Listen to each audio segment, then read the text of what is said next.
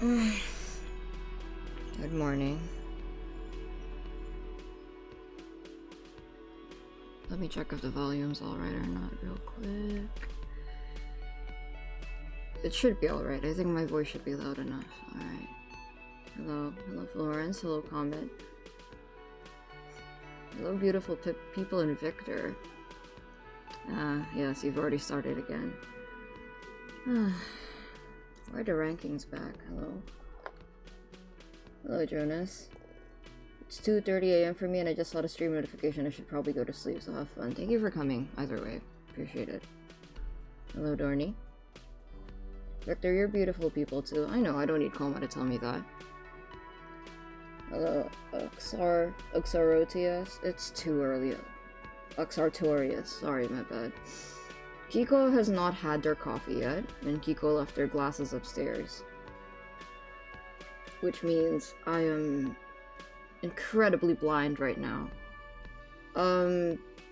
Using this OST for the intro is also definitely going to get me copyright. Got a copyright strike last stream. I'm not happy about it. I am very unhappy about that. Because I did not play any music outside of the music that already exists in the game, and I am playing in streamer mode, so it does not make any sense whatsoever for me to get copyrighted, alas. Yes, it is on. Streamer mode is on. So I don't know why they would copyright me for the OST. Stupid. Where's our coffee? I have it right here. Unlike Kiko, I have the foresight to predict that I would need coffee. But I just got it, that's why we were a little bit late. That's crazy. That is in fact what I said. Can you fight it? I can't be bothered. I will be honest, I cannot be bothered. Alright, I'm going to go get Kiko's glasses real quick, so I'll be right back. You lowered the music volume yet? I don't actually know if I want to compromise the music volume for copyright at this point. It seems like getting copyright claimed isn't actually doing anything to my channel, so... I don't really care. I can't be bothered.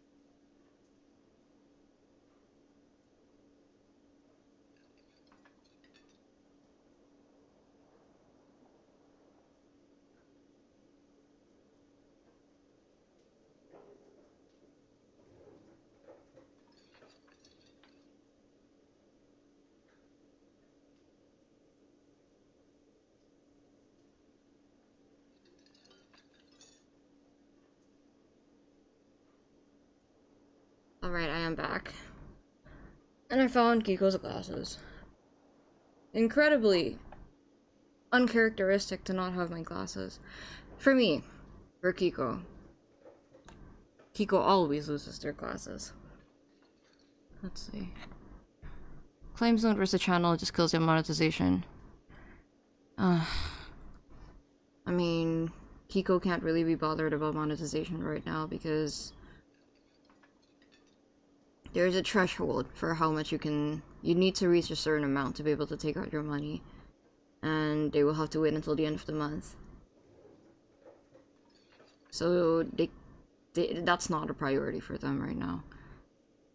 Hello Shelly, thank you for coming, I appreciate it. That's alright. Oh, Kiko forgot to turn this on. What does the scrolling text actually say? I don't think I've actually... I will be playing a character to stream. Please keep that in mind and be respectful. This is all for fun. That baby. Victor without glasses sounds like nightmare fuel. I can't talk right now. I could just take it off, you know.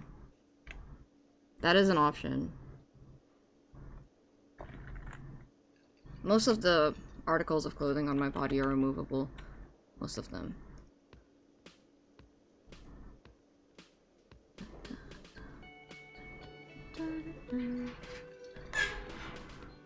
Oh, someone's at my door.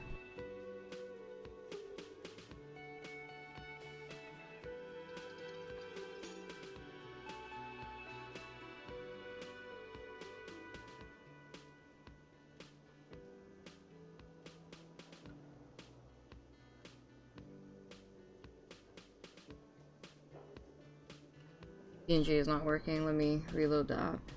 Behave, comment, behave. Oh, you don't have to behave around me. It's alright. I can handle it. Kiko can't, but I can handle it.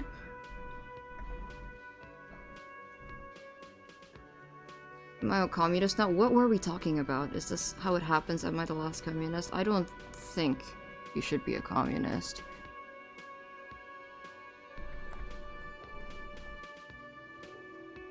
Alright, turn this off, and this off, and this off. Okay. Yeah, I remember how to do this. Still can't get over how pretty your thumbnail is. Thank you. Worked hard on that. Yeah, there's not much I can do about copyright. Well, we'll figure out how the demonetization works. I don't really put ads on my streams either, so... Again, not really a point of concern. Either way, we should probably start. Hello? Can you hear me? Good morning, folks. This is your Kiko speaking. I hope you're ready to hear some unrestrained yapping from me. I can't promise about any character appreciation. Except for Kim. We all know that I have a fondness for Kim. Yes, I'm still very much a figment of Kiko, even though some of you don't want to face it. I'm a character they made for their birthday project, Frank and Kiko. For the uninitiated, I could never pronounce that word right. But I'm also just an actor, not a real medical professional. Some people also call me Doc, or Vic, from Victor Frankenstein. For obvious reasons. I am not quite awake yet. I will be honest, I am not quite awake yet. What were we talking about? It's been a while since I've played this game. It's been a bit. And my memory is not that good. Idiot weirdo, hello, welcome. Actually, my memory should be good. But... One second.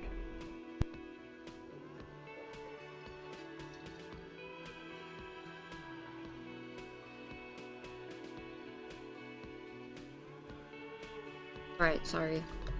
Sorry about that. Let me get this fixed real quick. Right, okay. Forgot to pin the rules. Oh. Rules are with Mod. And Mod is currently not in the chat, so let me ask.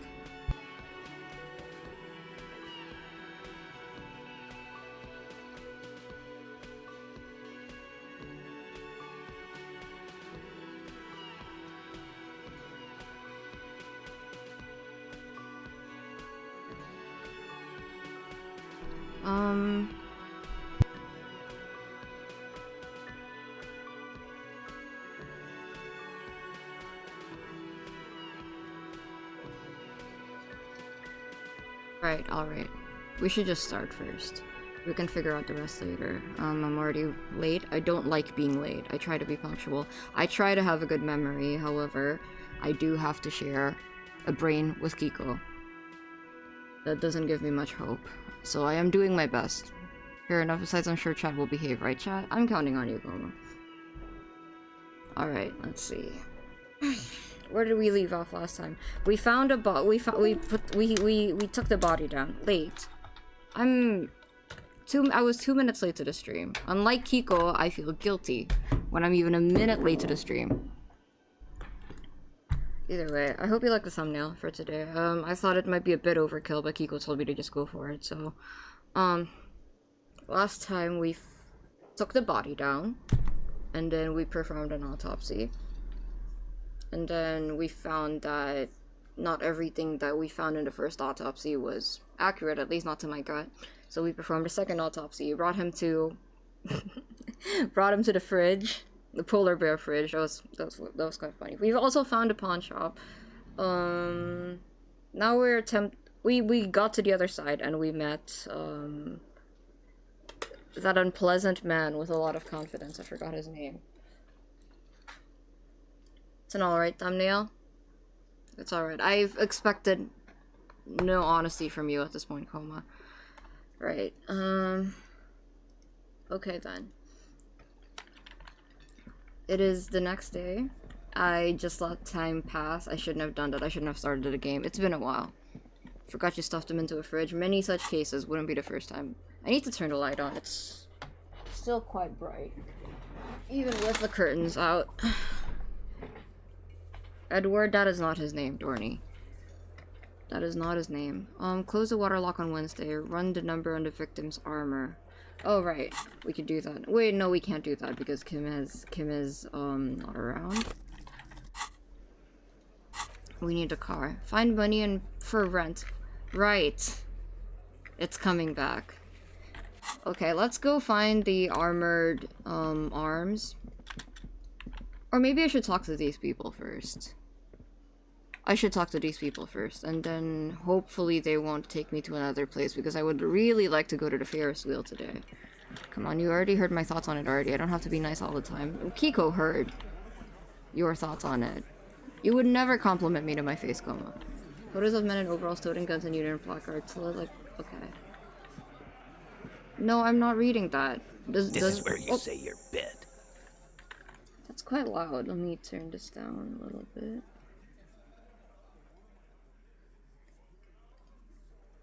This is where... Is the volume alright, by the way? Actually, if it's not too loud for you, then I can keep it at that volume. This is where you say your bid. A broad-shouldered man points at you with a beer can. Don't say anything yet. First, we need to talk about your attitude. We need to talk about that man hanged out back. Oh, this is about him. A real looker, that one. Not my type of carcass, personally, but to each their own. You sure took your time, huh? I like that portrait. Waited for him to get real ripe and pretty for you.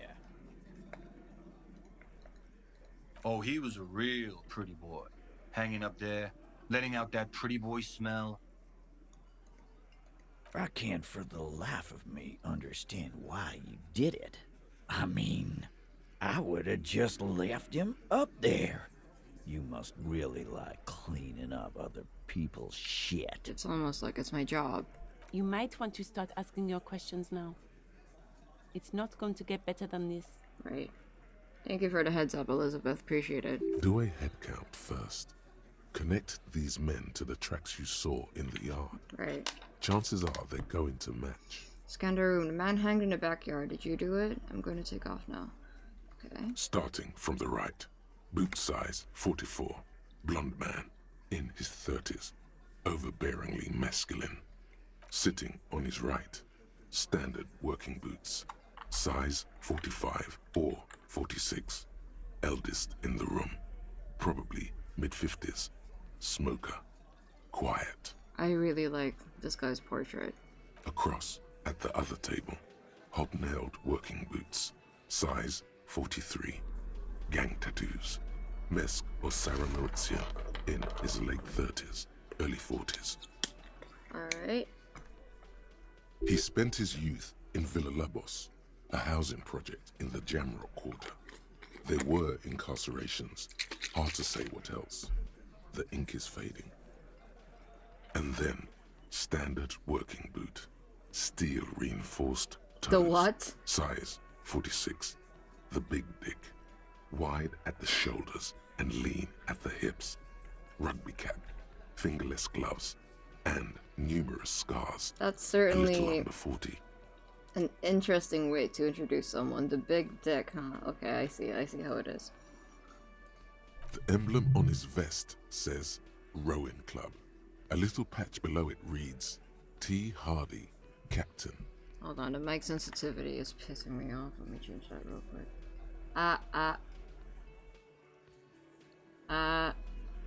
Oh, okay. Okay, hello, test. God, Kiko has everything fucked up before I joined. This is not ideal, I will say. Alright, let's just work with this. In the far corner, standard working boot, steel reinforced toes, size 44, 40-something, non-alcoholic beverage in hand. You squint. Is that a plectrum? Why are we reading these people based on their boot size? I noticed how in-depth our knowledge about boot sizes when we first analyzed the crime scene as well. Like, what does Harry have when it comes to feet? Do I want to know? Maybe not. Where? On his neck. Forget it. It's not important. Let's call this one the musician. This guy? And the little guy? Size 41, with the light step. Not a child, after all. An older man with a rat face, mean, watery eyes, and 2 front teeth missing. Wait a moment. Isn't a plectrum a guitar pick? He has a guitar pick in his neck? Like some sort of implant? Oh, good evening. I love Kiko absolutely to death, but I also really like your attitude about them. I say this because I care. They may not believe me, but I say this because I care. They need to get their shit together. Respectfully. Visual Calculus said try connect them to the boot tracks outside. Right. I have not locked in yet. Whew. Okay, the coffee will need a minute to sink in. Size 41, light step, not a child after all, older man with the rat face. Alright. Oh. It looks like they all match so far. I think we're missing one very heavy person, right? One very heavy set of footsteps, and that might not be a person, that might be a person carrying another person. There was a lot of footsteps, right? Yes, I mentioned that. I mentioned, that's why I mentioned footsteps in the, that's why I mentioned the shoe sizes in the first place. I just didn't realize. I'm not awake enough yet. It is, wow, I didn't know that. Yeah. Okay. Alright, I'm locking in. In the middle, heaving and wheezing. Big guy. Boot Right, size I just 46, said that. deep marks. Probably carried the victim over. He alone is 130 kilos. Add the man in armor, and you could easily exceed 220. Right. In conclusion, these 7 are the actors on the crime scene. The footprints were theirs, Right. but there's a discrepancy. One of them's missing, the odd soul. I'm guessing whoever the old soul is probably shot at the victim. Exactly. You've stood there for about 4 seconds, not saying anything. Hit them with questions. Where's the 8th Hardy? The fuck is with you, fella? Titus is staring at you with his head tilted. The man hanging in the backyard, did you do it? I found 8 sets of footprints, but there's only 7 of you. Where's the 8th Hardy boy? What are you talking about, madman? There's no 8th Hardy boy. There's 7 of us, and we're all here. Right. Or what? You want to be the 8th Hardy boy? We ain't hiring. Actually, boss, we've been talking and we think she could maybe... She? So there's an 8th Hardy, and it's a Hardy girl. Who might it be? I'm glad you're enjoying the Elizabeth? emotes, Taryn. The gardener? Shut the fuck up, Glenn! I do the talking here. Now what the fuck do you want, cop? It has to be good if he won't let you pursue it. I noticed all of the Hardy Boys have a similar style portrait as well. Sorry, boss. You hear the blonde man almost whimper. The man hanged in the backyard. Did you do it? The pretty boy. You really love talking about If him. you insist that he's a pretty boy, he's not my type. Evidence. Show them you have it. It doesn't have to be conclusive. Why is there a container belt around the man's neck? Why are your boot prints all over the scene? You mean these boots? Yes. We all got a pair. We wore them the night we took the pretty boy out back and hung him. One by second. the neck.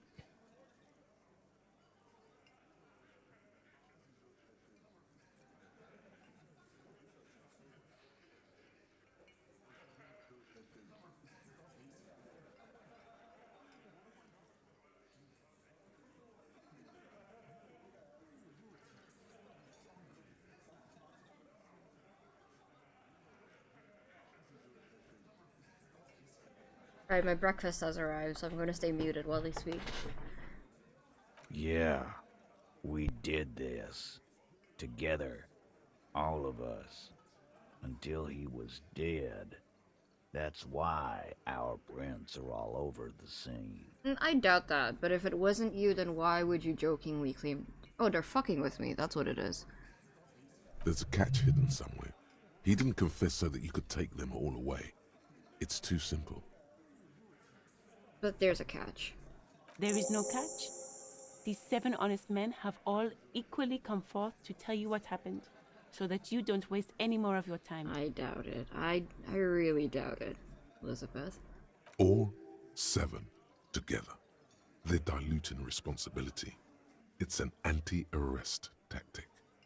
Murder him just like that, no remorse? Who called the shots that night? When did this hanging incident occur? Why did you kill him? How did you kill him? How does the bullet in his head? Let's not mention the bullet yet. I think that might be our trump card. We should keep that close to our chest. Okay. When did this hanging incident occur? You don't have to answer any of his questions. I know, Lizzie. Relax. We killed him last Sunday night. Seemed like a good way to end the week. How long had you known the victim? Maybe he was a previous Hardy Boy. Known him? We don't associate with scum like that, asshole. Yeah! Who do you think we are? Quiet. He came around about 3 weeks ago when that Pines cow first sailed into town. Happy? By the Pines cow, you mean Joyce, the negotiator for Wild Pines? My mouth feels very odd right now. Let me warm up.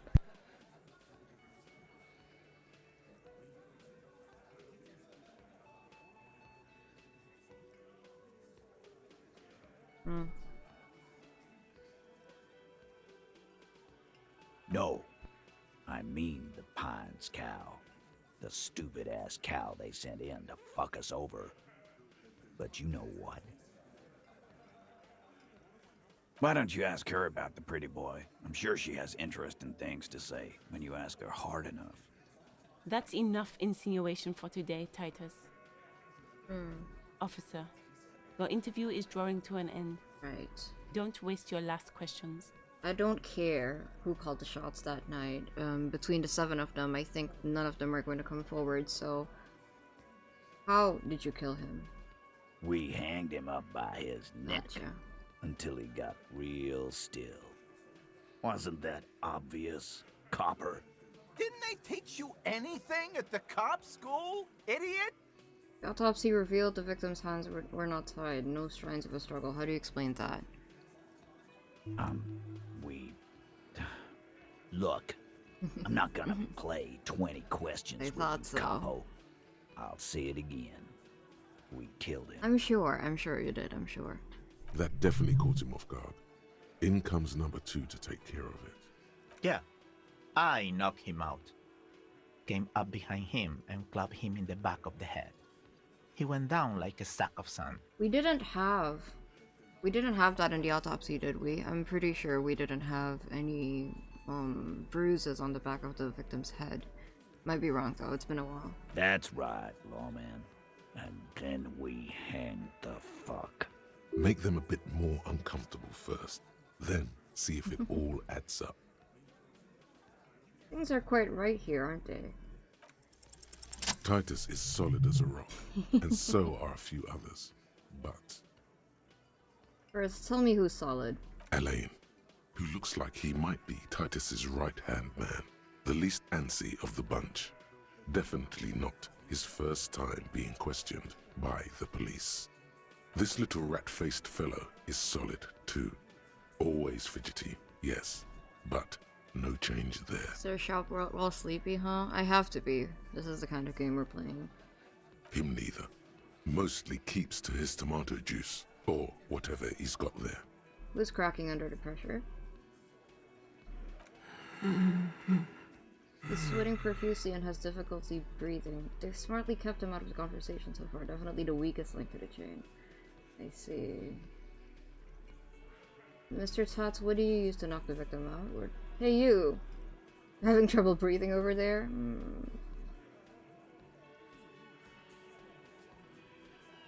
Mr. Tots, that's not his name. Right. Right, okay. No. He looks up startled, his forehead shiny from sweat. A few coiled locks are peeking from under his warm woolen hat. Of course he's having trouble breathing. Just look at how fucking fat he is. That's not very nice, is it? If you all smoke, then you are also at risk of dying because of something else, or you really shouldn't judge him for that. Fuck off, Shanky. Angus is a powerful guy. All muscle. Thank you, Titus.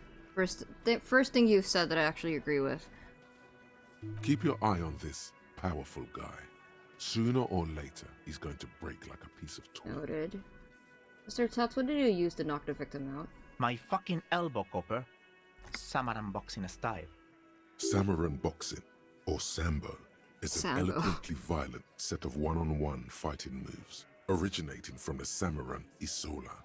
Sambo style implies stealth, cleverness, and cool.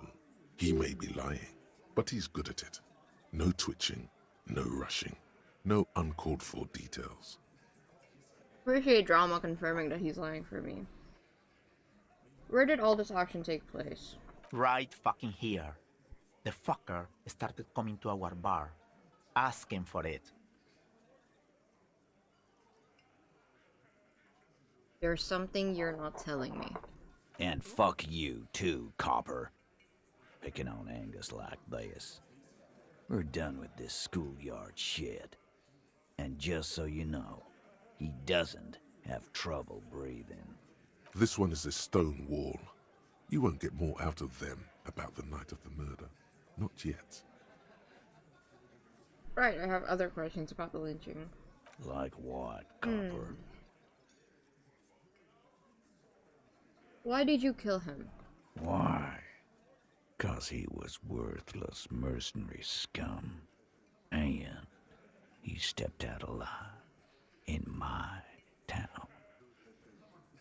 So he was a mercenary, that's it?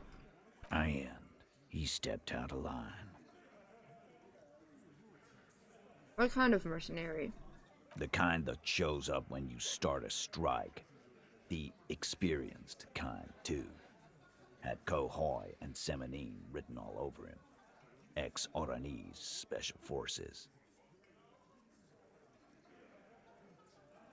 Only memory of the Ornese is the disco lady that sleeps next door. I think she's from that place. A live grenade. Right here in our bar. I can't prove it, but I know he was sent by the Wild Pines. They hire merc shit like that. Story of every strike from here to Samara. Hold on, how do you even know he was in the Special Forces? Well, you could probably tell from the uniform. Right, but what did he actually do wrong?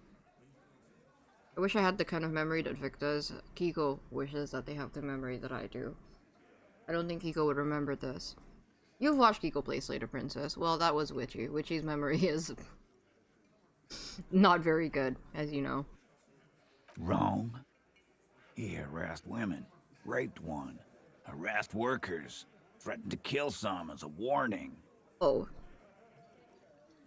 No, those are very heavy accusations. If that's true, then he did in fact deserve to die, but we're gonna need evidence for an accusation like that. Well, maybe don't follow this one with this one. The level of severity is a little bit... From rape to harassment to threats of violence.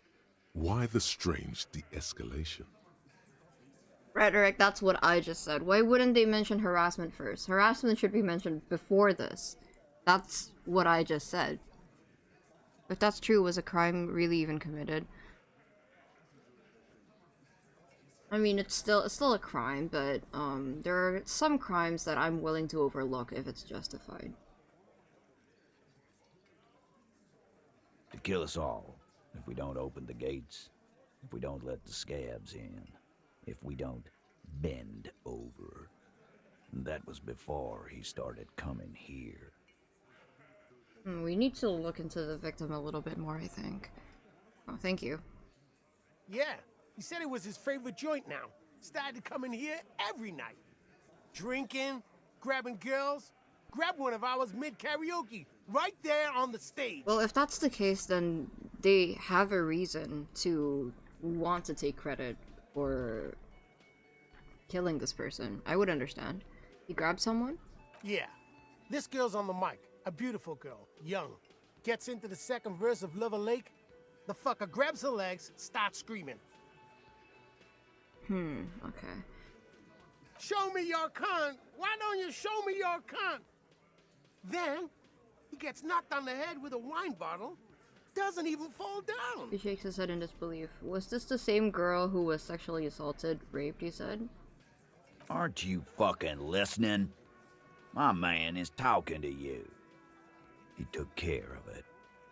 They got the girl out before anything else could happen. Well, good job in that case. I mean, bare minimum, but still. I'm glad that you were around when that happened.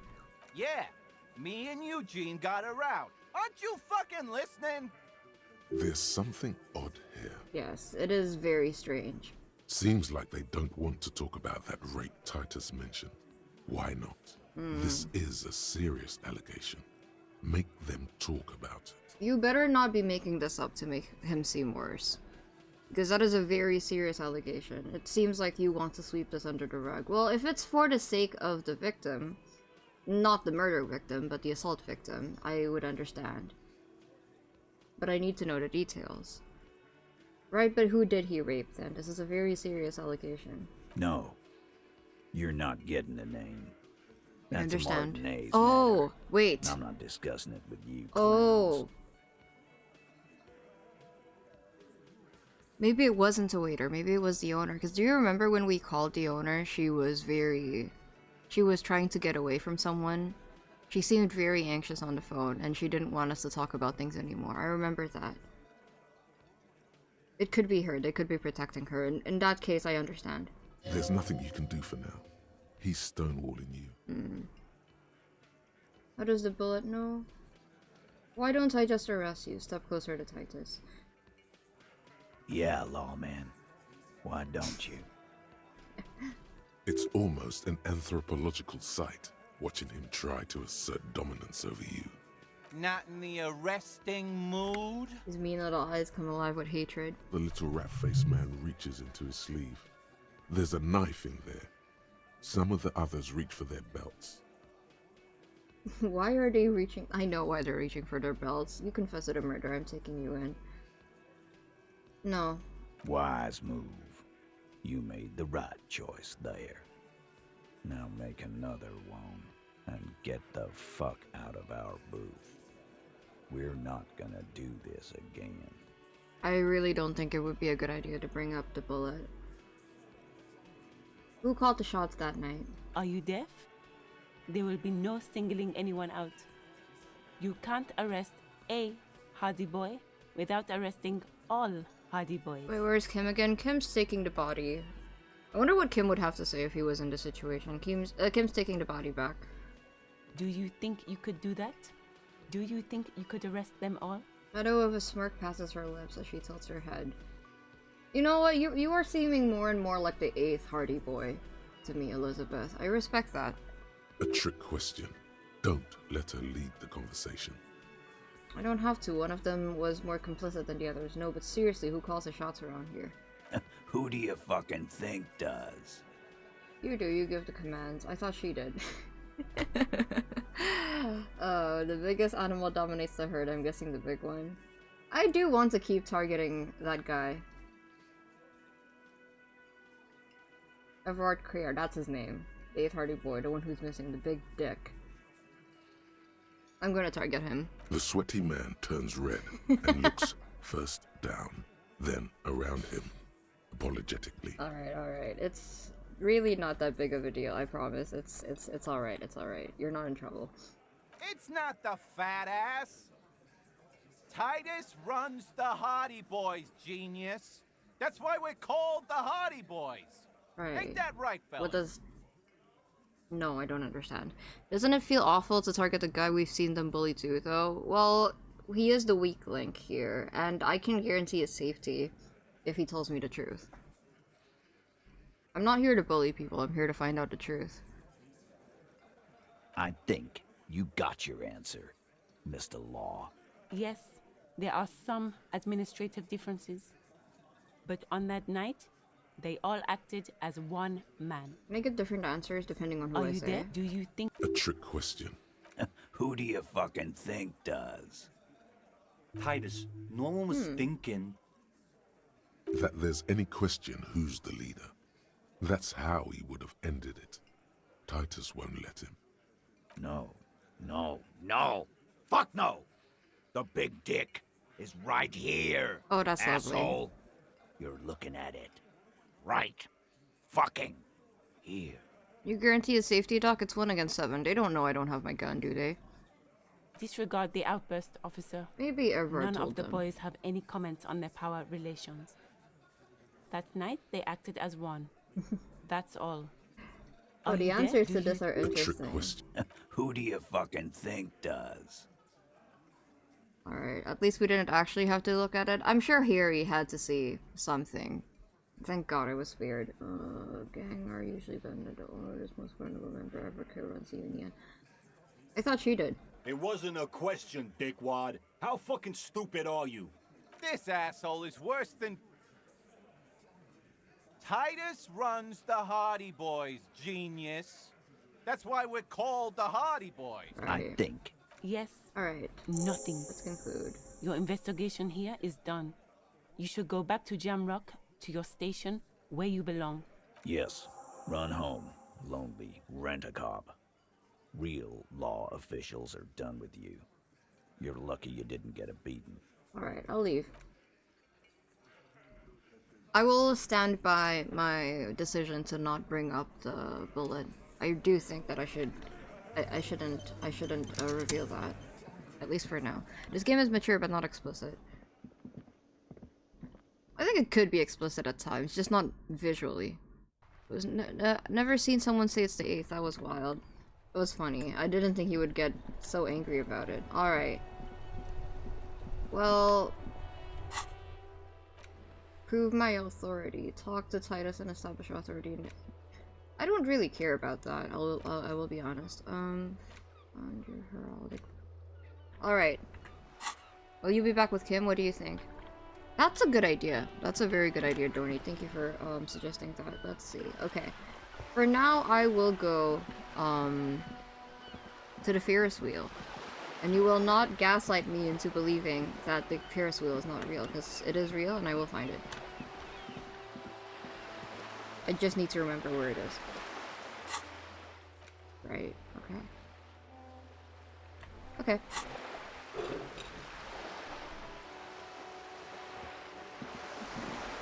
Didn't think we'd see anything, but I wasn't sure MC wouldn't see anything. I think Harry definitely saw some things. Okay, how do I go about doing this? Maybe this path? Oh, wait a second.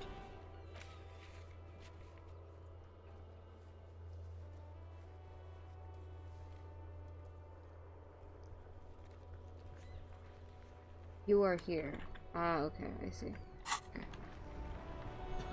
Harry couldn't handle it without his emotional support, Kim. Yes, that's one that he wouldn't mind singing.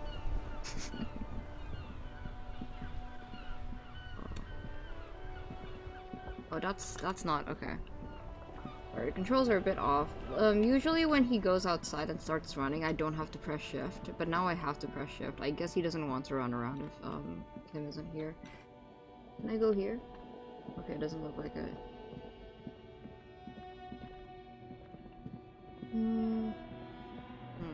We have to find a way to make it to the other side because I don't have money. What do you want to do? Hello, Captain.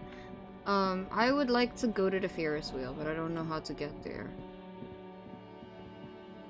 How do we get over there? How do I get down from here? It's not letting me. There probably is a way.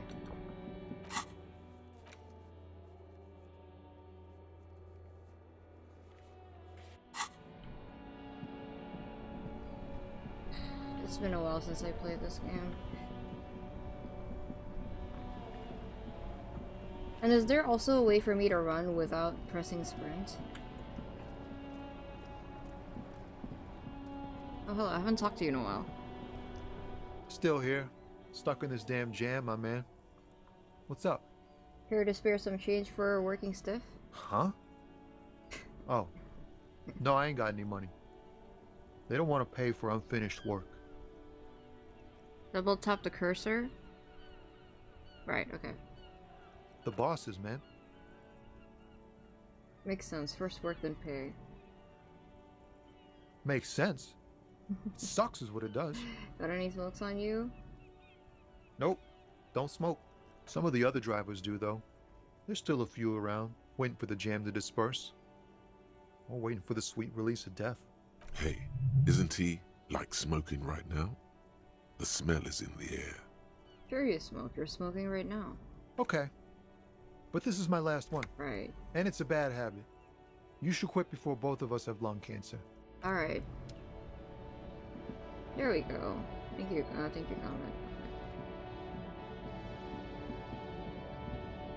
Maybe this way.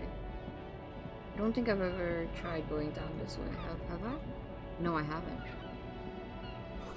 Ruins full of snow. No one lives there anymore. I can't go through here. This way? Oh. Oh. I'll take that. I just need $7 more. Small, Oh! wrinkled woman does not greet you. Oh my goodness. She nods along to something on her radio.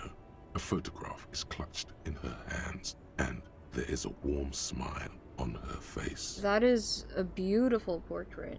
One of my favorites so far. I would really like to emulate that one if possible.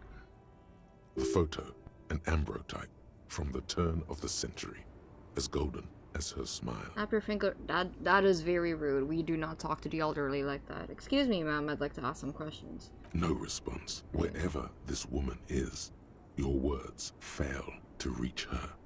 Do I have to do that? Where am I? Oh, I'm sorry. Who are you? I'm very sorry. I was actually hoping you could tell me. Never mind.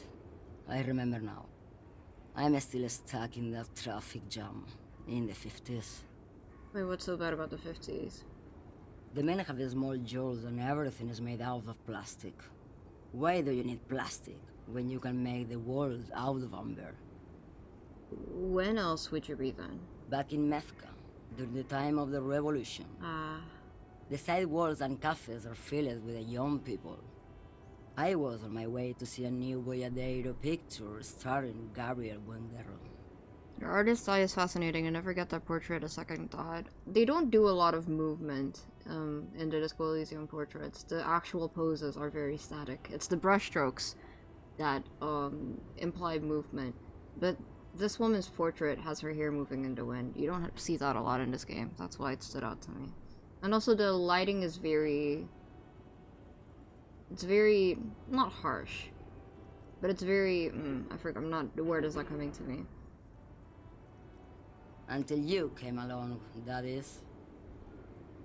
Who's Gabriel Buenguero? Buenguero? This is Gabriel Buenguero. Shows you the photograph in the lavish amber frame. A strikingly handsome man looks straight at you, his head crowned with a wide brim hat. His hair is dark as an oil slick, and his jaw the most perfectly chiseled thing you've ever seen. Strikingly handsome man.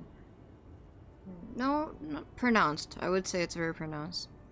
Such a fascinating observation. It makes a lot of sense.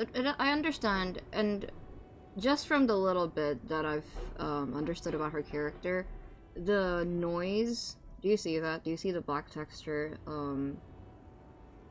Everything else is kind of solid blocking, but the black parts that are used as shadows look like static, look like moving static specifically. So it really effectively shows that she's stuck in the past, or at least not in the time that we are currently at. Interesting. What is that yellow thing at her ear? Is she wearing a... She's wearing something as an earring. It looks like what you use for bread. Bread clip? I don't know what it's called. He was the biggest star of his day. Girls used to faint in the aisles of cinema whenever he came on the screen. And schoolboys used to memorize all of his lines. In all likelihood, it's a world that's only ever existed in her mind. So I take it you were in masks when you were young? Someone was. Someone? Are these not your memories? They are someone's memories, boy. What difference does it make if it's me or not? They're beautiful. That is all that matters. Beautiful and true. And they will win. They're coming for this, you know? All of this. All of what? The world. The present.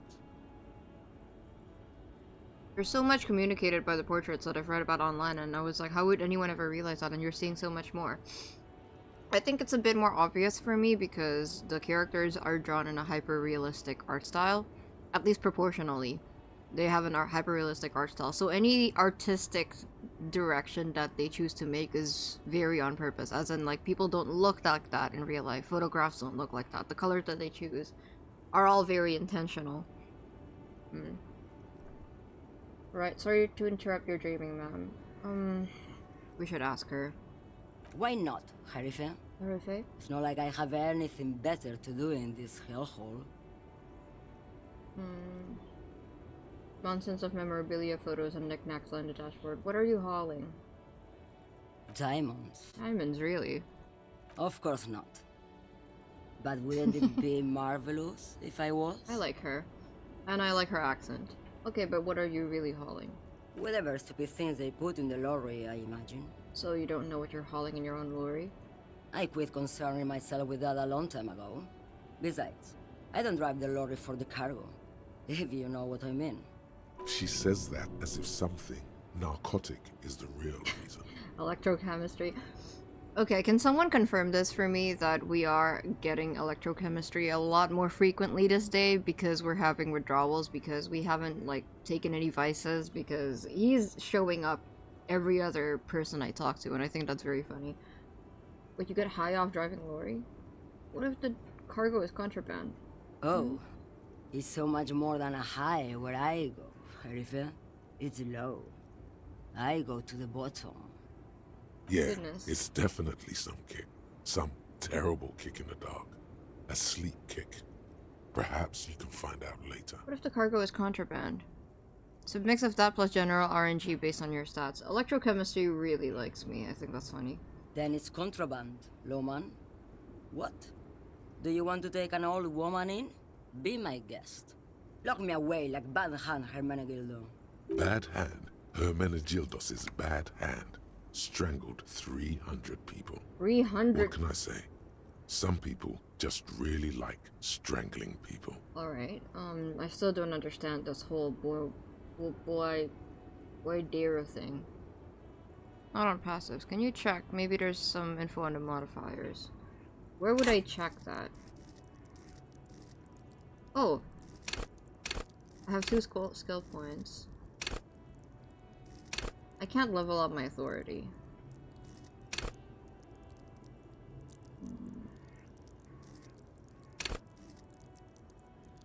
Electrochemistry will always show up passively when it is leveled up. It is always the withdrawal, so yes. I don't think I've ever leveled up electrochemistry, so I don't know what it is. Of course not. To truly understand the boyadero, you need to listen to On the Western Plain. The boyadero, boya for Boyadero. short, is a cowherder from upstream Magritte, the great steppes of northern Mesk. He is a rugged individualist and explorer. Okay, what's that? It's an old ballad about a young girl who falls in love with a daring boyadero. He promises to marry her as soon as he returns from the Western Plain. I'm guessing that doesn't happen. Of course not. The boyadero returns from the Western Plain a changed man. One night, as he and his beloved are out walking along the river Maigret, she pleads with him to give up his riding and settle down. In the background, you can hear the orchestra swell as the screen fills with the maiden's imploring eyes. I think I see where this is going. So the boyadero strangles his beloved and throws her body in the Magritte. Damn. Then he rides off, because the Western Plain is calling to him. Well, I knew where that was going. The most beautiful. A true boyadero needs a whole horizon to himself. He can be tied down by man or woman. His beloved was selfish. She didn't know what it meant to love a boyadero. Before I came, you seemed aware. What do you mean? You were in a dream, an active tuned off. Yes? What about it? Could you be driving a lorry if you like that? Oh, don't worry about me. I'm one of the best camioners around. I believe you. I drive routes no one else will. What routes? Lomonosov's Land, Udajnaya Zemlya, the Western Plain, the Transcatalia Magistral, U418, Adestradas du Mirador, all the good ones, the deep trenches, where the bluebirds fly. I'm something of an expert in blacking out. You should take better care of yourself. You're right, Lowman. I'm the one who should take my health more seriously. Thank you for looking out for me. Oh, hi Leon, thank you for coming. I am Kiko, yes, but I am also a character that Kiko's playing at the moment, so if I'm slightly different than usual, that's why. You can call me Doc, or Vic, or Kiko is fine too. Either way. It means lucky hands. A correct appraisal. You're quite shabby. Is that all you woke me up to say? Thank you for now. Yes, go. Enough jamboree. I need to get back to Meski. I respect her. Alright. Okay, you can let me know. You can let me know. Just yes or no questions. This isn't a yes or no question, I mean. That's what I meant. Oh, I'm not awake yet. You can just let me know. Is it possible to get to the Ferris wheel? Don't tell me how to do it.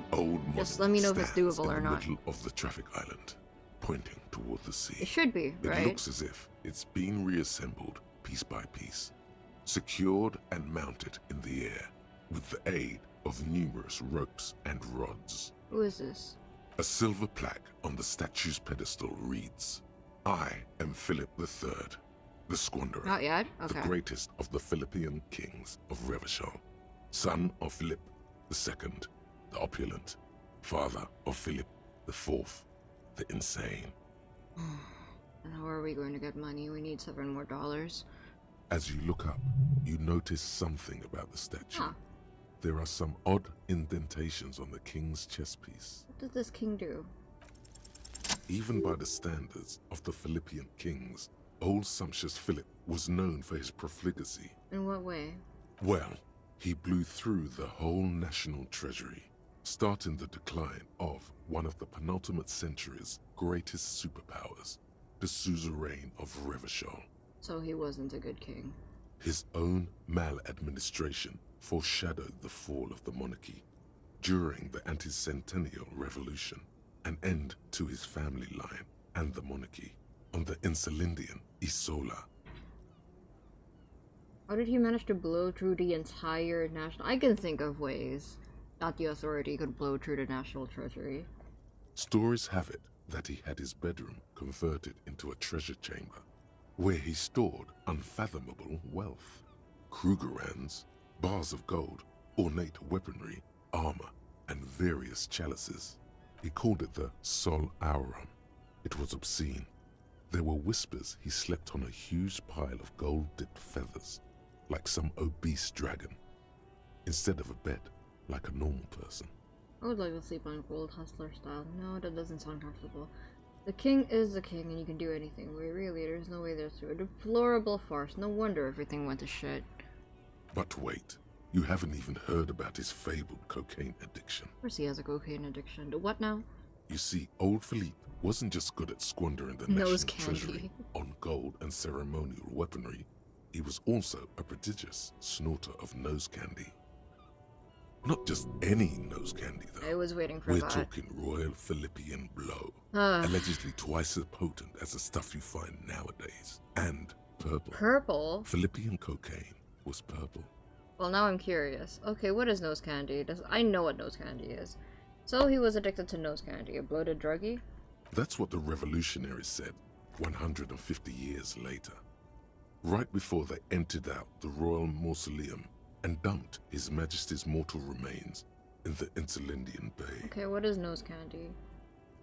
Sure. This is a lot to process. His Majesty's courtiers said it helped him connect with the higher realms. Oh, I'm sure.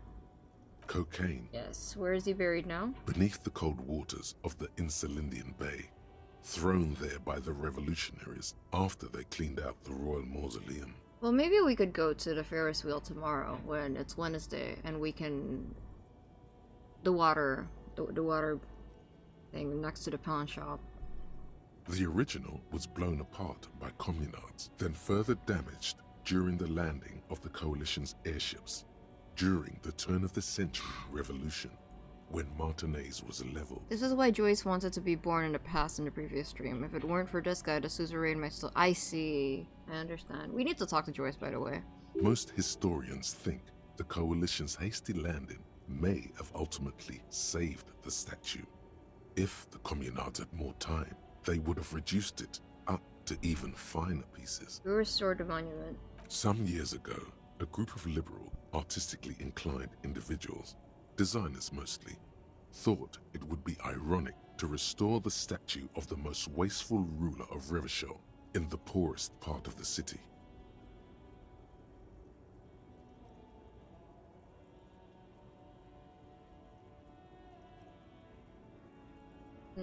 That is very poetic, actually. The statue is supposed to capture the moment it was blown apart, like an instant frozen in time, a rare butterfly trapped in amber, floating on a sea of shit. I think it looks better this way. I don't think I'd like it much if it didn't look like the way it does right now. That's brilliant, so funny and nihilistic. I think it's incredible that the statue is able to be held up like that. The weight distribution on that thing.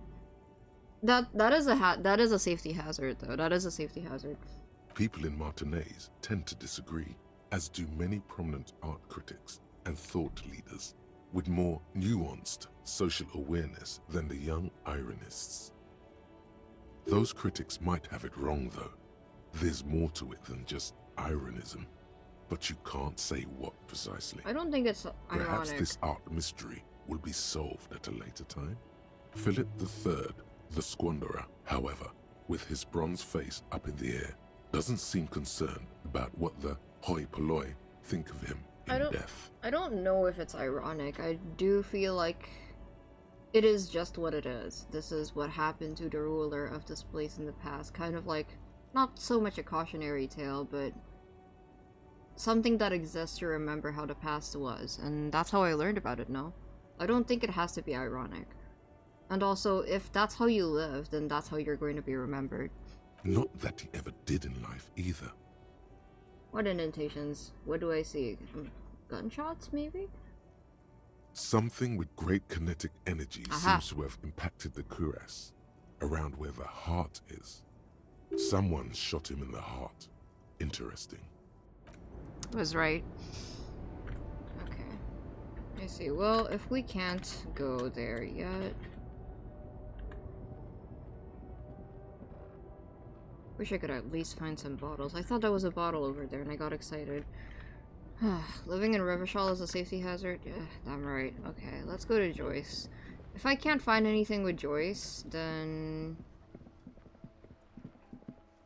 I'm most likely going to go back to the other side, where Everard is. Not to talk to Everard specifically, but to... Wait. Wait. Didn't I just unlock a new place?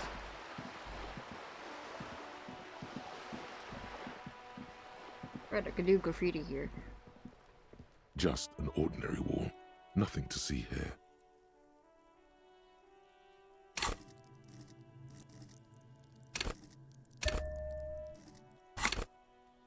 Oh.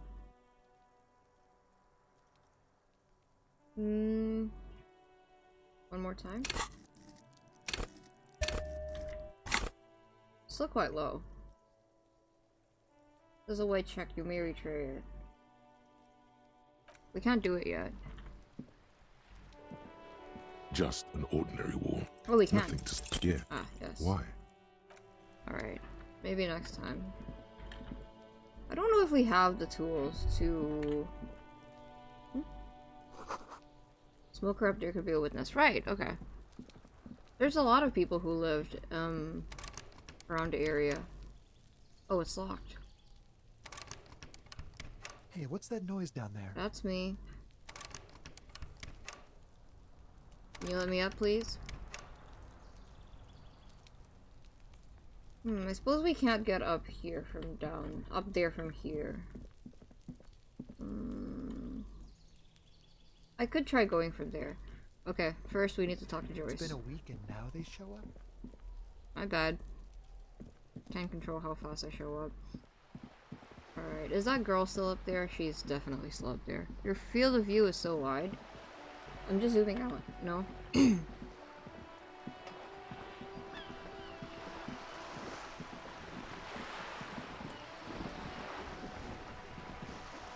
You're back. Good. What can I help you with? Maybe talk to the guy? I tried. I'll try again later. I wonder what concepts logician will say with such a high number. Good question. Oh. She's not even asking you anything. Of course, Detective.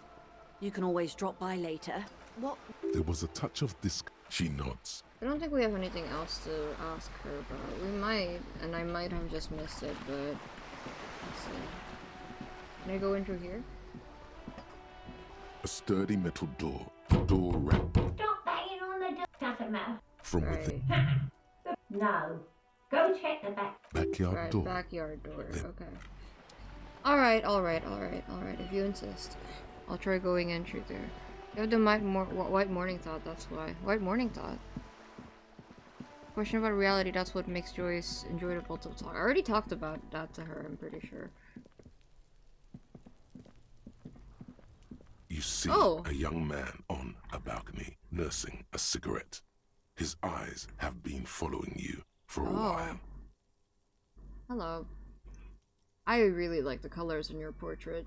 Does Kuno call you any names by any chance? Just asking. I get that. I get it too. Just asking if he, says that to everyone. Not looking for any trouble, officer. He says in a quiet voice. Despite the cold, his shirt hangs unbuttoned on his frame. Why are you whispering? It sounds like you're already in trouble. There's no trouble. I'm just speaking in a lowered voice. Immediately what comment? What did I say? I don't want to be seen talking to the gendarmerie if that's okay. I just want to finish my cigarette. Don't let him go. This could be your witness. The balcony has a great view of the whole thing. Actually, the gendarmerie really needs to talk to you. Is it really that important? Yes, sir. Like a nervous cat, he keeps stealing looks at the neighboring windows. All right, but make it quick. Once I finish this cigarette, I have to run. Can you tell me your name? My name? My name is Martin Martinez. Your last name is Martinez? That's definitely not his real name. Yeah, you're not actually called Martin Martinez, are you? No, of course not. Could you please lower your voice? He scans the courtyard. It's silent like the bottom of a well. Every sound captured and refracted back. Looks like you've got a good view of the whirling's backyard. Can you tell me anything about the hanging? He's going to say no. I can tell that you finally got him down. Thank you. It was quite a disturbing sight, even by Martinez standards. What did you do last Sunday? Oh. You already asked me that, didn't you? No, I didn't. Wait, is someone else investigating the lynching? I'm pretty sure I didn't. It might have been me. I blacked out. No, not you. Some more muscular type. Is it someone from the police? I couldn't tell you. We don't usually see much of the gendarmerie around here. You're musing about this Kuno call you names. Listen, it takes one to know one, okay? That's all I'm going to say. You still have a get the lowdown reality mission, so you haven't exhausted enough options with Joyce. That's true. What did I need for that one? What? I should have used my points on that instead, but it's okay. Last week? I don't know. Look. He looks around the courtyard again. Old patio chairs and dead house plants litter the scene. He's an actor, declaiming a soliloquy. See how you hang on his every word? Of course you would say that, drama. He's deflecting. He's young with a sharp memory. He hasn't had time to drown it in booze and chemicals. Right, okay. Right. I remember now. I had a friend over. Ah, okay. No, Harry, we shouldn't ask about that. Kind of a friend. No, Harry. It was my Sunday friend. Are you asking for advice on how to get closer to Kim? Because this is not how you do it. A Sunday friend? How intriguing. What's your friend's real name? Did he see something? He doesn't reply, gesturing no with his cigarette. In the neighboring windows, you can see faint reflections of his silhouette, all from different angles. Looks like... Okay, alright, we'll talk later. No. We won't. He takes one last drag of his cigarette before stepping it out on the balcony. Now, if you'll excuse me, I really need to get going. Uh-oh. Time to bring out your secret charm. Tears and begging. Show him your emotional side. Throw yourself before his very feet like a dog. What do you want from me? Do you want me to cry, huh? Don't go, I'll stop drinking, I'll take the trash out. Just please don't leave me.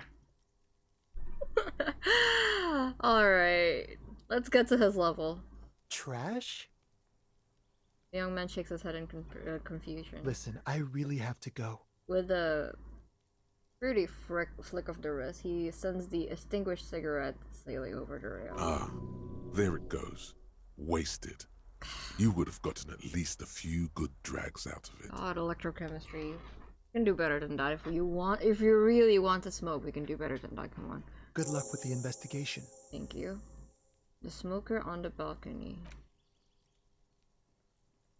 He's gone. What is the task?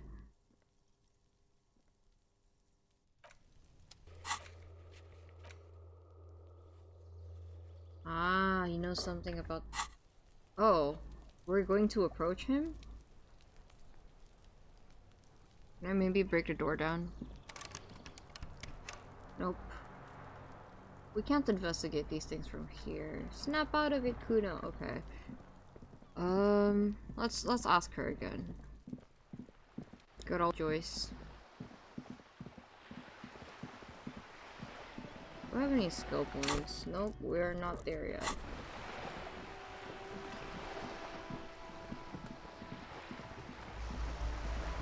You're back. Good. What, more lessons in basic reality?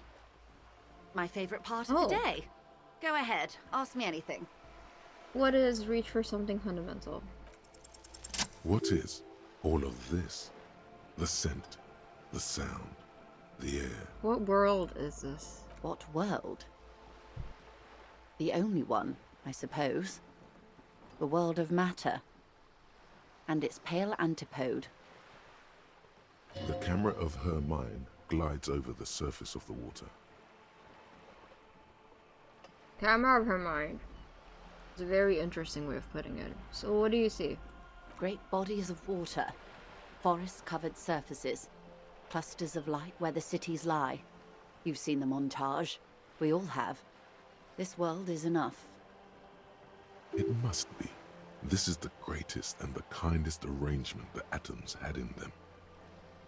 Best of all possible worlds. Indeed. There is a term of endearment they coined for it in the DeLorean century, when humanity was high on this world, discovering more and more of it, these archipelagos included. What is it? Elysium. Elysium. Ah, I see. That's why you wanted me to talk to her. Wait, this is the one with the evil apes? Elysium, the world needs a term of endearment. The world does not deserve a term of endearment. No, I don't think we should be so hard on it. I don't think the world is fucked up because that's just the way it is. I think it's our fault, actually. It does. There are those who would call it hell. What is hell? A term of hatred that originates, like many such things, with the Mesk petro-fascists. I don't feel like I've got the whole picture yet. Oh, you want a picture of the world? There is no complete set yet, dear. They're having some trouble reaching orbit. How come? Great things are difficult to achieve. For now, we're viewing the world from the inside, sideways. How about it's a ball? That's looking less and less likely, Detective. Oh.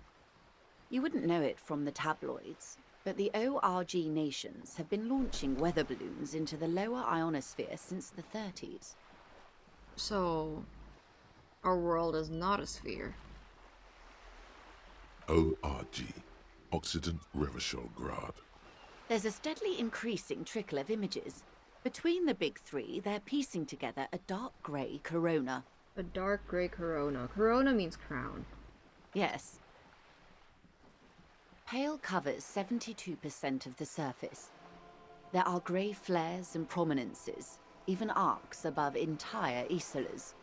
The images are blurry, but if there was a sphere in there, it certainly looks like it fractured a long time ago. Fractured? A cold fear seeps into you. Oh my god, wait, what the hell are you telling me? You seem to be spooked. You just told me the world is fractured. Woman, the pale. And what do you mean? The pale? And what do you mean corona? They say there is a rarefied envelope of matter surrounding the darkened disk of our planet. That is, if we are still living on a planet. Or, to speak more plainly, imagine vast swathes of land disrupted by nothingness. If she's being serious, and this isn't some poetry, if she's being literal, then an envelope of matter surrounding the darkened disk of our planet would explain why everything's so overcast. I am sorry, dear. I thought the town was just depressing. Quite terrifying through the acute encephalopathy. Even scientific positivism isn't entirely convinced about what we're dealing with here. But this is one of the greatest questions of our time. Maybe when they get the complete set together, it will jolt us out of our rut, bring us together, however naive it may sound. Actually, Corona doesn't feel like it's going to bring anyone together. You have misimagined it. I don't have the power to convey to you the effect and geometry of the images that depict our world from below low orbit. It's like the crowning of the world. It's insane. Very disco. You'd love it. Thank you. I'm glad you know that about me.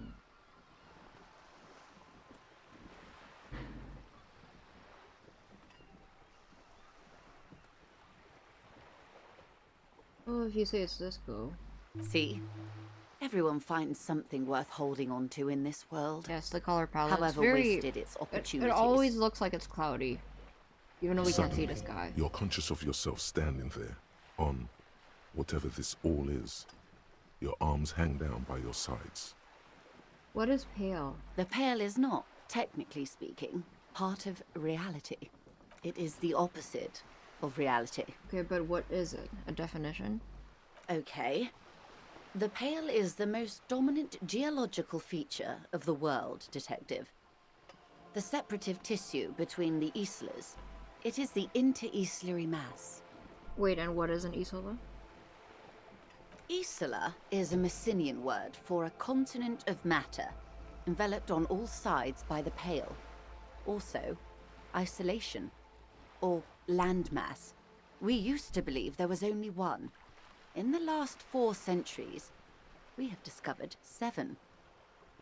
Continent of matter enveloped on all sides by the Pale. But the Pale isn't a part of reality. Geological feature of the world. Separative tissue between the islas. Okay, I understand. Isolation, land mass. Used to believe there was only one in the last. How do you travel between the islas? Windy, Seol, Right. Samara, Ilmara, Grad, Katla, and this, Insulinde. Well, Insulinde is where we are now. An oceanic isla. It comprises mostly of water. Muindi is Very the interesting largest. world. Katla, the coldest. Insulinde, the bluest. What can I say? Each is perishing and dear. Windy is the largest, Katla the coolest, and Insulinde the bluest. Bluest? Okay, what is the Pale like? Interesting. Antimatter or vacuum in space, at least that's, yeah, I understand that, like, but if it's not real, then, okay, she's probably going to explain. Achromatic, odorless, featureless. The Pale is the enemy of matter and life. It is not like any other, or anything in the world. It is the transition state of being into nothingness. Sounds like limbo. The negation of being. The negation of... That's right. The negation of being. I sense her hood around her neck. It's cold outside. Is it here? No, Detective. We're safe. It begins there, 6,000 kilometers to the north, and even more to the south, east, and west. You are in the middle of the Isla. And there? An uproar of matter, darling. Rising into the Pale. Rolling. Evaporating even. A great vision. The area of transition between the world and the Pale is called Porch Collapse. Imagine a grey coronal mist, cold vapor marked by spores of an opportunistic microorganism, a mold that's adapted to grow at the edge of the unrest. It's Grey coronal mist, right? Cold vapor marked by spores of an opportunistic microorganism. A mold, okay. the most disco thing you will ever see. She really loves using disco as a description of things. What are its physical qualities? It's difficult to describe, or even measure. Something whose fundamental property is the suspension of properties. Physical, epistemological, linguistic. The further into Pale you travel, the steeper the degree of suspension, right down to the mathematical. Numbers stop working. No one has yet passed the number barrier. It may be impossible. How did we find each other then? As in, like, how did we find the other Isolas? If we're surrounded by the Pale, how do you get from Isola to Isola? Oh, it is so difficult for us. I would imagine. A squall of birds. Hardware operating in the harbor. Firm. Self-evident. It is possible to force dimensions on the Pale. In modern times, we can even compress its latitude, bouncing radio waves from one end to the other, shortening the path. But it is still hard for humans to navigate the Pale without getting lost, or having our minds damaged. The Pale can damage the mind? Extensively. How? I mean, if it's the way that she described it, I could imagine how it would damage someone's mind. Some say the damage stems from extreme sensory deprivation. Others argue that Pale somehow consists of past information that's degrading, that it's rarefied past, not rarefied matter. Rarefied past, not rarefied matter. They call it the blend over of the self. The Pale does not only suspend the laws of physics, but also the laws of psychology. maybe history even. The human mind becomes over-radiated by past. Who says and who argues? Who says and who argues? The logical positivists say, the dialectical materialists argue. What does this over-radiation feel like? It feels terrible. Absolutely terrible. International standards strictly limit civilian travelers to 6 days of pale exposure per year. This reminds me of the ley lines in Genshin. It reminds me a bit of Ishtaha, and how your mind, can corrode, I suppose, the more information you have. Like, even if someone's immortal, they will slowly lose sense of who they are, because the human brain, or the mortal brain, is not equipped to deal, or, I suppose, body that amount of information. House that amount of information, sorry. Didn't choose the best wording there. It's more for her. Way more. You're not a civilian passenger? Obviously she's not a civilian. No, nameless detective of the Citizens Militia. I am nameless. I am a member of the Entropanetic Business Class. Of course. I'm cleared and trained for 22 days of pale transit annually. Someone else you've met may have been exposed as well. The strange grey-haired woman in her lorry. See, that explains it. That explains why there was static movement around her portrait. That is how I'm going to visualize the Pale moving forward. Do lorry drivers pass the Pale? Yes. Carried in the hulls of airships. It's a horrific job. Automation will abolish it soon. I see. You should ask the Pale driver about this. See what she says. Are you over-radiated? Up to my gills, officer. Extensively. Right, Some they call. Who says and who argues? It feels. It's more for her. Way more. No. Someone else. She's looking out toward the sea. What at? It's hard to say. So impressive that you saw that so quickly with the driver. It's in the portrait. Okay, let's see. We're gonna ask her about it. What is entrophonetic? Entroponetics is the scientific study of the Pale, or a recent iteration of it by way of grad. The study of the Pale reaches back 6,000 years. The Pericarnassians called it the Western Plain. They had not traveled the entire circumference of the Pericarnassian Super E-Solar. It was not merely in the west, it was everywhere, even then, surrounding them. Entroponetics. Did they cross it, the Western Plain? There are signs of pre-modern crossings. Successful navigation of the Pale relies not just on technical know-how, but intensive psychological preparation. Some of these tactics have been known for thousands of years. What has entroponetics changed then? Nothing. We remain powerless before the Pale. Right. The only real advance in Pale transit is the speed with which an aerostatic craft can pierce it. Less exposure leads to less effects later. I'm surprised of how sound of mind she still is. You know, for someone who apparently crosses the Pale, or is cleared to cross the Pale. I mean, that's probably why she's cleared to cross the Pale, but still. Aerostatic craft, I'm guessing airplanes or the like.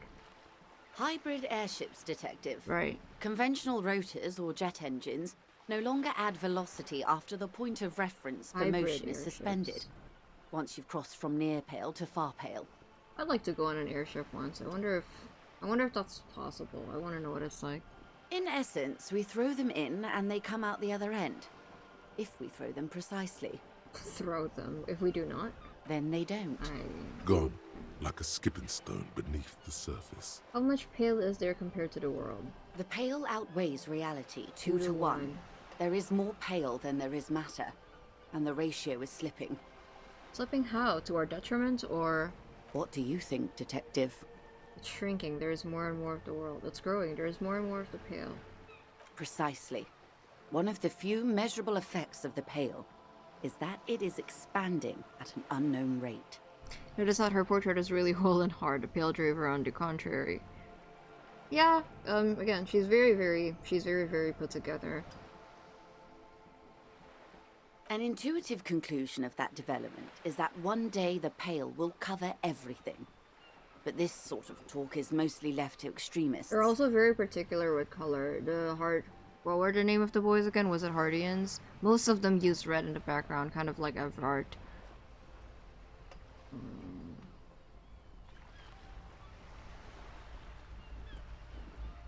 That's not extreme at all. It's going to happen.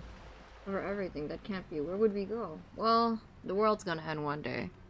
Most people, and indeed most private and government sector organizations, entire civilizations and religions even, find handy ways to ignore or downplay that knowledge.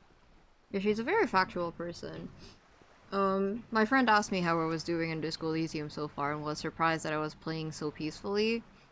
They were expecting me to do more radical things. Now the thing is, it's not so much that I came into this expecting to side with certain ideologies, but it's not... It just so happens that certain ideologies represent what kind of personality the character has, and Joyce has been very cooperative with me. I can't say the same for Everard, who made me use several boxes to replenish my health. I'm not happy about that. And I treat people the way that they treat me. I focus more on the individual. I suggest you do the same. Right, gulp. It doesn't look like you're doing the same. The suggestion was meant in earnest, Detective. Yes. Live life. He's already fallen for it, the nostalgia of the past, what she could have done, the regret of being an ultra and betraying Revachol, an era she never lived. I don't know if that's the effect of a Pale, or if that's just how she is, because I think it's... If you know that much about history, it's natural to think about it that way. Yes, especially if the present is like reality. this. But before we do, tell me, Detective. Yes? Is this the first time you're hearing this? Do you really not remember anything? I'm getting a sense of who I am, but no, I don't know this. Sometimes I sense a vague shadow of the past, and it's not good. Not the peaceful nature of your playthrough for me. It's somehow you consistently go off the common routes for new players and find interesting things. You really are built different. I'm glad you find it interesting. I really hope that my playthrough is something unique to watch, I suppose. Then tell me, what do you think of the Pale? Sure, fine. You were right. It's disco. It will end all life. That we continue to persist at all is a testament to our faith to one another. Its advance can only be stopped with immediate, total, ruthless communism. No. No. The powerful anti-communist force, perhaps too powerful, but still, they have it Disco Elysium's commentary on communism is very funny to me. It's very funny to me. I'm worried. I have to say, it doesn't sound very liberal to me. I don't know what you've all survived with it. It's a huge accomplishment. Who am I to think anything of it? It's disco. You really didn't know. This does not spell good for the investigation, Detective. If you don't know even this, then... I'm glad, Dorney. Investigation will be my masterpiece. The one day remember me by, I promise. It'll be a fucking disaster, I know it. All those people will die. Yes, I'm in serious trouble here. I'm gonna be honest. Your colleague, Lieutenant Kisaragi, is competent. I checked up on him. And you have me. I will try to assist you in any way I can. When she said, and you have me, that is the most enthusiastic I have heard this woman sound this entire time. Other than when she says disco baby. Even if we have to do it one basic term at a time.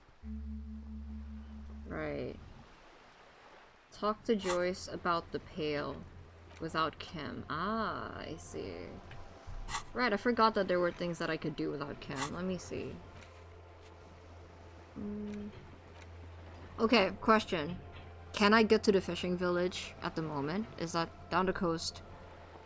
Is that doable? Can I actually get to the fishing village? If no, then that's fine. Okay. Well, we can't get the boots. I forgot about that. But then again, I watched my first stream and I remembered that I wasn't actually going to sell that man's boots, so I'm fine with that. Find a murder weapon. Locate working firearm or shoots. 4.46 ammo. Find your heraldic bird. Find moral. Yep, we're waiting. The pissing competition. Ask him about this after initial... I forgot about that. No, it's too early. Alright. Yes, I saw that. Yeah, Dad. And you have me sounded like she was trying to convince you herself that'd help as much as you. I know, it's... I don't know if I want to rely on her that much. Kuno lied to you. Return and confront him. Ah. Equip it and in the health slot in your inventory. Nope, we're not doing that. Nope, we're not doing that either. Track down my badge. Who put my clothes in the trash? Find this person and you'll know who tampered with the seed. It might take a while. Thank you for letting me know. Joyce is info on the lynching. Right, we can't... okay, I need my badge for that. I don't know about the tattoo yet. Sing karaoke? Bike? No, we're not gonna buy the pants. Alright. Okay. Thank you, Joyce. Glad to have been of assistance. Joyce is so helpful. I don't want to rely on her much, but she's very helpful.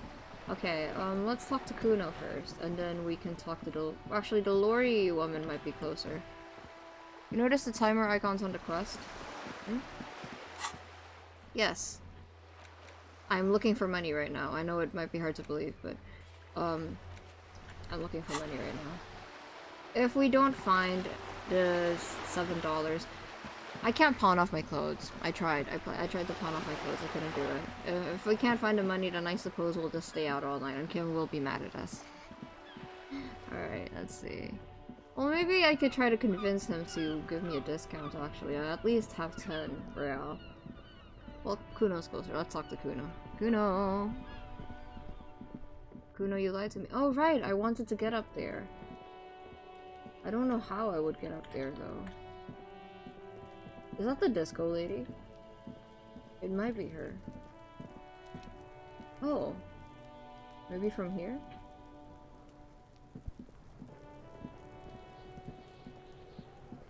Fuck does Kuno care? Talk to Manana about the armor. So? He told me you promised to sick the pigs on him. Yeah, so? Kuno did sick the pigs on him. Kuno's a man of his word.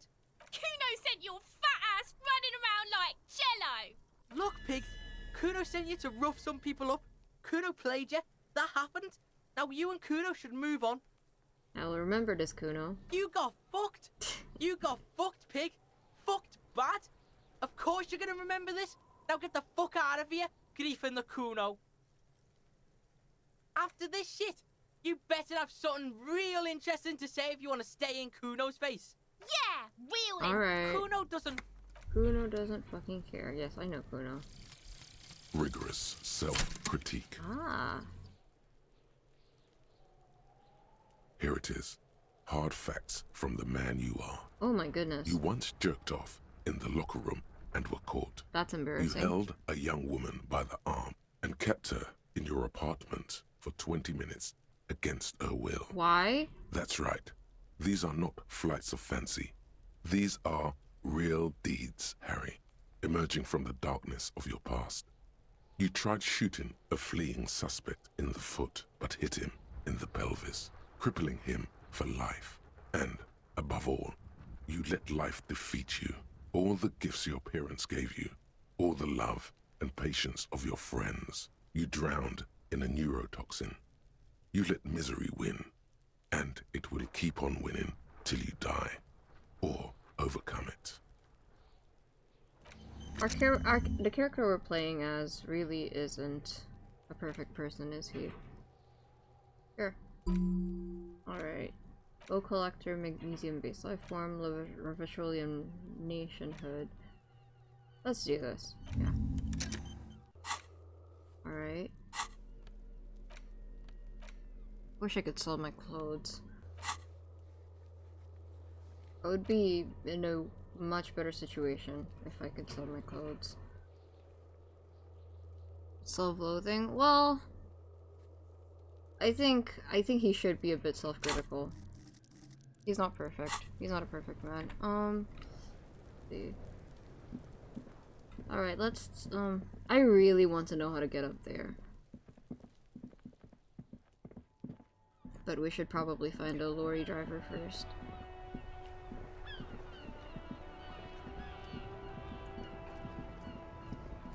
And it could not possibly be that hard. find, no, that wasn't how to get there. Cannot possibly be this difficult to find $7. You should, but was that but that was a little too much loathing. No, well, I don't think so. I don't think, well, maybe I shouldn't be talking about self-loathing, but, he doesn't remember much of himself, like, at all, right? I think it's important to remember the bad things that you did. Okay. Let me ask you about the pail. Good luck, Doc. Thank you. Lowman, you caught me at an opportune moment. This awful weather keeps me awake. You can entertain me with your questions. I think I know what's going on with you. And what is that? You're a pail driver. You transport goods through the pail. Oh, meu Deus. The lawman solved the case.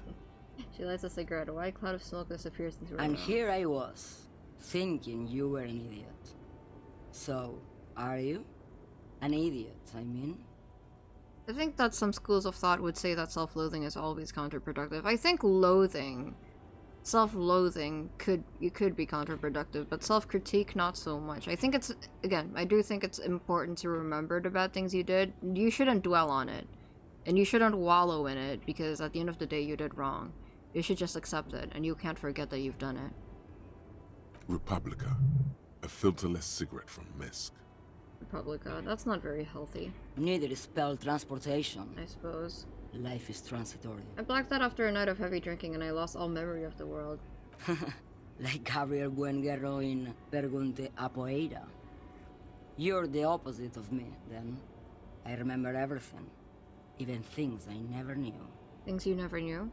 The smell of liquor on Gabriel's lips after the shoot. In the motor park.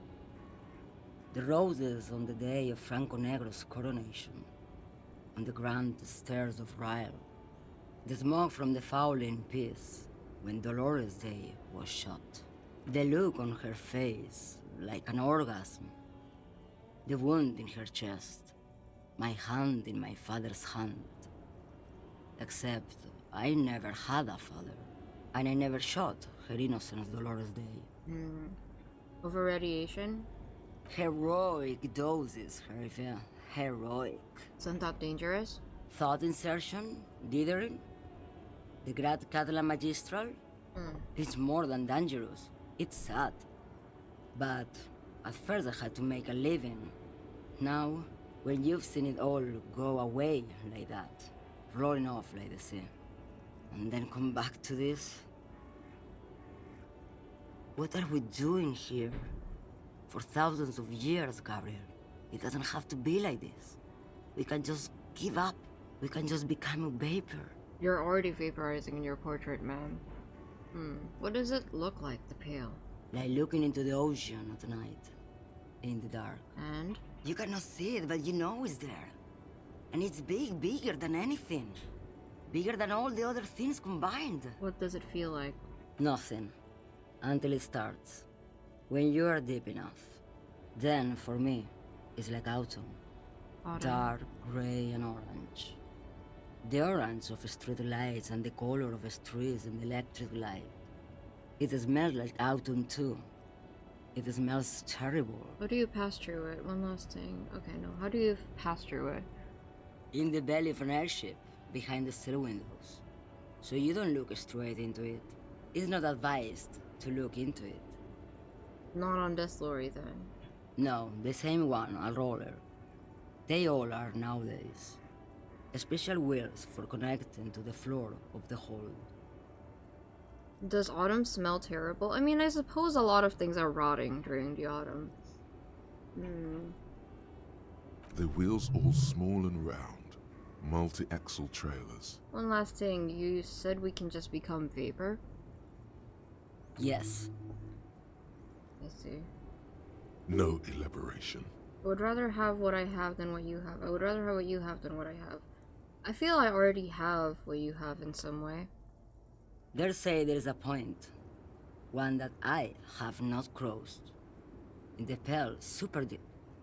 If you stray too far, of course, on the U41A, or in Lomonosov's land, where every step you take is one step further from home.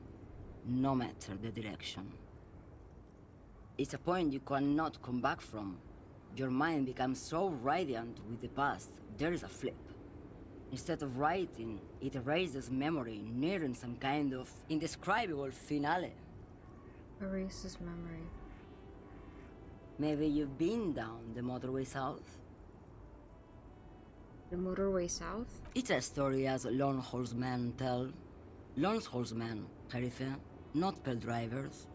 Way beyond the established pale that's lit by radio frequencies, where it goes silent. Long holes, man. And dark, and the process begins. Erasure, kilometer by kilometer, in any direction. The motorway south is a road you cannot come back from. Lozmanov was a Russian scholar, poet. Okay, very famous man. Well, first time I've heard of him. What is at the end of the motorway south? No one knows what's at the end. I've only glimpsed the beginning. I've only felt it in the distance, when I was a child. A child growing on the leg. Ma'am? Josiana. She is receding in the clutches of some indescribable scattered emotion. The child descending. Very interesting. Ah! I didn't mean to stop that. Alright. Okay. Well, thank you for telling me that, ma'am. Okay, I think we can talk to Kuno next. Oh! Wait. I see that. $6. We need $6. A lorry stuck in the traffic jam. This big, heavy Grad-made machine is well kept for such an old machine. The windows are clear. They've been recently washed. You can see a lorryman's cabin with personal belongings, stickers, insignia. Can I rob this man? Fumes of heavy fuel oil waft over you, making your eyes sting. The odor mixes with cigarette residue. What kind of stickers and insignia? The driver has adorned his space with a substantial collection of peculiar paraphernalia. Proclamations about honor, strength, and purity are glued to various panels. A large metal pendant hangs from the rear view mirror. The pendant features a sun crowned with wavy rays. It is the seal of Royalist era Revachol. Ah, sun crowned with wavy rays. What about the backseat? The back end of the cabin has a small perch to sleep, large ashtrays. There are several suns and wheels sewn into the curtains. A book with ragged edges catches your notice. The front cover features a large, muscular man. The title reads, Man from Eamdal in the Lost City of the Pygmies. Alright. I don't think we have a lot of bottles on us. I don't think we have bottles at all, actually. Last time I was here, I sold off the bottles. What's with this music? Alright. It's the lorry of the racist lorry driver. Ah, that's why he has the royalist. I see, I understand. Of course he would have that. Wait. I think I was meant to ask him about something, was I? Maybe I forgot. The man ponders his cooking utensils and gives you a little nod. Oh, Garasi, could I have some of that your brew? presence. He smiles and nods enthusiastically, and... Interesting. We can drink this? +1 physique, -1 morale. Nope. Oh, I see change. Listen, beggars can't be choosers, okay. This might be embarrassing a little bit, but... anything for... Well, now that I think about it, what am I going to do tomorrow? Even if I find... You see a heavy steel door with a prominent dimple lock. It's painted blue. Touch the door. The cobalt blue surface feels rough to touch. The stainless steel door is flush with its frame on every side. Old cobalt paint, rough on the fingers. 40, 50 years since this was painted, maybe. It leads to a side building, adjacent to this one. The old building next to this, half ruined. Whatever is behind it must be older. Try to push the door. The door does not budge. I'll be back door, mark my words. The door stands silent, unmoved by... Right. You see a heavy... Alright, maybe he knows something about it. Can I help you? Oh, no. I suppose not. No. I thought that that door led to the backyard, I suppose. I was trying to go to the backyard so I can go in the shed.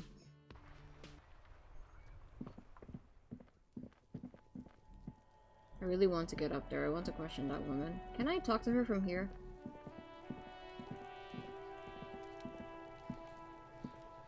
I suppose not. Alright. Okay. Yeah, I thought the door led here for some reason.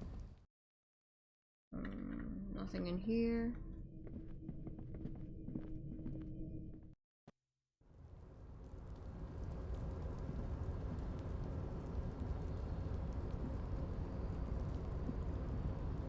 Did I get here?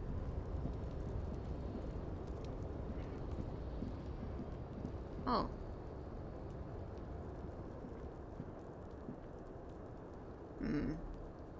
It's right there. It is right there.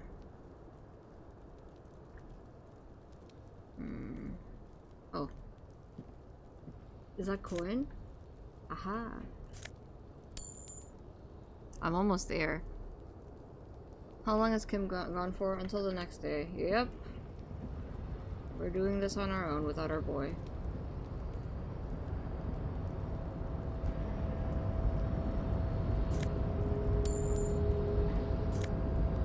Wait. Chad, we might just be alright, actually. We might just make it. Alright then.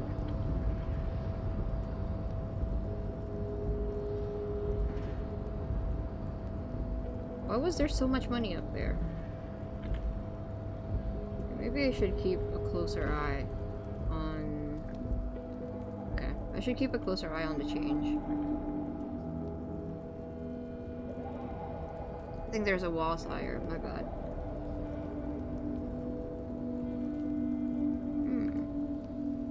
What is that? I don't think I've ever been to the side before. No, I'm confident I haven't been to the side before. Alright. Okay, let's get down.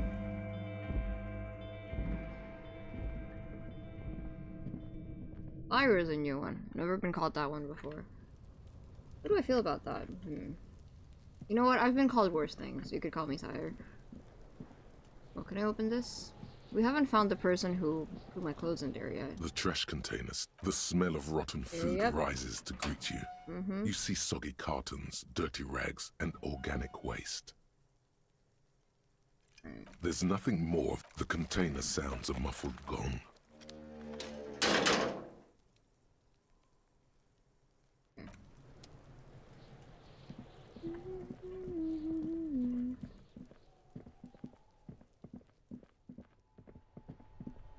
I'm keeping an eye out for spare change.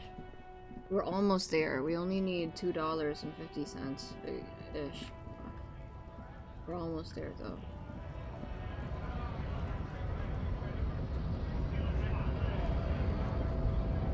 I was imitating drama? Oh.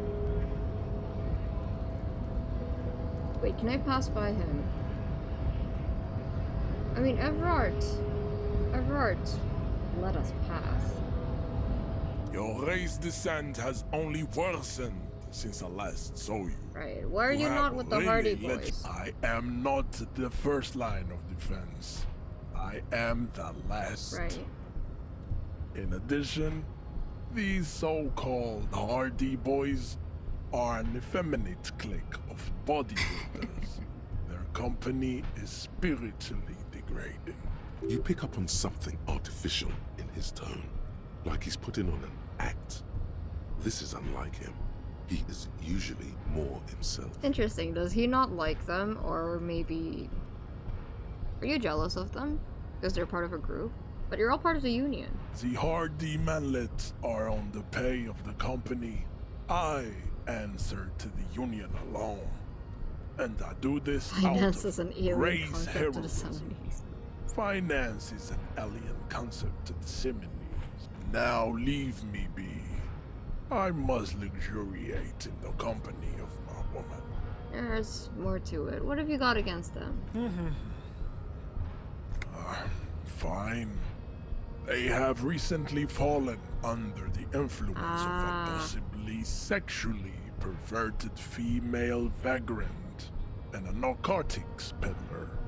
It's shameful. I thought he was protecting her. Find out for yourself. None of my business. I don't like... Don't appreciate the slut shaming. Alright, there might be change in here. Actually, doesn't look like it. Bathroom? I checked in here already. The file cabinets, the drawer, slide. There's a slave of Al Ghul too. Is that what he doesn't like? Wait. Wait.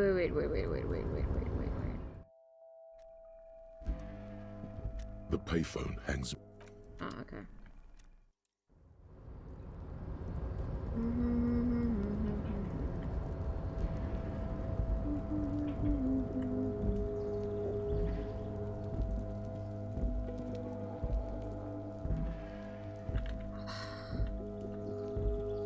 I don't think I can get here from here.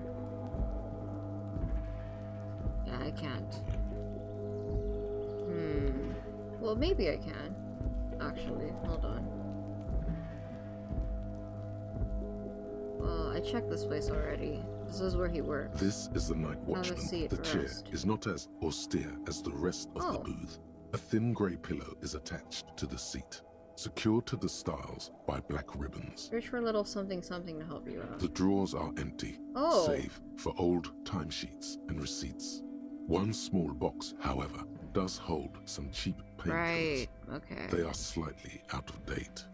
Read the side effects. Oh boy, where to start? Elevated risk of dementia. Elevated risk of dementia, mini strokes, Prophet's disease, sudden death, hair death, erectile malfunction, critical flatulence, Erectile malfunction. watery blood, black mucus, uncontrollable weeping, increased sensitivity Total to spinal collapse. inoperable joint disorder, total spinal collapse.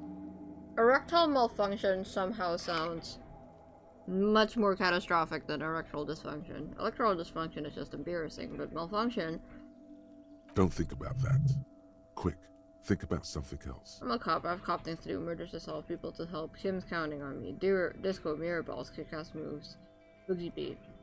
I hope I'm not fucking Renee over by keeping his painkillers. I'm scared I will never be held along. My goodness, okay. The enormity of the case before you dwarfs the list of side effects. You can't even see the side effects anymore. You stand and exit the booth. We're better than that. I don't know if you are, but I am. Alright.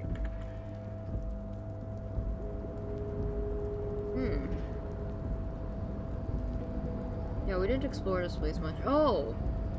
Oh, was that what was blocked by the cart the other day? Maybe we can go in it now? Or maybe it was the cart. No, it wasn't. Before you stands a cargo container. Just one of many in the yard. Hey there, sugar. The container door appears unmoved by your attempt at flattery. You're a fine piece of engineering, do you know that? The door does not respond to your advances. Is it possible that it seems somehow more closed than before? Knock on the door. No reply. The knock produces a hollow ring of metal. Doesn't sound like there's anything inside the container. Open the door. You attempt to turn the handle, to no avail. The doors seem to be mechanically locked. Why are you even trying to open a door with rhetoric? Guess getting physical wasn't an option. Yeah, why am I? Who understands anything you do? That's fair. That's fair. Can't believe I had to be told that. Alright, let's see. I would really rather not go to Everard, so I can't go there. Maybe here?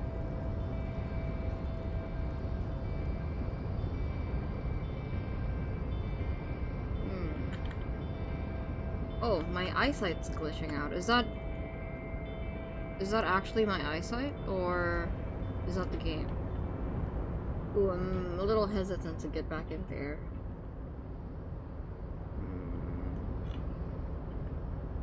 Yeah, I don't know. I feel like he might damage my health more, but it doesn't look like we have a choice. Oh, we could talk to him. Oh, hey, mister. I'm Leo. really back to talk with old Leo here. Yes, I did. It's like Lady Larice said when she opened a bathhouse in the basement of my apartment building. They can only get so far before they're aching to get back. And lots of folk really did keep coming back. Leo, in the future, can we keep the greeting shorter? Sure, mister. Absolutely. I'm always willing to help out nice fellows such as yourself. I don't think we have any new questions to ask. You only have 2 choices for that tutorial. Collect more bottles. I've been trying to keep an eye out for bottles, and I don't see any. Well, maybe he has some. I should be able to pick up that plastic cup. I'm looking at all these all these pieces of garbage and wondering why I can't pick them up. Guess I can't go back there. Okay. We may as well greet him. Mr. Dubois, every worker... The member of the board? And for his fellow man. That's right, Mr. Dubois. You're turning out to be quite the individualist there. So, you had business with me? What's the container that's outside of your office? My dear Harry, there are literally millions of containers in this harbor. I couldn't possibly remember what's in all of them. There's something special about it. It was attached to the Kvalson crane. Harry, you smooth-talking son of a bitch. Time is a precious resource, and I don't have enough of it to count containers with you. Smooth talking.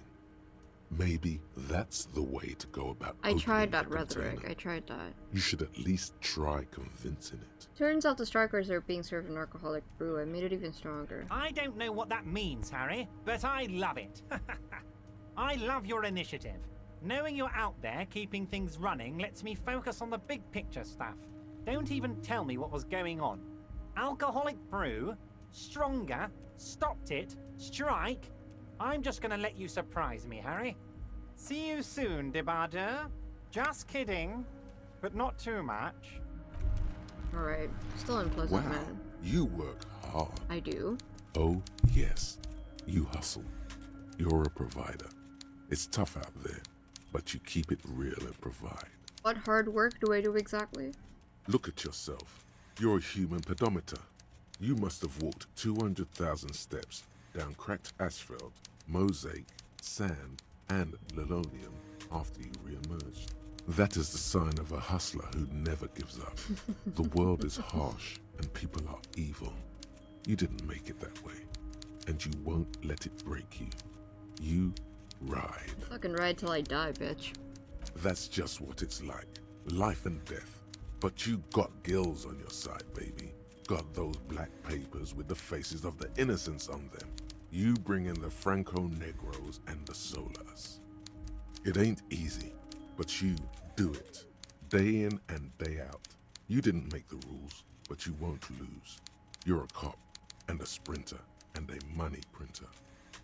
Good thing I took some money from that banana guy, too. You didn't log that in as a donation either. You don't log any of that shit in. You're a straight rider. And there's pawning stuff off that suspicious Roy guy? Yeah, you're in the sales business. Shake 'em for shit and then pawn it off. Law officer style. Guess I've made some gills, sure. Sure. And has it been easy? No. Is life easy? Have you not gone into cardiac arrest?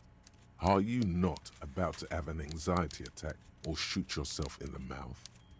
But you still hustle 24/7, ride or die.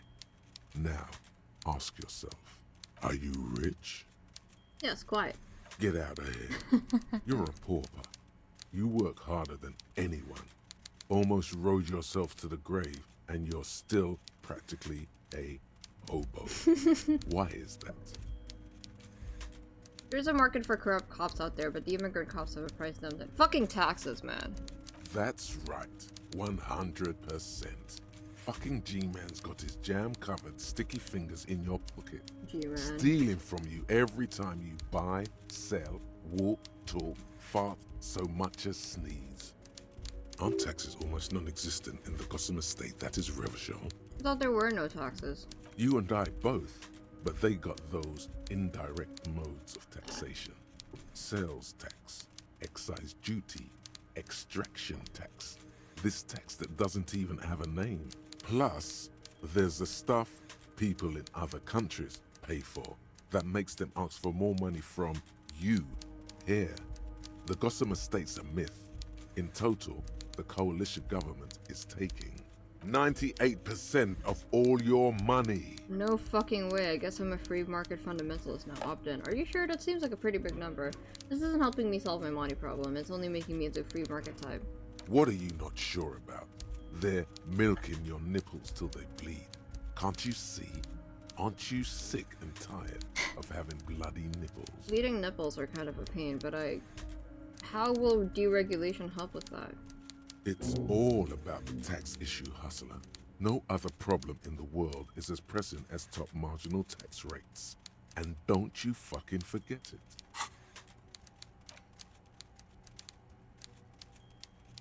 You're a cool anarchist now, unless you don't want to be an anarchist, whatever. Did I just get a thought that enables me to be a tax evader?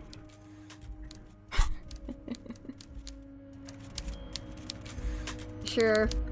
Could be much worse things in this game, I suppose. What the hell? Alright. Let's go find some bottles. Or maybe I could go to the pawn shop. Yes, you did. Interesting.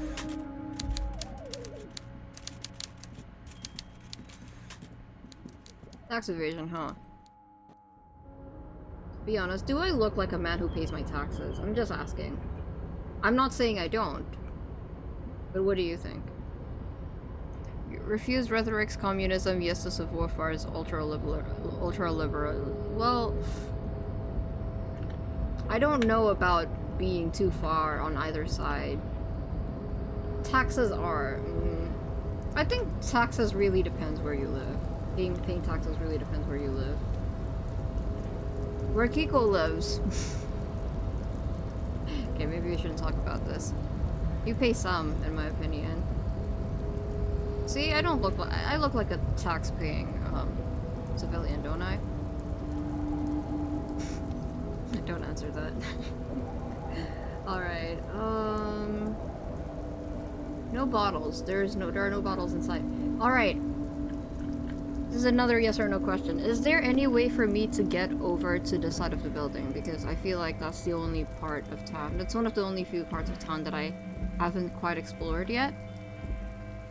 You look like one. What's that supposed to mean? What's the emphasis there? 2 more political talks and you're a full-fledged Pokemon collector now.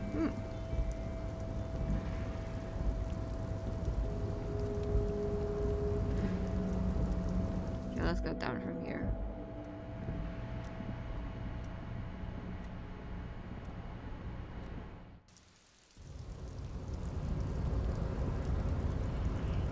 Hello. Yes? Hola, wandering man. There is a way to get there? Do I have to do something that I don't want to, or is it just a matter of me not choosing the right path when I'm walking? What was the question? Is there any way for me to get to the side of the building with the smoker man? But as you are in the game currently, likely not, I see. Okay. The tear machine stands in the corner. A sign says, 1 bottle. No. You need tear to use the tear. Okay. The tear machine stands in the corner. Oh, I don't have any tear. Yep.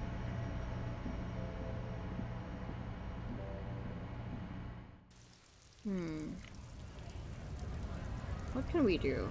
Or I could talk to the lorry driver. What the hell? Why not? Looking for something odd? Come to tell me to fuck off again? You said something about the rights and privileges of lorrymen? Oh yeah, they're a big deal.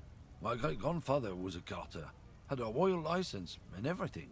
We've tried to hold on to our privileges. There has to be another way into the building. Yes, the back door. I remember that. Hold on, what's a carter?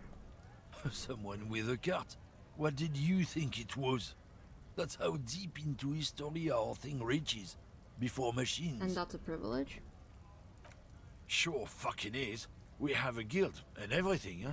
Very ancient. Very prestigious. How are you doing, by the way, chat? I hope you're doing alright, because we are only 2 hours into the game at the moment. And I will probably pay for another 4 hours at least. So, buckle up. So you're in Carter's Guild, so it's kind of a union? So it's a kind of union. Goddamn right. They've been trying to fuck us out of our heritage in the name of profit. But when they try to replace us, they'll regret it. Trusting street Don't really need to talk to you. Oh, I could talk to the leader of the protest. I haven't really talked to him much. Right to work! Right to work! Honest men and women with rights to work, to be useful. We came here to help them. When a bunch of beats me. There's something odd in the way he carries himself. His set of clothing looks vaguely mismatched. The different pieces of the attire seem ill-fitting. It feels like they made him their figurehead because he has a loud voice, or maybe he's composed and he can sort of match the energy of Measurehead. I don't know if he really believes in the cause or not. I don't even know if he's much of a worker or not. Okay, let's see. His shirt is far too small and an unpleasantly tight fit, while the overalls, held up by a belt, seem to fit a man with much more corpulence. You're wearing new clothes. He ignores your question, choosing instead to turn to the emaciated workers, raising both fists. Silence is the answer. They're not his clothes. Yeah, it feels like someone dressed him up in that, to be honest. Alrighty. Do you see any bottles, chat? I don't see any bottles. Rhetorical, one of the finest Zhimsk-made motor carriages ever. An oldie, but a goldie. Who drives these? Not many people outside of Grad, and Revachol West too, it appears. What a beautiful motor carriage. I want to know more. Glad to share. The value of the motor carriage has been seriously diminished by its color. All Stars Rykos are baby blue by default. The paint would be considered unforgivable to collectors. Zephyr blue was also the color Sigismund the Great used for his banners. Ew. Strange. This is really all you know about the Stars Ryko and ancient Zhimsk rulers. Right, okay. A Stars Ryko. Right, okay.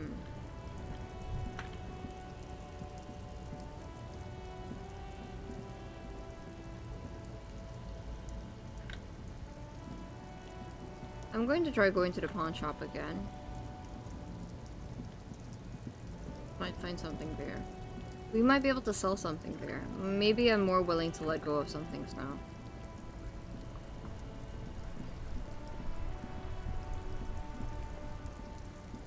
Oh yeah, we can sit on the bench to pass by time if Kim's not here. Or I could talk to them.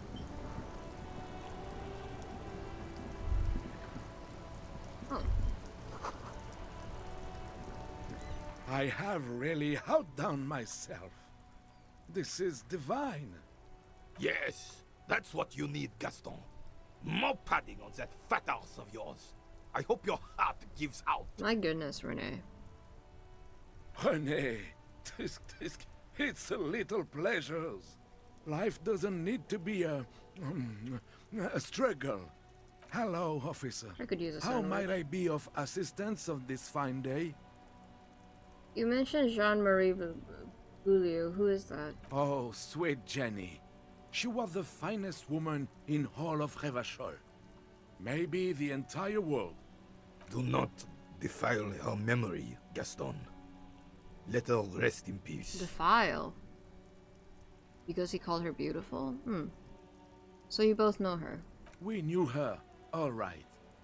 Lived on the same street our entire lives, just 2 houses apart. The three of us have been best friends since we were 4. And yet Renee is the one who married him. She was right? Renee's first girl back when the prick was 16. They were courting till he decided he'd rather die for some great ideal than just be happy. And then you stole her from me. Easy, fellows. No need for this to get ugly. Oh, officer.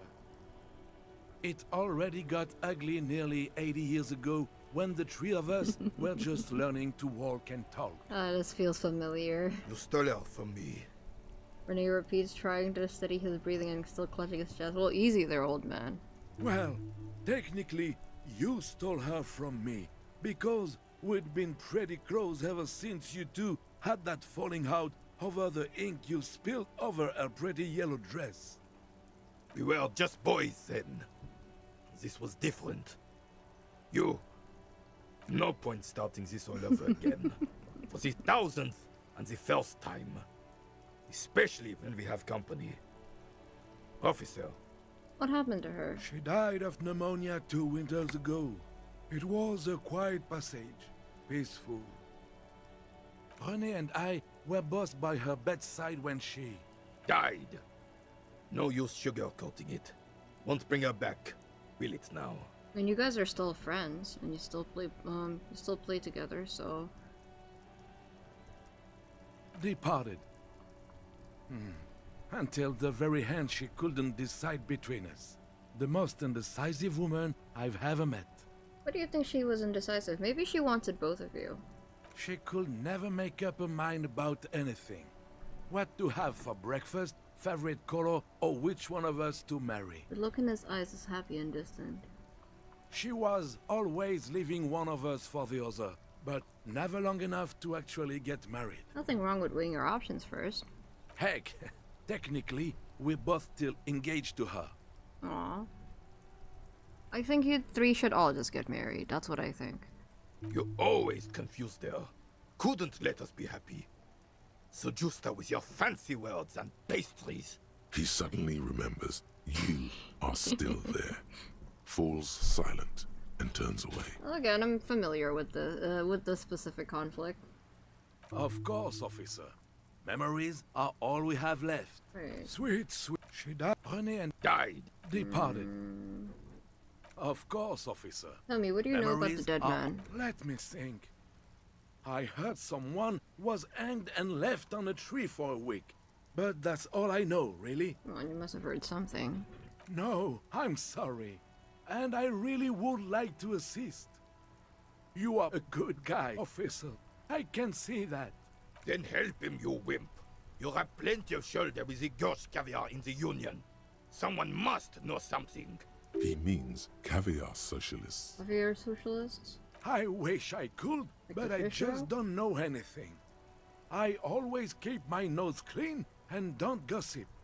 Everyone knows and respects that. Stream title, this is getting messy. Well, I only said that mostly because I had to stick my finger into someone's mouth and lobotomize them and take a bullet out of their brain. I imagine that would be very messy, so...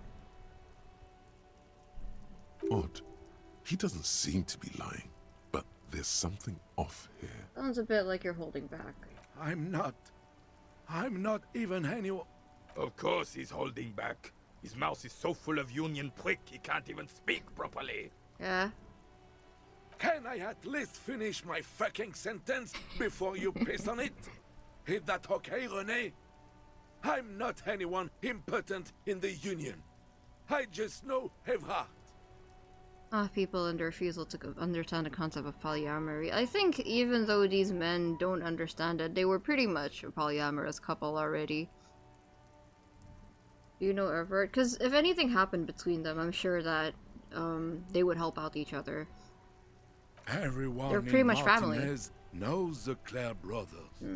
I taught these boys human studies and history in the gymnasium. You were his teacher? What do you know about history? You never witnessed history. Only heard about it years later, when it had already moved on. You don't know history. The old soldier mumbles something under his breath and turns to face the sea. I'm not sure that they were a couple. More metas. I'm not saying that they were a couple. I mean, she could have married both of them, but I still think they cared about each other a lot. I still think they were family. If they've stuck around each other long enough, and even after her even after she passed, they still stuck around each other. I think at that point they were already family. I've arrived for 10 minutes because I have class soon. Oh, okay. Good luck with class, Kim. Thank you for dropping by. I appreciate it. Still sounds like a lot of unnecessary drama. No, what I think is that they clung to that. They clung to that conflict because whether they realize it or not, that's already the normal for them. That's what's comfortable for them. That's all they've known. There he stands, proud, rigid and alone, like a cracking marble statue. Like, they still decided to keep each other company. I don't think they're romantically attracted to each other, but I think they care about each other a lot. What a prick. The officer was addressing me, not you, Captain. Where were we? Where were we? What a joyous way of putting it. Are you a union member? I was going to say... Renee has, the blue and yellow color scheme in the background, same as us. But Gaston has red in the background. I did notice that. Oh, in many ways, yes. Yes, he's red. Like an honorary member. I attend meetings and parties, help with little things. Everard, Edgar, and the older debarders all know me. Well, it would be smart of them to know the civilians, in many ways. Oh, yes. But then again, Renee was helped out by Everard. Renee got Everard that job, no? So you're not an actual member. Not in the technical sense. I don't have a vote or a membership card, but Everard keeps me on the payroll, just for the little things. So that's what it was before. Him hiding something.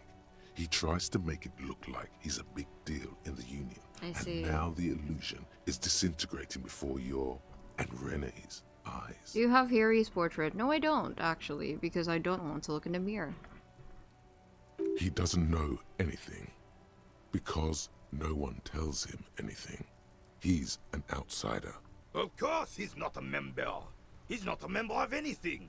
I knew that. He's a Weservein. Turns to where the wind blows and tries to look important. I hate this socialist rabble, but even siding with them is better than living your entire life on the fence. Never committing to anything. Pick a damn side already. What are the little things you do for Everard? Collecting information, maybe? Writing work mostly.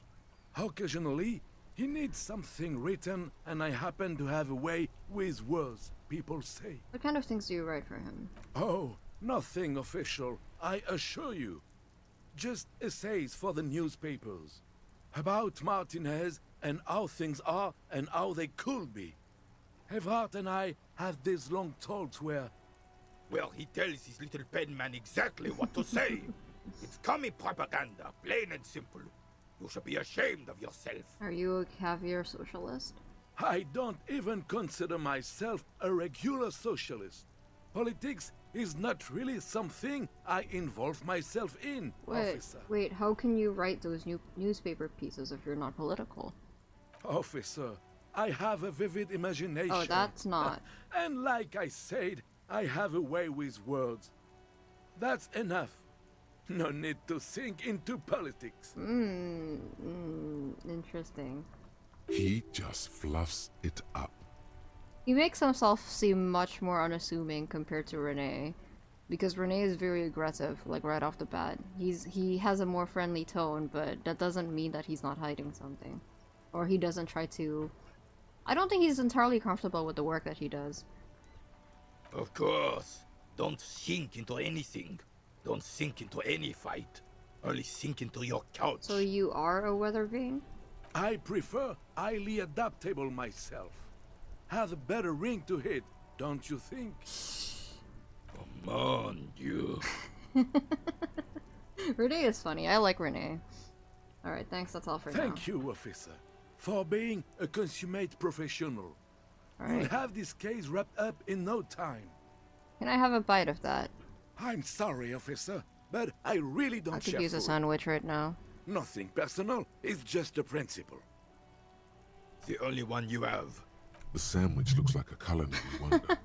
Well made and abundant in components. The author sure knew their craft. He's called him principleless, and that's true. He doesn't want to talk about politics, but he writes about it. In addition to the obvious slice of ham, a fat one, you notice a brim of a tomato peeking from below. And is that mayonnaise?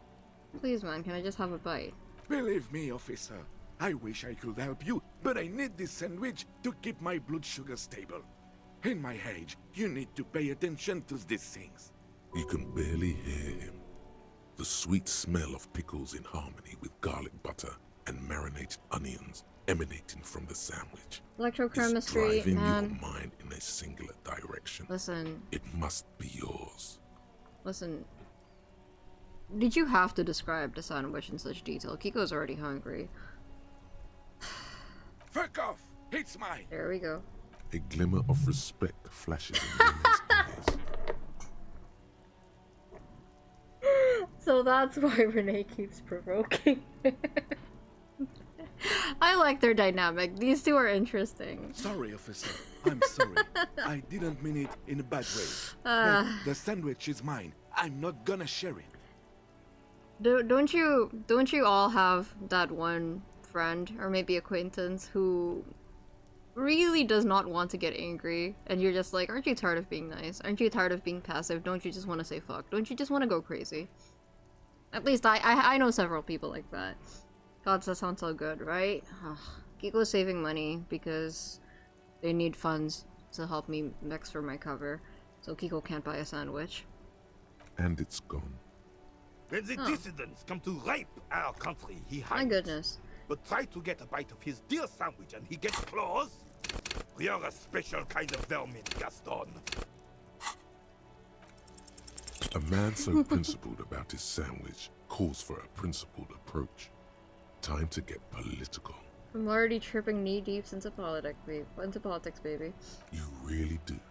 Now, unleash the fury. City's going to shit. Sooner or later, some foreign anarchist is going to steal your sandwich. That's a fact. Your blood sandwich is a tool of the oppressors designed to keep the proletariat docile. These options seem awfully fascist or communist. What if I don't want to say them? Say one of these fascist or communist things, or fuck off. Do I have to? Whoa! Easy there, Goldmouth. No. He doesn't have to say anything. No. Re-engage Cotton. No, we're not doing that. Let's hear them, officer. Throw the bull in the sea. Okay, no, yeah, we're not doing that. Okay, bye, Renee. Volition. You guys love that guy.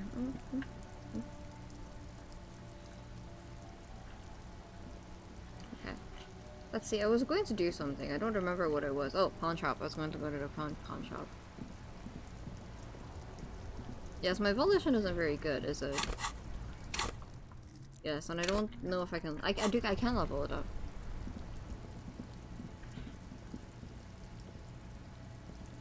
Volition. Yes, we can fix that tomorrow. Volition is a fraud. Oh, strong opinions on Volition in my chat. Alright. Why can't I sell my clothes? Hello. Let me know if I... Sure. I'm not purchasing any more clothing at the moment. Okay. Anything else you're thinking of selling? Empty cassette case. There used to be, okay. Smallest church in St. Sons. Must have robbed someone the wrong way. The label says, okay. We're not selling the handkerchief. We're not selling the die either, or the postcard. Ooh. We could sell this. We could sell this. I don't know if I should though. I'll pawn off the cassette.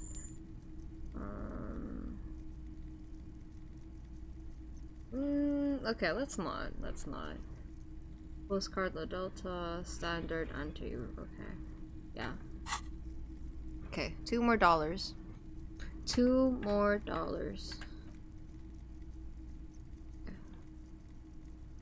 You should let me sell my clothes, I think. Pickers can't be choosers, indeed.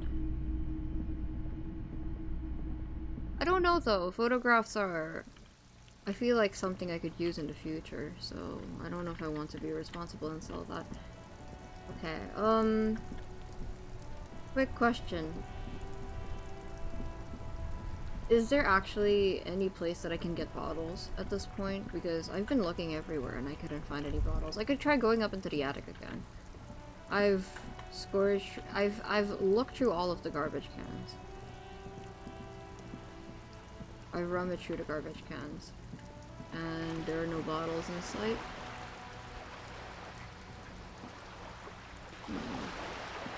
Not here. Right, yeah. Of course not here.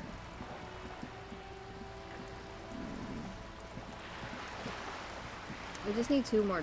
I'm only $2 short. Honestly, he should just let me be. He should just let me off with $10. I keep calling it dollars. Real. You should just let me off. Hello again, officers. The lieutenant is desperate. Hatred, the woman. That is on her. Someone's got to keep an eye on. Ozon is an op. On a first name. Pig's not half. Okay, let's see. No, I do like Joyce.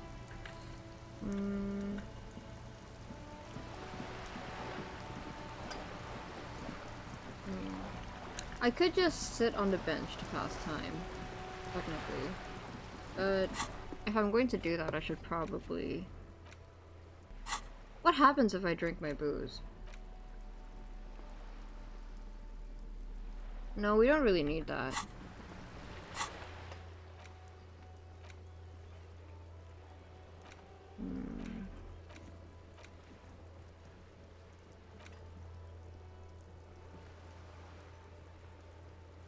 Find a way into the secret passage.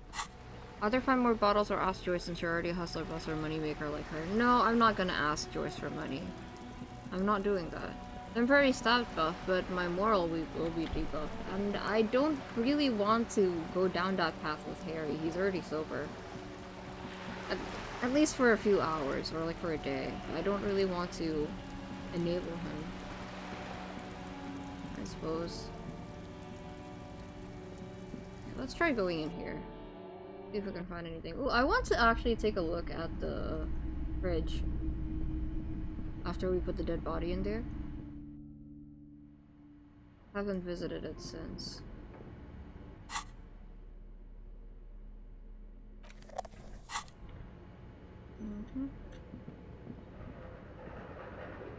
Well, there won't be any more bottles here. Definitely not. Might be, actually. Oh, that is... I didn't notice that last time. That's disturbing. Mannequins... Many mannequins. I've been here before. There isn't much left to analyze. Oh. Looks like someone tried to reconceptualize their business here. I don't get it. Look, the skis and rotor blades both bear the same Slipstream logo. I know Slipstream. It seems likely that they started out making one, failed to turn a profit, and then pivoted to producing the other. But the question is, which way did they start with and which did they pivot to? That's a good question. What a strange leap of imagination, and they still failed. How sad. Reality is ruthless. Alright.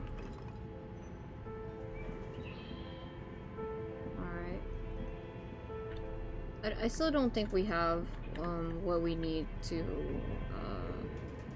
the password. We don't have the password yet, I don't think. Oh, a rat. The bear's eyes are still glowing red, watching over all the ice cream wrappers hidden. A friendly cartoon bear. The paper still smells of vanilla and chocolate. A friendly cartoon bear. The paper still smells of vanilla and chocolate. Damn. Does that mean that the body probably also smells like vanilla and chocolate? I mean, there wasn't any ice cream left inside of it. A few bricks have fallen off, revealing a compartment behind the wall. It's too dark to see in. What does this mean, a rifle here? It means There are firearms, albeit inoperable, still lying I know what around gunfire Martinez. did. This I is don't know an which interesting one. coincidence. Could prove useful in some way. You don't know how yet, but it might be useful down the road. This is a good find. Really justifies coming down here and looking around. Where am I? Inside, a secret room infested with rats, spiders, and woodlice. Seems like an old weapons. Right, okay. Oh, we could talk to the chimney. A thick layer of coal dust covers the furnace. A lush layer of coal now covers your skin, sinking into the wrinkles. Coroner's Your gonna have hands some look questions about the body, for sure. A hollow ring echoes through the furnace. Your toe hurts. Okay, shouldn't have done that.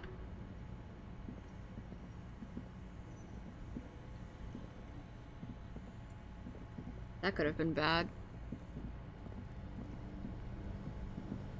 This orange machine is... There's nothing here.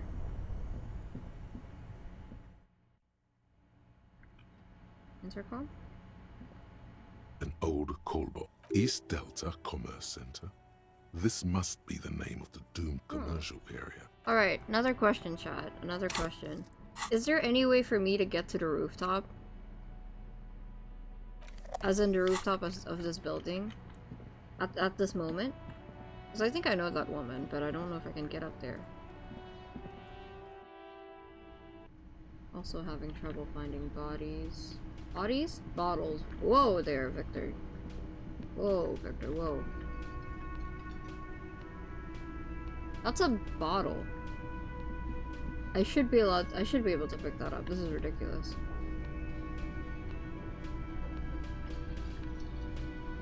Later. Okay.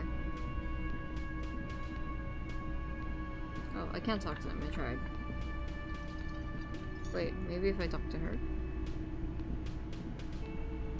You might know something. Oh, hello, dear. There you are. Of course, dear. Oh. We're done talking about cryptids to her. I don't know which one of my tasks are doable or not. The door is... Nope. We can't get up from here.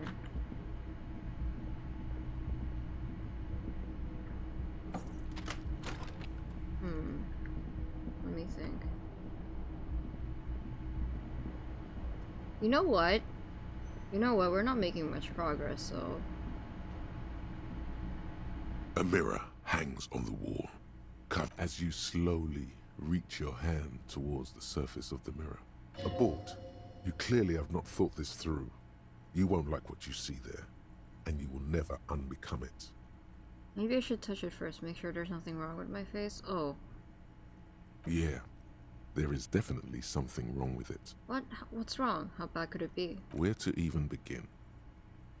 There is the bloatedness, then the swollenness. It's like there's an upholstery of alcohol underneath your skin. I'm sure everything's fine. It's not. Your nose feels like a small balloon in the middle of your face. It hurts when you honk it. It doesn't appear to be a particularly tiny nose either. Not with all the drinks it's absorbed for you. At least my tongue is okay. It's not. It's swollen and snail-like, wriggling between your fingers. I'm scared. I want to stop doing this. Don't be scared. It's only your face. Alright. I'll do it when we have more, to fight the... what's it called? Just in case I get damage again. Here. I can't buy those pants from Kuno. Get a hold of a sad song on tape? Oh, I sold the cassette tape though. I can't do that. Victim's tattoos. Bruce's info on the lynching. Who put the clothes in the trash? Track down your badge. Find smokes and smokes them. Nope. Find booze and drink it. Nope. The pissing competition. We can't do that. Find moral. The cryptozoologist. Ah. No, he's in the island, and we need to wait until tomorrow for that. Find your heraldic bird. Woman said that you're a bit of a cockatoo. What if it's true? Go read up on cockatoos in the bookstore. Ah. Yeah, we could go that. We could do that. Oops.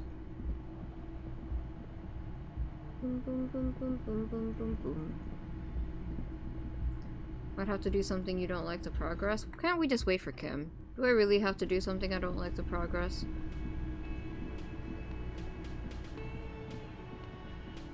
I don't mind just spending the day, like wasting the day waiting for Kim. Dun dun dun dun dun dun dun dun. Dun dun dun dun dun dun dun. Cockatoos, huh? Which one of these had cockatoos? You can wait, yes, alright. You probably wait then. A sulfur-crested cockatoo sits on the cover, its beak slightly open. It looks as if the bird is calling out the book title, From A to Zurich, a guide to a well-behaved cockatoo.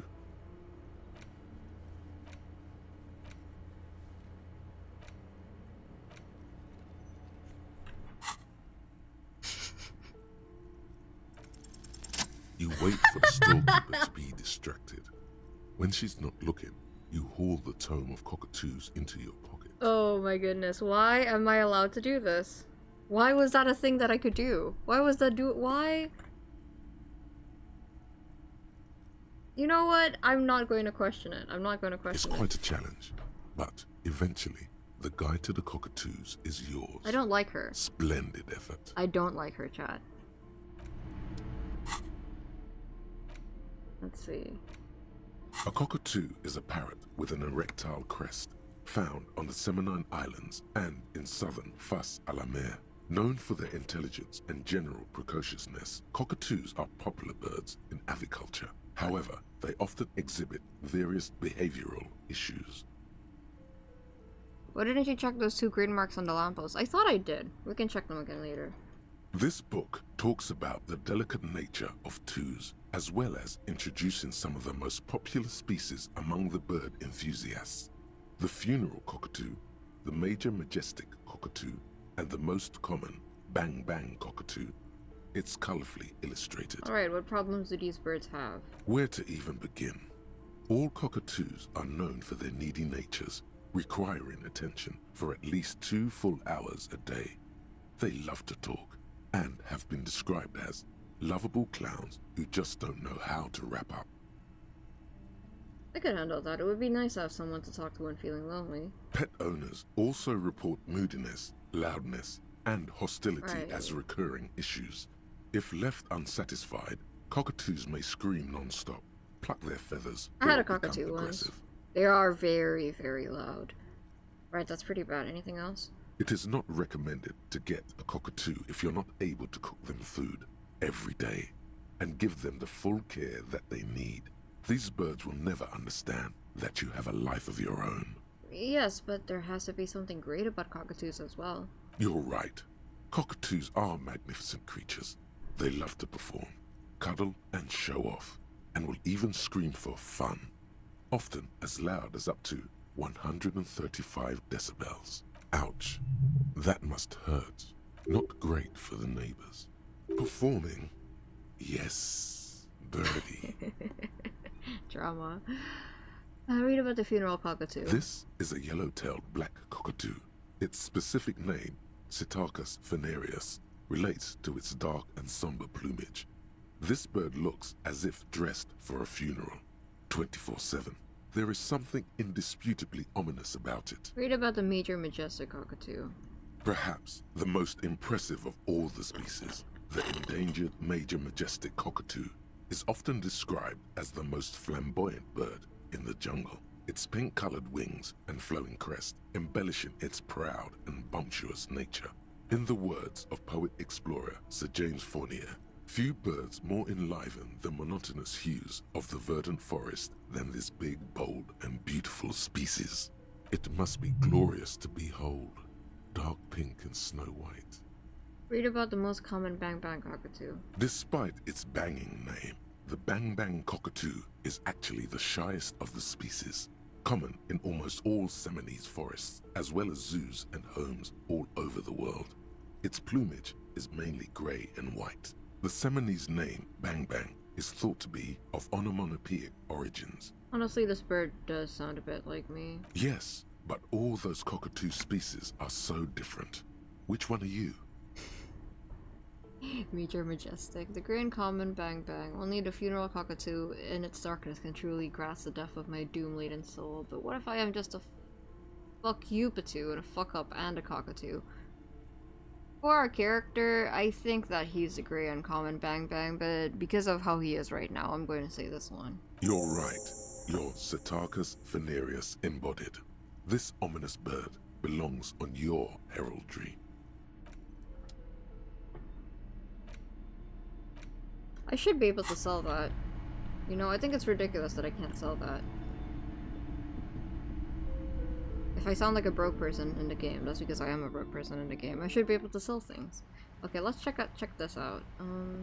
I was pretty sure that I checked that already last time. Guess I didn't. 2 roundabout north. Martinez Pier. Alright, what do we do next? We could just wait for Kim to come back.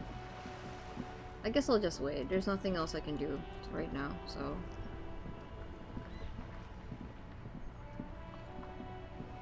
You sit on the wind-worn wooden planks of the bench. Your feet ache. Twiddle your thumbs. Wait 15 minutes. Stare into the sky. The twiddling barely keeps your hands warm against the frigid wind blowing from the coast. After a while, you've had enough. Stare into the sky. Time passes. The glacial gusts from the sea do not a pleasant rest make. You should probably move before you freeze. Think deep thoughts. You finally stop picking your nose. Get up. Oh, well, Kim's still not back. And it's already getting a little late. What should we do? We could keep passing time, but... don't know if that would be smart. Oh.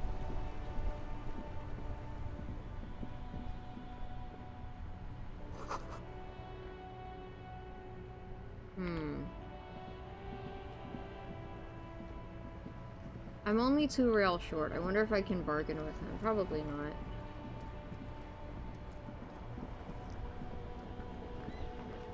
Kim returns at 7:30 a.m. Ah, I see.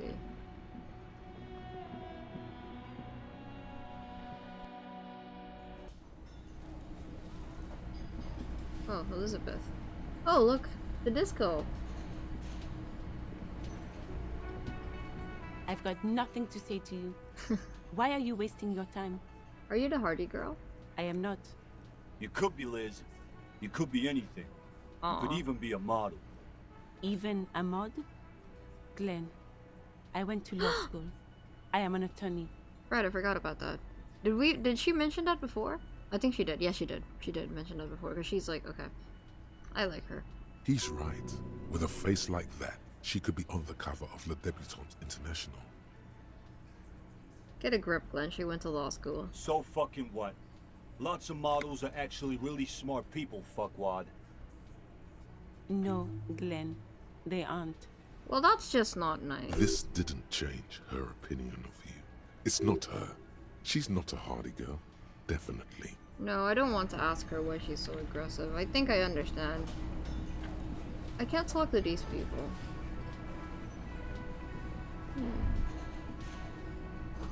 This feels right. You belong here. Do you want to perform?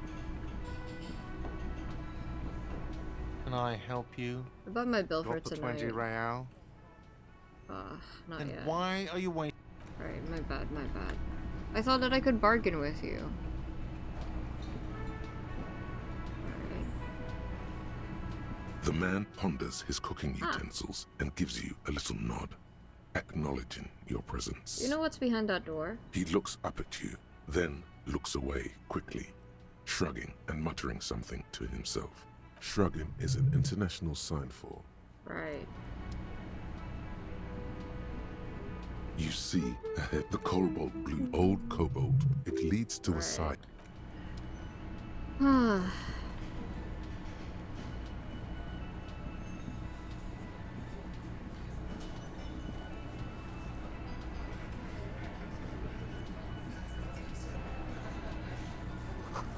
Alright, I'll ask them about the bullet. I have a suggestion if I may, Looks sire. like Yes, go ahead. the circus What is it? left town, but the clowns are still here. Titus does not look particularly happy to see you. Again. Good one, Ty. How many people have you sent to the Shays? Ever felt remorse for them? Ah. Okay. Chaise électrique is the method of capital punishment in Revachol. Thank you for letting me know that, During the suzerain's reign. Or send them to Reunion to rot. For 20 years. For life. And Reunion, what's that? The River Esperance Correctional Facility, a military prison run by the Coalition, dubbed Reunion by the inmates. The origin of the name is unknown. Yes, but these were all bad peoples, criminals scum of the earth. Look, I'm just doing my job, that's all. Rest assured, lawman. Alright. About fucking time. Establish authority. Yes. Authority. Ooh. Feverish thoughts race through your Nope. mind. Did you already? You're probably right. Nope. Did you already try the gun? You're probably right. Do we have the to do others this? are only there for filler. To make the gun thing. I'm the only thing keeping the sun from going to hell, and you're not helping. I don't know if I want to do that. The fuck are you talking about? Gun? Oh, we can't go away from No one's gonna this. let you wave a gun around here. Uh-oh, alright. And what exactly is it you've been doing that's so goddamn special? I didn't mean to Shitting press that. yourself in front of us. Going around, harassing kids on the street. Kids who've done nothing wrong. Fail a check, you have to do something about that? What am I supposed to do about that? There's not much I can do about that. All the while talking racist shit. Don't think we aren't watching, Fascia. People here trust us. Fascia? We're getting complaints. Fascia. That's short for fascist. I haven't said anything racist. I don't even have a gun. I haven't harassed any kids. I'm not shitting up. I haven't said anything racist. Of course you have. You've been calling people kip left and right, inciting race violence in my town. Kylie said they've been trying to set up a race rally, whatever the fuck that means. Trying to get the kips out of Revachol before the economy goes to shit. I'm not racist. All I care about is Revachol and its people, and if some foreigners... Well... Sure there is. Kylie said they're bulk purchasing confetti. Ribbons too. And loudspeakers. And green. And fireworks. Kylie works at the carnival. Sorry, I should explain my full train of thought. There's a lot of green and red with these people. The specific shade of teal. Get the fuck out of here, you racist carny. Alright. There'll be no race rally in my town. What's going on? Are you racist now? Nope. Is the rally Alright. There is no race rally. I don't know what they're talking about. I'm just trying to find change. Alright, let's talk to the manager.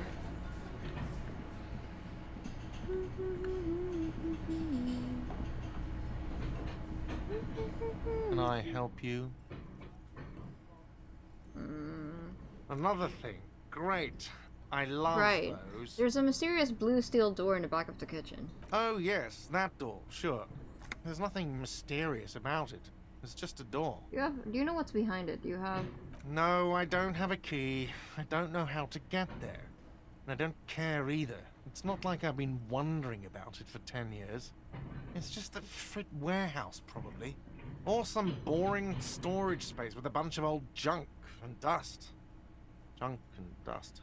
He's attempting to maintain an air of indifference. It's absolutely not convincing. I think you'd like to know what's back there. Fine, okay, a little. But my job doesn't leave me time for wondering about one locked door in one of the cafeterias I manage. So I haven't opened it. I have cleaned the whole place 100 times over, though, after the animals.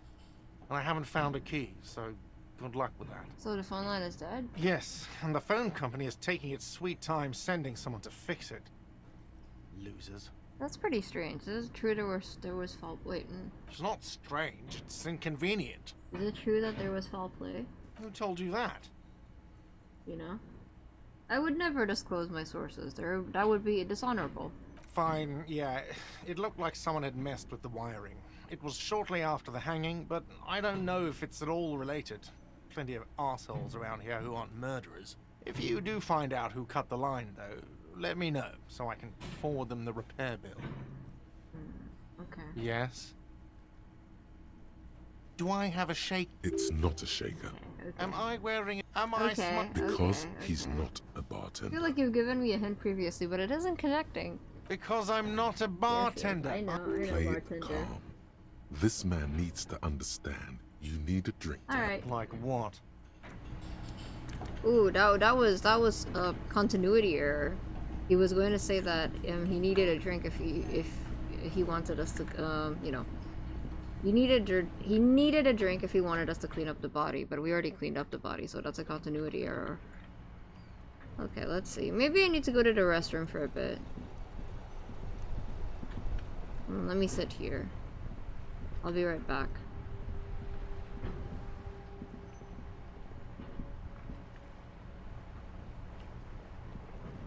You sit on the wind-worn be wooden right back. planks of the bench. Your feet ache.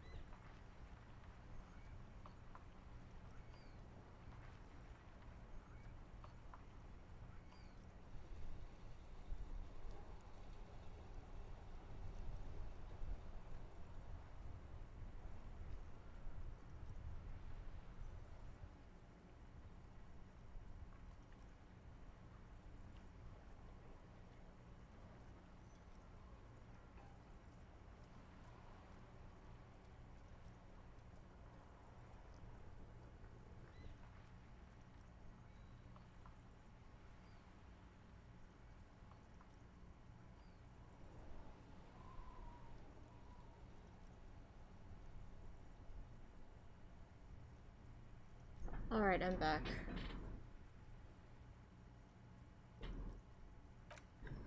Yeah, it's a bit of a slow day today, Dorney. I don't really mind, though.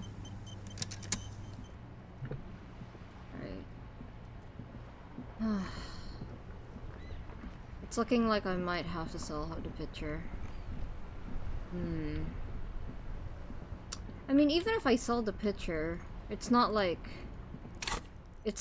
that'll be available for me at the moment. No?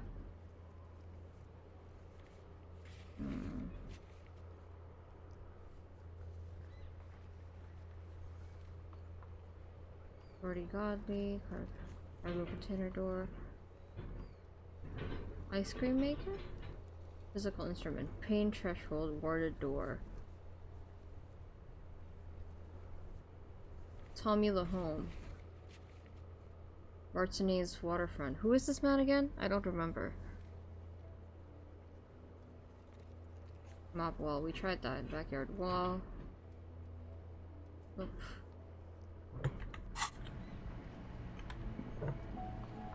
Maybe I could sell clothes to this man. You see a Samaran street vendor surrounded by a motley assemblage of goods. When he realizes you're looking at him, his face breaks into a wide, welcoming grin. The name Sileng is embroidered over his breast pocket. Happy shopping, officer! Everything's cool here. That's so cool. Everything's cool. The goods are cool, the customers are cool, the place is cool. And one more thing, officer, you're very cool. Oh, thank you. Bang, bang, bang, bang! You feel a twitch in your index fingers. There's a finger shootout brewing. Whip him out. Our bag is floating. Don't shoot, officer! Have we got an arrest here or just a shakedown? A shakedown. Good one, officer! You're a funny guy! Now what can I do for you? This isn't a joke. Give me your money. I need money. I would, officer, gladly. But I don't have any cash in hand, you know? But maybe if you buy something I can sell you first, some things. then I'll have some money you can shake me down for. Sound fair? I think that's fair. Persuade him to give you some money. Oh. Damn. Where are you from, Sileng? Me? It's a boring story, officer. Who cares about the past? I'm all business now. All Revachol. This man probably comes from Seaguy, sometimes known as the Apricot Suzerainty, an archipelago in the Samaran Isola. Oh, then he's from outside of here. You're from— wait, that means he traveled through the Pale, no? Because this isn't the Samaran Isola. You're from the Apricot Suzerainty, right?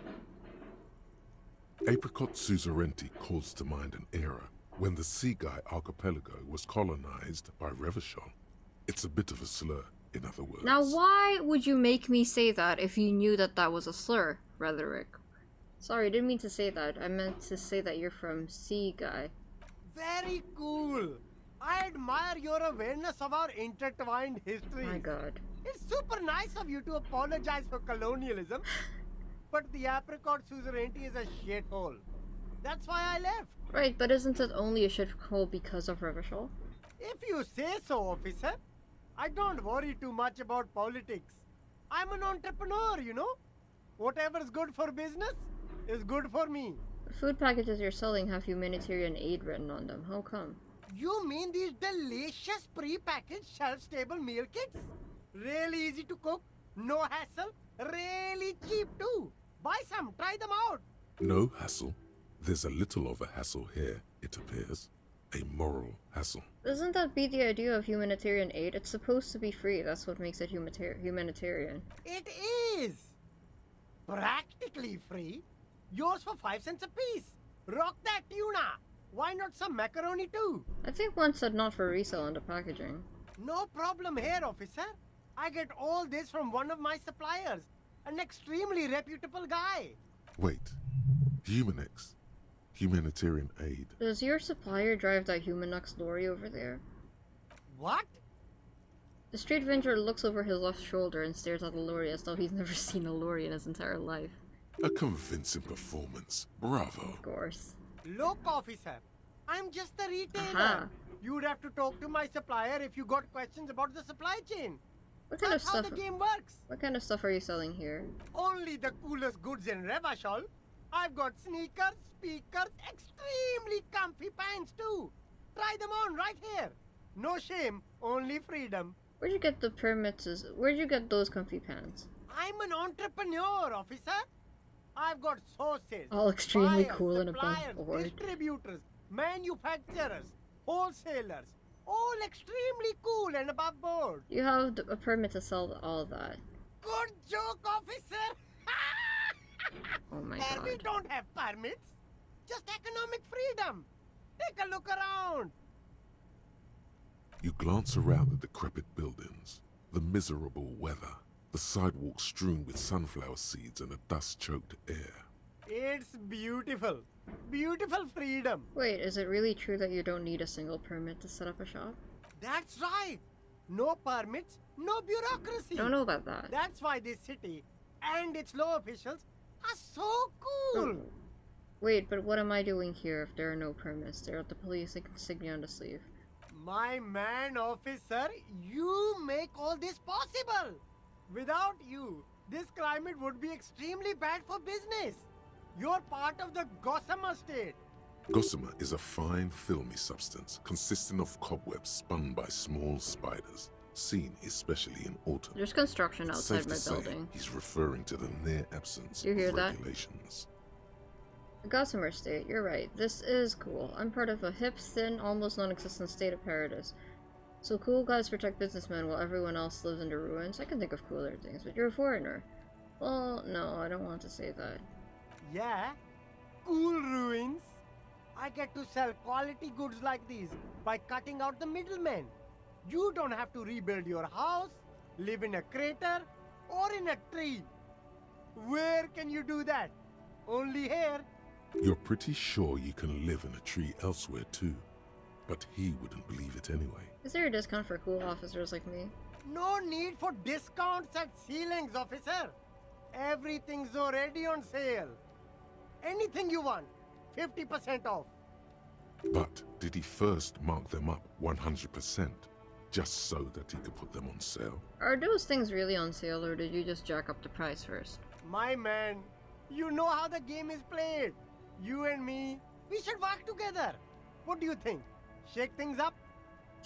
That's all then. Anything for you. Alright, I guess we don't have a choice. Start with Nice. a little compliment, then work your way Can't believe up that from worked. there. This is about business. Alright. Remember. Alright, let's see. Hey, you seem like a really successful entrepreneur. Would you like to support a member of the local police force? Oh, okay. But why, officer? Think of it as an investment. An investment? What kind of investment? It's an investment in me, a highly experimental human being. My risk/reward ratio is insane. I'm not going to confiscate this humanitarian aid that you're reselling. I'm a policeman. It's an investment in good relations in the RCM. It's an investment in your customer base. Gotta prime the pump, man. Okay, I'll talk about. I won't speak as a police officer. I guess it can't be any riskier than speculating in exotic derivatives. How much are we talking about here? Okay, let's not overshoot. He might not give us the money if we do. 5 real. What? Only a fiver? You can't even buy a pack of Royal Extras with that. Very generous. Let's make this one stick, my man. God, a pack of Royals would taste so good right now. Boy. Get you some Down. of those tar sticks, baby. 10 real. 10 real is a bargain for that kind of investment. You got it, my man. I'll look around, thanks. We did it. Against all odds. I got 10 whole real. Chat, are you proud of me? I can't believe I managed. I can't believe that worked. I really did not think that would work. Whew, okay. Now we have an hour left before we can go back to the hotel, I think, right? What else can I do? What else can I do? Prove our authority. Thank you. Prove our authority. Find the armored gloves. No, we can't go to any of these. Okay, okay, quick question, Chad. If you're looking at my tasks, is there anything that I can do here? Is there anything that I can pursue? Because I have an hour to waste, and I don't mind just sitting on the chair outside, waiting for Kim to show up. Hopefully we'll make more progress tomorrow.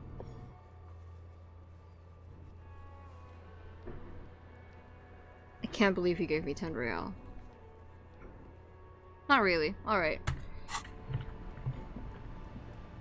Alright, time to sit. Pay now? Oh, right, I could pay now. I don't know TBH, I played a long time ago. Alright, we can give him the money now at least. Wonder what he would have to say about that. Hey bartender. Hey bartender, guess what? Can I help you? Got my bill for tonight? Got the 20 real. There you go. Good.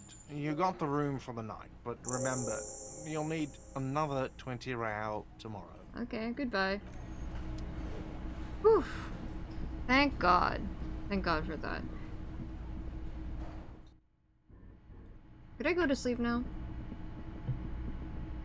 I would like to heal. My health is not looking good. The bed is still cold. Alright then. Okay, we have an hour to spare. I'll just sit outside. I was getting scared for you. What, you had no faith in me? I told you I'd be able to figure it out. Listen, I've survived worse, okay? I've learned how to get around.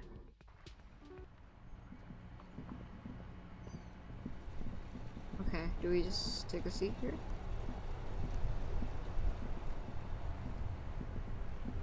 You sit on the wind-worn wood. Alright. Time passes. You ponder upon an... Okay. We can sleep now. I do like the look of the restaurant. I have faith in you to solve the case. Renting the room was not solving the case.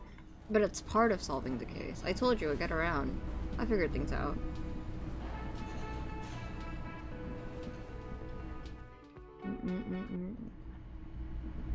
I become more reliable when there aren't any people that I can rely on, and there's no Kim around, and I don't want to disappoint him, so when Kim was here, I guess I didn't really take care of myself. The bed is still cold from the broken window. Alright, go to sleep. The bed is still cold from the wind blowing in from the broken window. The mattress creaks as you close your eyes and try your hardest to fall asleep. Here we are again, my broken bud. My God. Waves are coming, carrying you away. But you can't go. No, you have to stay. Always half aware of yourself. Limbic System's voice always makes me jump a little bit, I'm not going to lie. You're not cooperating, brother man. Why? It's your disgusting body. Even through your sleep, you feel a vague discomfort suffusing it.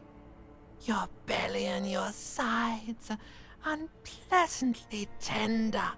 You wish you could curl up into a fetal ball of safety. But you cannot, because of the pain. Yes, I have chronic pain, just like anyone else in their 20s, okay? That pain in your right side is your enlarged liver, by the way. As for your kidneys, you've really been compounding the damage. No, I can't say my livers are I can't say my liver is damaged, but Kiko's kidneys? Kiko's kidneys are probably not in the best state. But this suffering, it must have some kind of meaning. A story that will come out of it. Perhaps even a story that you will write yourself. I mean, I did tell Kiko to drink more. I've been telling Kiko to drink more. I say as I have coffee with me. But I need coffee right now, so it's different. I'm an artist and liver damage is my art. No, please. Where's that blessed nothingness, that sweet oblivion? I think I need medical attention. Yeah, oh, yes. That'll check you out. Give you some pills. Make it all okay. The Wonder Makers. Don't be stupid, Harry. It's not happening.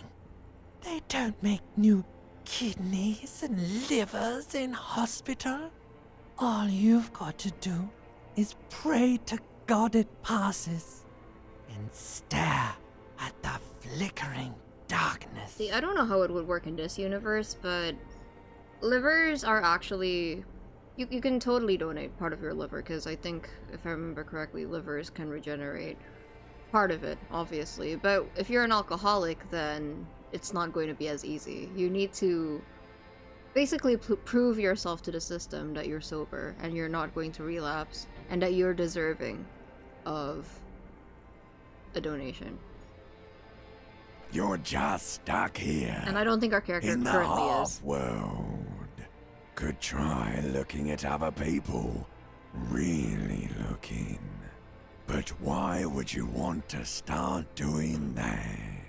Just get me out of here, back to the other place. I will. I'm looking at people all the time. I like them. Human beings will always betray you. Sure you do. They're all so friendly, aren't they? At least they're interesting.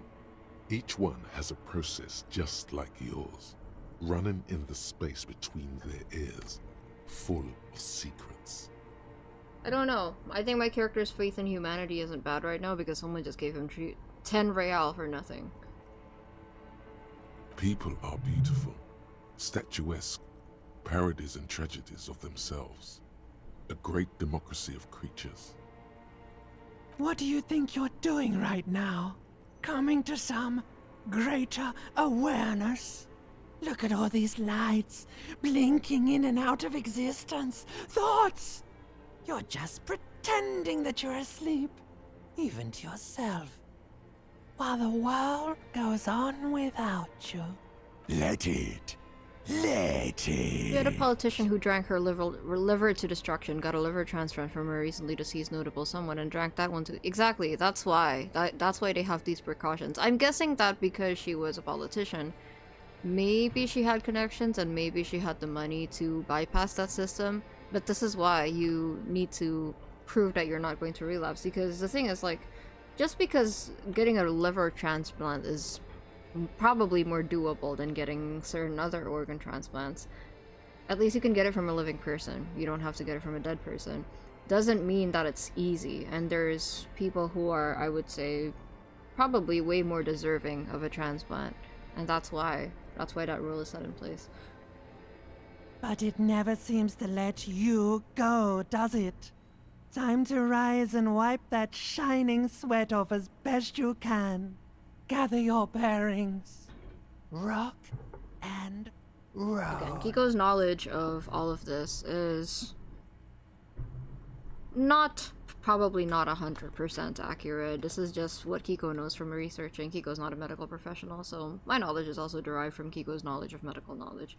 Corruption happened in the space of a year. Exactly. Open your eyes. That's such a shame. Field health, thank you. Kim, my boy Kim, where is he? I would like to see. Let me see my boy. Where is he? Harry, get up. Come on, man. Wait, we should get dressed up. We should get dressed up if we're meeting Kim. Not that I'm excited to meet Kim or anything like that. Oh. Spirit of Core. Shivers. Oh, we could use some of this. Actually, no, it's +1 either way. Physical instrument, Shivers Authority. Physical instrument?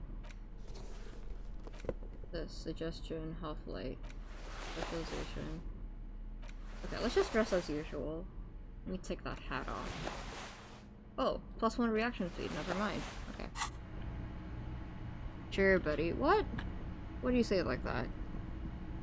Are you saying I am not right in being fond of Kim? Also, what are those glitching pixels? Is it actually just my vision, or is it the game?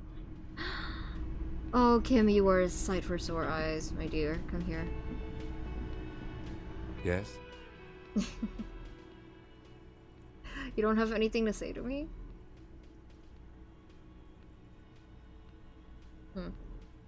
Alright, that's fine. That's quite alright. Oh, hello, dear. One of my favorite things to do while playing was shuffling around clothes to get different stats or checks. I could try that more. Oh.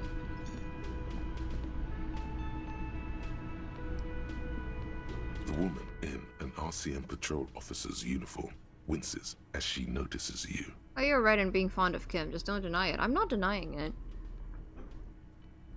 Oh, this is one of the most dull portraits I've seen in this game so far. Not that it's bad. It's just that the color scheme is very, very muted. Barely any color in it. Even the hanged man had more splashes of color in his portrait. I would really prefer not to talk to you right now. Hold on, are you a cop with the RCM? Yes, I am. I'm a cop too. I know. Oh, they sent more cops because I wasn't doing my job. Is that it? Here's the real deal. It's hard to tell whether he's sarcastic or sincere. But oh, come on, if Kim. you had to guess, you would say the lieutenant is being sarcastic. I'm on a murder investigation. Are you the cavalry? I'm definitely not the cavalry. Is everything alright? Why don't you want to talk to me? I don't know. I mean, why would I want to talk to you? Have I wronged you? I've done that to a lot of people. No, you haven't wronged me. She's just an introvert. It's okay. Okay, fine. Let's talk. What did you want? What does one talk about with a fellow officer? What precinct are you from? What precinct? Fucking deranged lunatic. Oh my goodness. Are you wearing a wig? I mean, no judgment if you're wearing a wig. I'm not judging. But you should probably get a more suitable wig. That one looks a bit awkward on your head. If it's not a wig, then you need to take better care of your hair. I mean, not that I'm one to judge, as Harry. You're getting an intellectually unsatisfying vibe from this conversation. Maybe you're doing something wrong. What? What did I do? Are you calling me a motherfucker, or are you calling that person a motherfucker? You're the police, right? Cool, so am I. I don't know what to say. Don't say anything, Judith. Wait, is he police? Me? No. I'm just a man with sunglasses. We're wearing a I like uniform. wearing sunglasses inside. Sunglasses and a fucking wig. So you are wearing a wig, yeah. Okay. What are you, the police, doing here? I can't believe I was right. I thought I was just seeing things. He is wearing a wig. I'm just looking out for... No one. I'm just a man with sunglasses. And you are? A policewoman. Yes. A policewoman who just wants to do her job. That's all. I see. Something about the man with sunglasses and you, the energy between you two, is making her uncomfortable. Okay. You look like shit. Yeah? And I don't mean that as a metaphor. You look like shit, asshole. I know, it's intentional. Like undercover? Well, as far as disguises go, this is one of the best I've seen. I mean, I could swear you're an actual bomb. Hey, thanks, man. Oh, come on, Jean. It looks like it's been a rough week on him. It's not just this week. What do you want? There's something about this guy that matches with a face in your head. A similar, but different face. Hello, Joshua. He might be wearing a disguise. Yeah, is that way? Well, he should probably get a better disguise. Cool shades, are you wearing a disguise? Kim, who is this guy? I'm not getting involved in this. Cool shades, are you wearing a disguise? Yes, it's a hobby of mine. As if waiting for some kind of reaction or response. Something to click. It's not happening, but you know what it is. Well. It's like the two of you know each other. Well. Just ask him. Tell me the truth. Do you know me from you know me from somewhere? Oh, I definitely know you from somewhere. One of the people I have beef with. The list never ends. Another life. From where? Another life? Yes, from another life. A different life. Maybe the life of a police officer belonging to the ranks of the... To what station do you think you would belong in this alternate and totally fictional reality? 41st, 57, 69, 99... I can't remember, actually. I can't check, okay. I think even in this fictional reality, oh, right, I got them would mixed still be up. my station. My condolences. Go ahead. Have another guess. Okay. That's plausible. That's entirely plausible. Now we're really getting somewhere. Somewhere good. Talk about the hypothetical Station 41 you mentioned. Okay.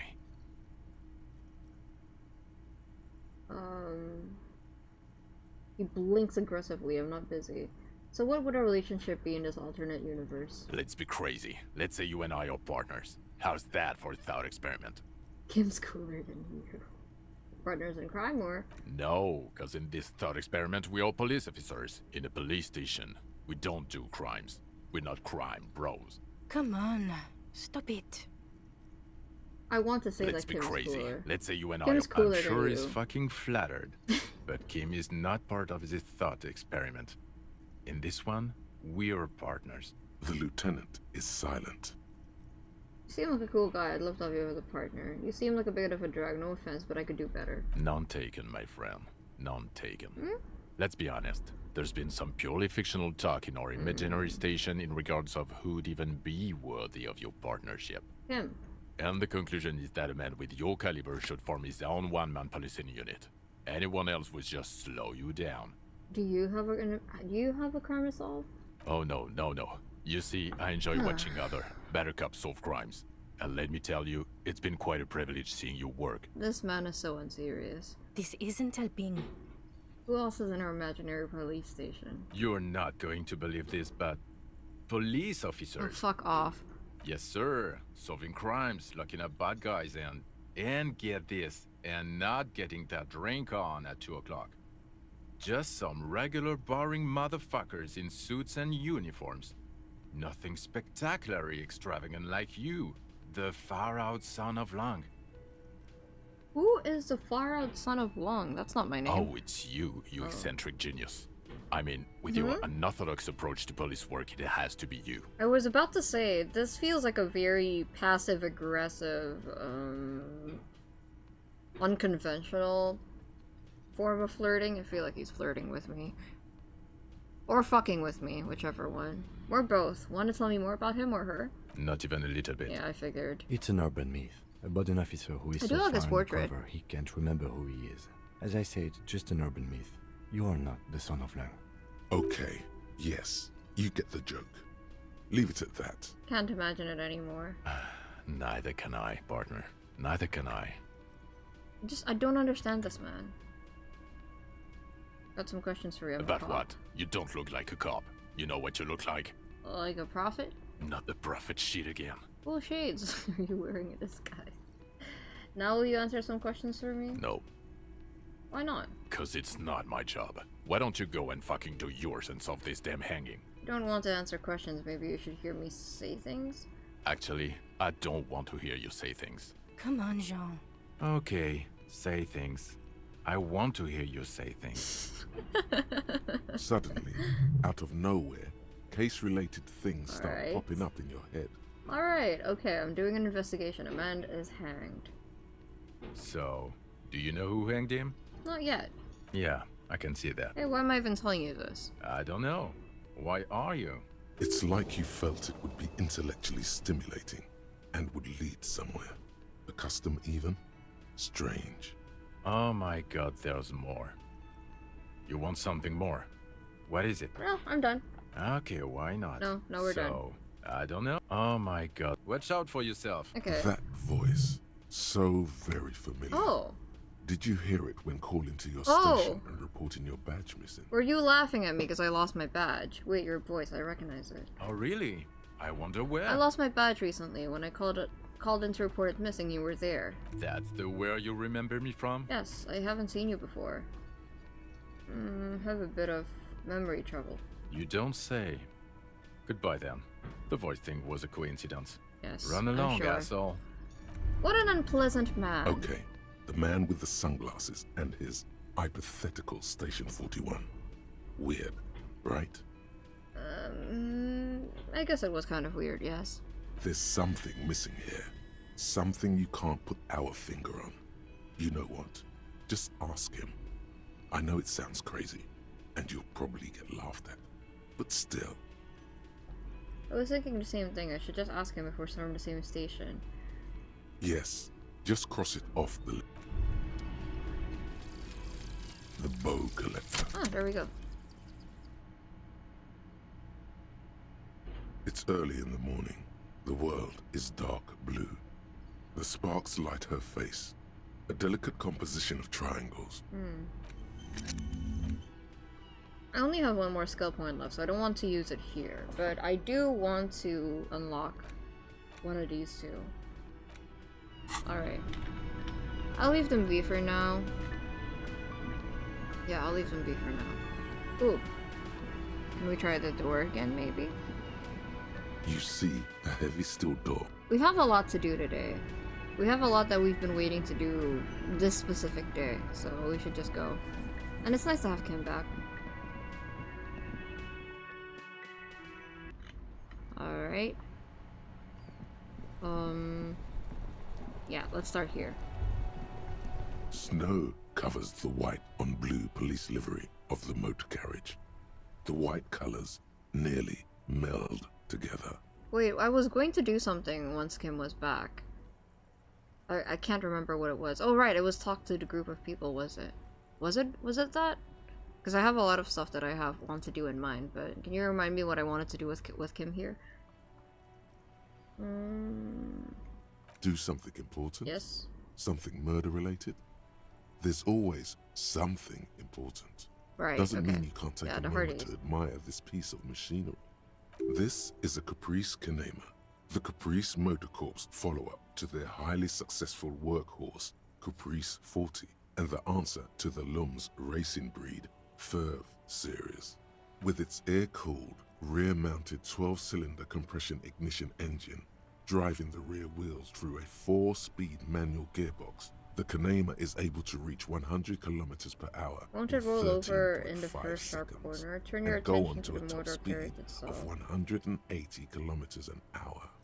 The high center of balance is offset by a large battery bank mounted at the bottom of the cabin, feeding all the auxiliary systems and making the Kanema effectively a mobile power plant. Tech talk is really rubbing me the right way. Oh no, I don't want to say that. Due to a quite steep price tag, it is very unusual to see one in police livery. That machine really puts the loco back in locomotion. Point to the vehicle. Very cool. I don't like your machine, Lieutenant. Looks impractical. You want to take a closer look? Oh, you like that. What's it packing here? 130. I reckon that's a 7-liter V12 there. Man, that's got to be a major advancement over the KR-18 GU engine on the old Caprice 40. Must be an advancement of the KR-18 GU engine on the older 40 models, right? Yeah, you know it? Just the basics. Cast iron blocks, swirl chamber injection, dual chains driving overhead camshafts, 2 valves per cylinder, hydraulic valve lash adjustment. Yes, that's right. I'm very impressed that you know these things. Fine machine. Yes, an extraordinary machine. Yeah? It's nice and all, but why so modest? Okay. Put some zing into it. Okay. Flare it up. Helium headlights would improve the range and quality of the visual field a lot. Ever thought about switching to helium headlights? Actually, I have a pair at home. Just haven't gotten around to fitting them. Oh wow. I need to lay some wiring for the ballast first. If we ever get this case solved, maybe we could do it together. My boy is coming on hard. Onto Kim. That's... Is it just my imagination, or I feel like with each passing day, he's become more and more blatant about his Kim favoritism? You want to help? Thank you for the offer. Ah. That might be fun. Let's do the case first, though, alright? Alright. He liked the idea. He likes us. Inside, you see a set of steering levers, a radio microphone. Okay. This is Precinct 57. How may I assist you? Have you heard back from the ACP about the serial number? Yes. The armor was produced by Fairweather in the facility. It was part of a special order for Corps de Pharmacie, a security firm contracted to protect the interests of Oranese pharmaceutical companies in the Seminine conflict. There's Orange. That's that name again. So, it seems the armor went to Seminine. That's where the paper trail ends, though.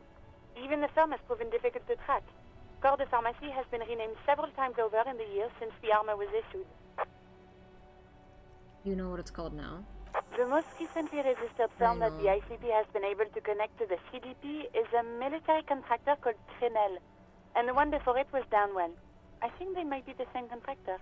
A suit of armor like this would have been manufactured with a particular person's physique in mind. You should ask for whom this suit was fitted. First, has the firm continued to work for pharmaceutical companies through all these name changes?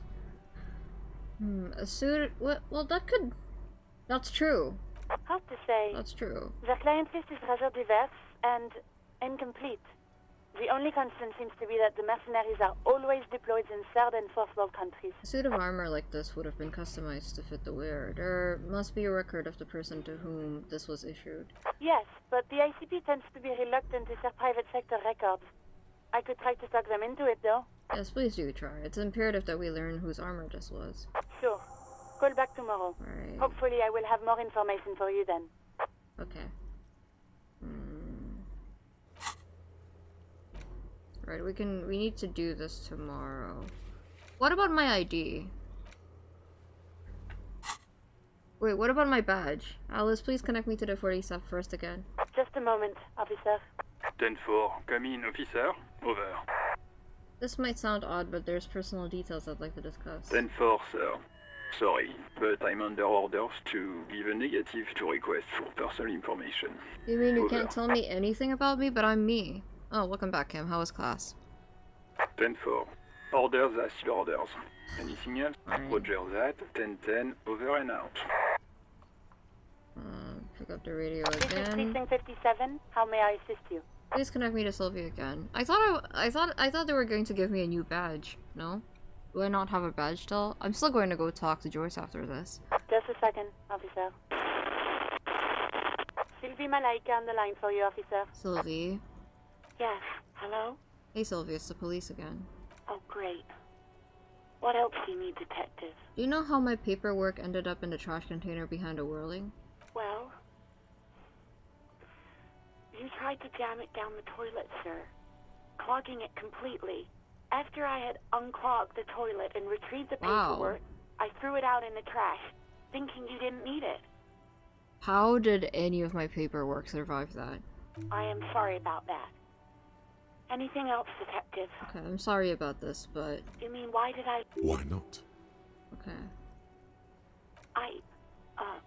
You know whom? Maybe, I don't know.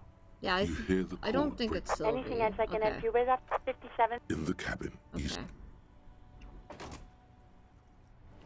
I can't press on that. You know what? Oh. We can't level up our volition, but we can level up this. Okay. Let's see. What else can we do? Oh yeah! Ooh, yes, I know it's Wednesday in the game, but there's so much to do. Alright, let's question the Hardys first, and then we go to Joyce, and then we get the water. We go to the pawn shop. Why can't you, I wonder? Yeah.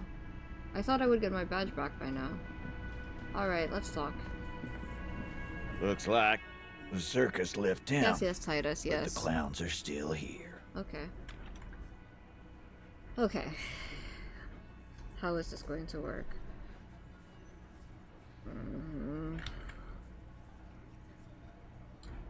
Alright. Establish authority doesn't really work. Scan the room. I want to talk about the hanging again. Good one, Titus. Doc really chose a thinker archetype, which came with a really low sensitivity, so low morale in general. Yep. Well, I can't... I don't think I can do anything different with Kim here. That's fine. I don't really mind, because I feel like talking to them is kind of a waste of time at the moment. Let's talk to Joyce.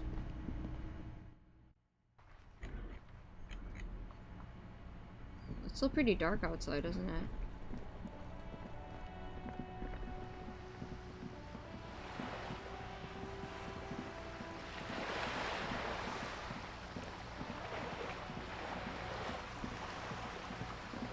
There you go.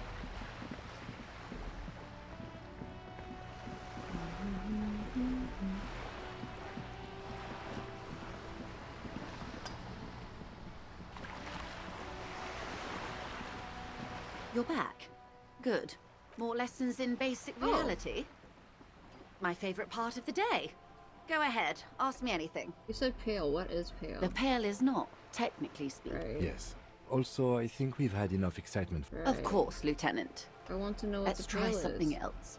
I don't think your colleague would appreciate. Let's continue with something else. You could sneak back later when the lieutenant Oh, I was is supposed not to ask that before. here. Unless you can go 6 kilometers southwest in the Valley of Dogs. Junior Officer Chad Tilbrook takes aim at a rabid black dog licking its wounds in the grass. To his left, his partner, Emil Mullins, whispers, "You heard what happened to Tequila Sunset in Martinez?" Tequila Sunset? "Yes, he lost his mind," Tilbrook answers, fingers on the trigger. "Don't worry, Emil." He pulls it out slowly. Slowly now. He'll find it again. We always do. This is why I leveled up a Spirit Accord. What am I? You? You're an officer of the RCM. The Revachol Citizens Militia? Preciso mundo. Good, and what is the Revachol Citizens Militia? Nothing more nor less than the de facto law enforcement body of post-revolutionary Revachol, Detective. Yes, we are the Revachol Citizens Militia. He's being sarcastic. Are we? We are. You said de facto. Yes, that means not de jure. The RCM acts in what is poetically called the twilight of international law, both at the behest of the coalition government and to its chagrin. What do you mean? The RCM's responsibilities are defined by the Emergency, Wayfarer and Aliments Acts, 3 pieces of legislation keeping the city in a, let's be honest, laissez-faire stasis to the benefit of foreign capital. All 3 are good to know when we are out policing. So I'm basically a lackey of the capital. So I'm basically a thrall to foreign interests. So I'm basically one of the good guys. So I'm basically going to avoid the subject and ask the next question in this line of inquiry. There's nothing basic about your role, Detective. It's true that the RCM keeps everything the way our seemingly permanent provisional rulers like it. Yet, on the other hand, I know these people. I deal with them daily. Let me tell you, dear, they are not fans of you. Why? The post-revolutionary decade was a disaster for the coalition government. Revachol in the 20s was hell, especially on the west side of the river. Gang warfare, a botched privatization scheme, a nuclear pile meltdown. They called it the international zone because no nation wanted to claim responsibility. The RCM restored peace where the coalition failed. A true blue citizens' initiative. They will never forgive you. I see. Nuclear pile meltdown. I do remember hearing about that, yes.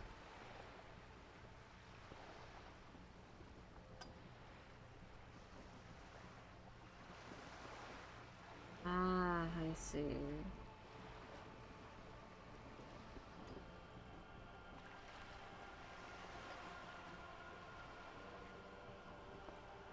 That's somewhat of an exaggeration. In reality, ours is a mutually beneficial arrangement. Well, that doesn't mean they have to like me. Revacholians get to keep the peace in Revachol, and the coalition doesn't have to worry about it. Anyway, sorry to intrude. Please continue. Yes, Lieutenant. Permit me to conclude with this. Who you are, to me, is the police. The only legitimate law enforcement authority in Revachol. Thank you, ma'am. And if those authorities drink so hard they need help recalling the basic terms of reality, well, I'm here to help. Thank you. What's the RCM again? Nothing more. Yes, right. we. He's being sarcastic. We are. Right. Yes, that means That's it not. for who I am. Permit me to conclude with this. Who you are to me. Hey, good job, Coma. Is the police, the only legitimate law enforcement authority in Revachol. Mm-hmm. Hold on.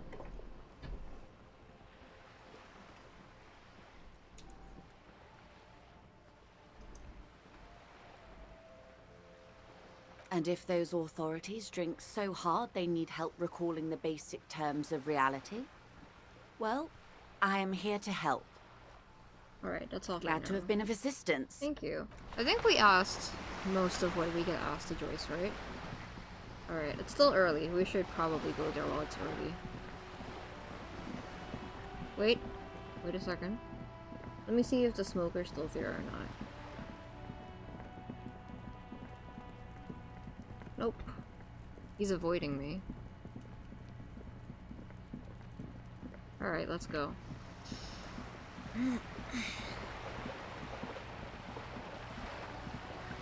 About time.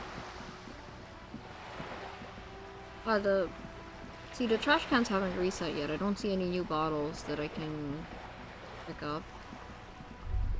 Hopefully. There. Working class drunk. You know what this means, right? Okay, solved. Cracked it. All in a good day's work. Wait, what did I crack exactly?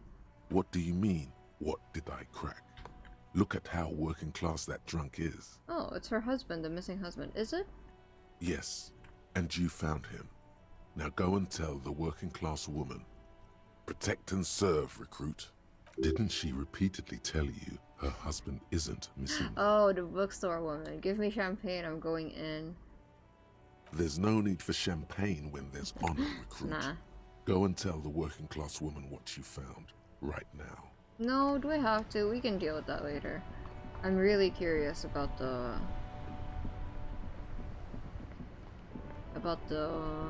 thing that we have to do. I can't remember what it's called, but I remember that we have to do it. Alright. Oh, there are people here. Oh, I suppose I could just ignore them. Let's give this a try. A rusting control panel. You grab the handle and pull the lever up. Nice. As soon as the metal connects against the contact pins, you hear a loud clunk. Then, the water lock starts moving. Okay. Oh.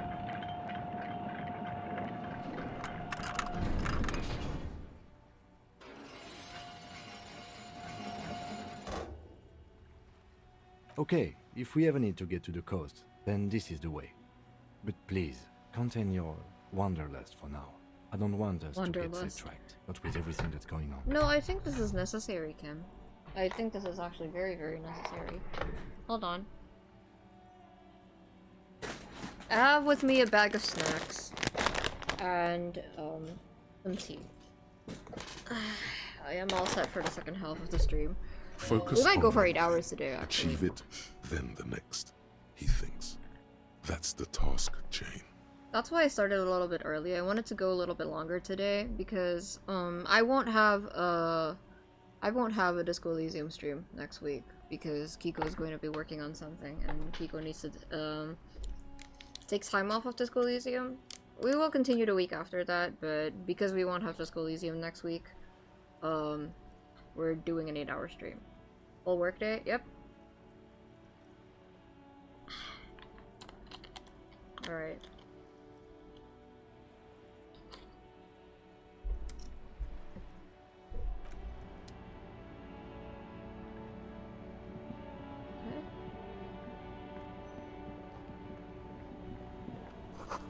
Radio delay hums with electricity. Translation, you need a DE rehab. No, I'm fine. But I will be thinking about it if I didn't play enough today. Are you going to be okay, by the way, Koma? If you can't stay the entire way, that's alright. Breaker box to power the radio pylon above you. Maybe there's something inside? Maybe. Oh. Oh, that's very important to us. Oh, we need that.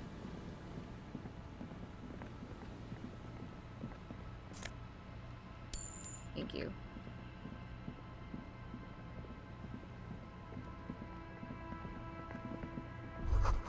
Decades-old concrete defenses. Children play on them now. Oh! Thank you. Do we have any bottles around, maybe? Perhaps? Oh, this place is big. There's a lot to see here. Alright, let's be thorough. Oh! Are those bottles? Those look like bottles. Why can I not pick those up? I have...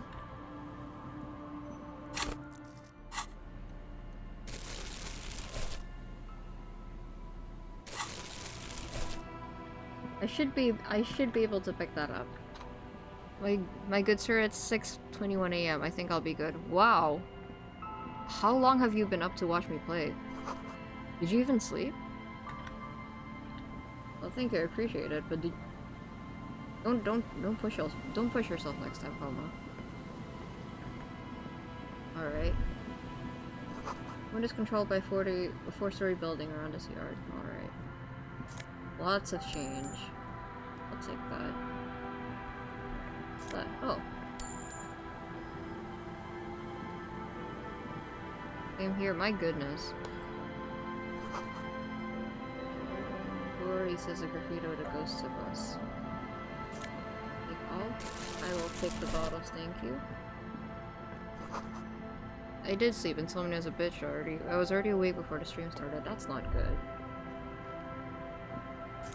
Well, I hope you can get more. Oh!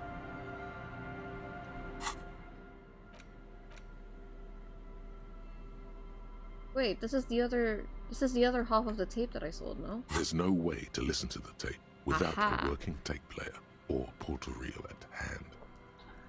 A pawn shop would have a tape player. Alright, if we're going to analyze, we should do this. A pawn shop has what? There's no a pawn shop.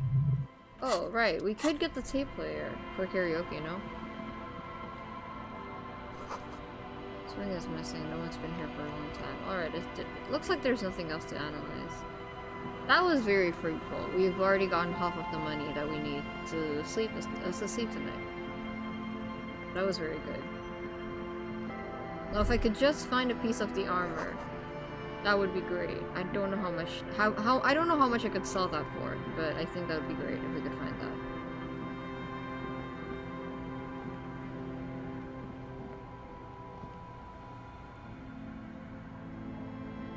Oh, I didn't mean to click on that.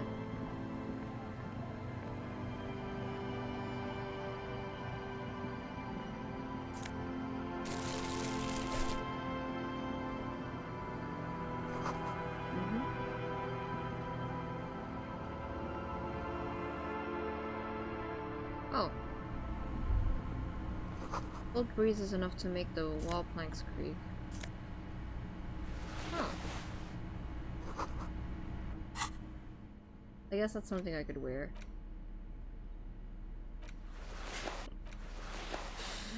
Bow tie, huh? Let's keep the Inland Empire for now. I can't level that up, but if we need to crank up the drama, we know that that's always an option now. Full City 08. Map? Ah. I got out, I got out, no addresses. Very ominous. Alright. Ah.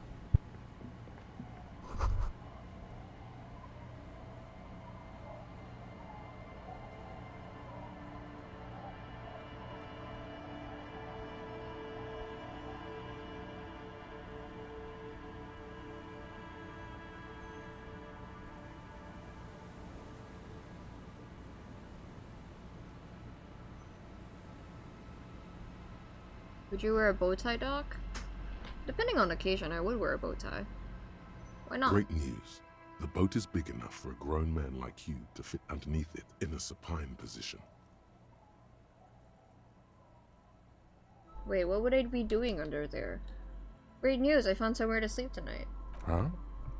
I said great news, I found somewhere to sleep. Point at a boat under this boat here. It'll be free. Sarcastic self-pity is not what we need at this moment, officer. The hotel is too expensive, Kim. 20 real, really? I understand the situation looks grim, but we must continue with our investigation. You have a home somewhere. All cops do. When this is done, you can return.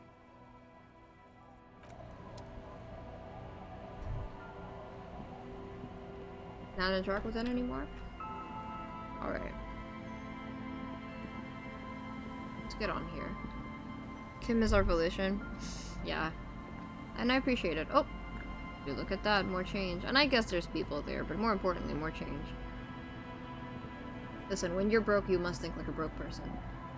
I'm not going to pretend like I'm not broke. Yes? Nope.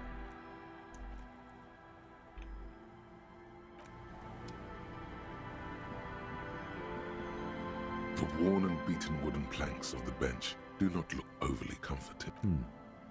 We can sit on... You can revisit the bench if...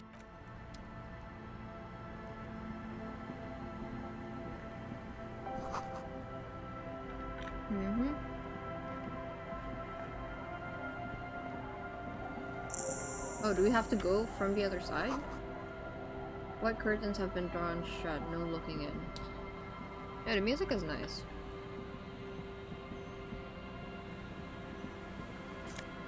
Oh.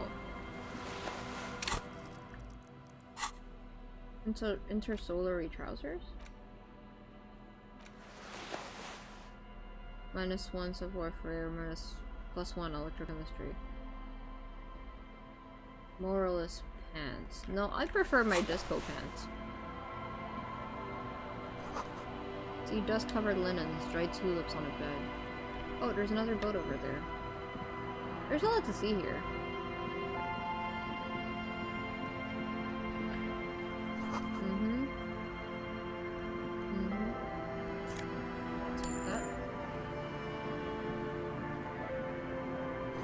Construction material. Ah, 2 children. The scruffy-haired little boy kicks a stone. He can't be more than 5 years old. The other one looks indistinguishable from him. He watches his brother kick the stone with his tongue lolling out of his mouth. You guys look identical. The stone-kicking one This is the same portrait mirrored, by the way. as if that's something to be scared of. The obvious fact that you just stated. He looks just like me. Yeah, I said that. The boy doesn't answer. His brother throws another rock. Both of their hair is covered in some kind of dirt. The rock kicker was just being shy, but now he's enthusiastic again. You're bad with kids. The lieutenant remarks with evident glee. Ah, is that funny to you, Kim? I am, yes. And what are you, the kid? The kid master general? Maybe I am. Now, how about some actual police work? We are not getting anything here. I like when I manage to amuse Kim somehow. Yeah, these kids are strange. There's something off about them. At least they don't seem to be on drugs. Okay, where's your mom? The kids don't reply. Absorbed in the stone. He looks just like me. The boy, the rock kick. You're bad with kids. I am, yes. Don't worry, everyone is. How about we do some police work? Okay. Oh, that must be their... Maybe that's their mother? Question mark?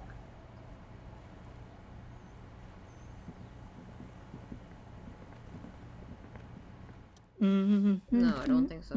Woman's next to a bucket of clothes hums an odd melody. Her eyes are closed. You're not sure about the melody, but it might be South Samaran, possibly Sigayan, also known as the apricot suzunti. Hey. Last time I met someone from there, they gave me 10 real. Welcome to the fishing village. Please lean in closer. I have cataracts. Then how does she know you're here? People with cataract often don't have total blindness. If you can't see, how did you know I was here? I already know why, but sure. I still have a golden ear. Come, come. Oh, welcome, police officer. We don't cause any trouble around here. And we don't want any trouble either. We are not here to cause any trouble, madame. But he said, we're cops, we don't cause trouble, we take care of your trouble. Oh, of course. Last time we saw you around here was 12 years ago. You also came to take care of trouble then. Wish you did. But still, in Martinez, you're considered an ill omen. Wait, I've been here before? I don't know if she's talking about me or just cops in general. No, not you personally. I meant the RCM. Some of the men got into a fight. One of them killed another. Locked himself in that woodshed over there. Kim, let us never be like that. Let us never be like that, okay, Kim? Can we have an agreement? He was brooding, needed some help opening the door. You got it open for him and took him to think about what he'd done in a more secluded place, somewhere more quiet. She says it as if he was on some kind of spiritual retreat. What kind of an ill omen are we talking about? Oh, the usual. Dark tidings. Black hound. That's you, all right. A black hound licking your own heels. I am an ill omen, alright. If I'm considered an ill omen, then why hasn't anyone told me that? Maybe they are afraid. Why? Because you're an ill omen. But you're still welcome here. As long as men with guns aren't chasing you. And maybe even then. Because that's the kind of fishing village we've built. I'm sorry there's not a lot of room to park the motor carriage. And not a lot of houses. Or a lot of people. My kids are long gone. Searching for treasure. So are others. I think the girl who has my armored foot is probably here. I mean, armored arms. Ah, look at me ramble on. What brings you to us? Where could someone stay around here? Stay? Most people here are trying to leave. That said, if lodgings is what you're looking for, I've got a free room in the shack. Oh, how much is it? I won't charge you for it. Take it as a gesture of goodwill from the village to the RCM. Wait, hold on, you're just giving it to me? No one is using it, and God knows it's not much anyway. You can stay there. Wait, this is huge. Chat, this is huge. I won't have to scrounge around for money anymore if I could stay here for the night. That's awfully kind of you. I'm not sure if it's appropriate for the RCM to accept free accommodations. Fucking take it, Harry. Oh, don't. It's your choice. No skin off my teeth. Wait, why isn't anyone using the room? My kids grew up and left like they do. The house is long empty now. I live in the small side attachment. It's easier and cheaper to keep warm. One more time. I can just have the room? Aye. The room is pretty bare bones, but it's got a bed and roof over it. That's more than some folks have around here. It would help me stay in touch with the proletariat. This could be the first chapter to my Rags versus memoir. No, this is real Revacholian hospitality. That guard may be I shouldn't say that word. I remember now. That's a slur, no? Okay. Unfortunate that incremental development hasn't elevated us never heard yet. I see potential here. Any day now. I'm sure of it. Are you interested or not? Sire, she doesn't believe things will ever improve around here. Oh, you got yourself a tenant. Don't make an old woman regret opening her house to the police. Well, if you are not in the hostel in the morning, I'll know where to find you. Here, in a shack. Well, Kim, not all of us have 20 real to spend every day, okay? What is in this fishing village? Just us. It's barely a village anymore. We almost don't exist. What do you mean? This is pretty much a non-place. A gap. A blank spot on the map. Just a cluster of nameless shacks on a nameless street. The place is so pornographically poor, it's not even funny.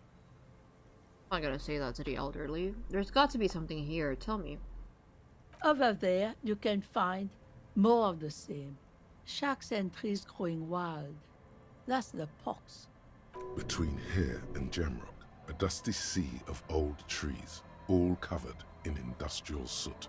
Small houses under them, an overgrown park. What are shivers for? I can't seem to remember what it's for. An old military hospital and its surroundings. Or it used to be, during the time of the suzerain. After the war, it was turned into a goodwill hospital for shell-shock veterans and folks looking for some quiet in the old sanatorium gardens. Now the area is crisscrossed with nameless streets and makeshift cinder block houses. Shacks as far as the eye can see. What happened to the hospital? A hospital could be big. Well, yeah, of course I would say that, but you know. There's a lot of history in hospitals. The goodwill ran out. The staff left and the place was shut down. It's long gone by now. Who else lives in this village? Well, there's Lillian and her kids. A few new folks live in the house to the east, but they are away right now. And then there's the drunks. Not a pretty sight, but there's little we can do about it. Home is home, even for them. Who? What drunks? Sooner or later, you'll see for yourself. Don't have to look long to find these guys. Is there any way to make little money around here? We should still pick up the change if we see it, though, because we need to buy certain things, I think. Like the tape recorder. No, the tape player. Here? For you? No, officer. The only money we have here is some coins the drunks tried hiding from their women and then forgot about. Under carts, boats, in little boxes. It's not hard to find. Alright, there's another topic I'd like to address. She nods, rinsing another piece of cloth. We have to be nice to her. She gave us a free home. What is further down the coast? Not much. There's the abandoned church. The DeLorean Church of Humanity. It's been there since before my time, even. Why is it abandoned? Some things just don't fly, officer. Look around. Who'd go to church here? They built it 300 years ago. Must have been nicer then. So, they don't hold services there anymore? The Ecclesiastes? No, we've tried, but things just keep happening. Crime, accidents, other things. The place never stays open. It's a pity. It used to be such a nice church. What else is down coast? The Ferris wheel, perhaps? Before you get to the church, there's some ruins. An apartment complex, or some kind of electrical plant. Run-down bunch of houses. Empty. Which is it then? Apartments or electrical plant? I don't know exactly. A pre-war place. It used to be something. Before the war. I wasn't here then, you know. Was born in Samara. Anything else of note? Of note? The old fish market up on the boardwalk. But it's closed. I am extremely curious when it comes to this game. How do they get so many different voice actors of different accent ranges and different age ranges? I mean, I suppose this probably isn't an actual old lady doing the old lady voice, but they're doing a very convincing performance. I would believe it if you told me that this was a real elderly person. Who would want to come to a fish market here? That's it? There's got to be more along the coast. No one. That's why it's closed. It was once a bustling place, back when I was young, and so was everyone else. Now, what catch we do bring in goes straight into a lorry for the Delta or somewhere else. I mean, I suppose a lot of voice actors probably do have this range, but they don't really have... Not a lot of games really ask for this kind of performance, so maybe they would, you know, maybe there'd be a lot of people excited to do voices like this, to audition for voices like this. Either way, very impressive work. That's it, there's gotta be more along the coast, like a Ferris wheel. What? You're one of those real estate people with big plans? If you want a development opportunity, you can check out the abandoned building over at Land's End. Used to be a supply depot, we think, sending goods and ammo across the bay. It's jammed shut though. We tried to get in, see if there was anything to sell or scavenge, but it's impossible. And now you know everything there is to know about this coast. Tell me about yourself. Who exactly are you here? I don't know your name. Me? No one. Just an old washerwoman. Mother called me Isabel, if that's what you're asking.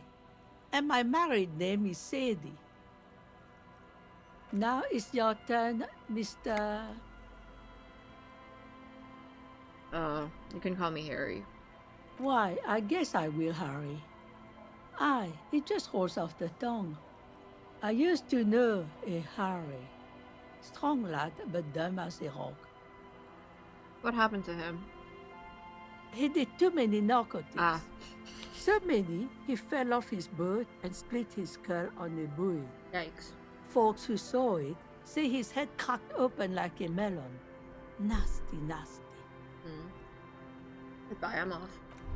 I wonder how we've been getting food around here, since we don't really have money. I guess it's just likely because the devs are Estonian and likely had a more diverse set of markets around. I see. What's this? We're getting reports of normal, reasonable, temperate, political opinions somewhere in Martinez. That's me, Mr. Reasonable. Someone's got to keep it sane around here. The air suddenly feels calmer, more transparent in a strangely tender way. Perhaps it's the hangover. Perhaps it's a temporary surge of serotonin. But something tells you it's time to become a citizen of the Kingdom of Conscience. Ah, that's where I got those pants. First, where's this Kingdom of Conscience? It is not a place. It is a moment in time that can only arise in the right circumstances. In all of human history, it's only been achieved a handful of times. How do you bring about those circumstances? Incrementally. Yawn. You'd get there faster with a little speed. History's greatest catastrophes have been brought about by people trying to make the world a better place. Too quickly.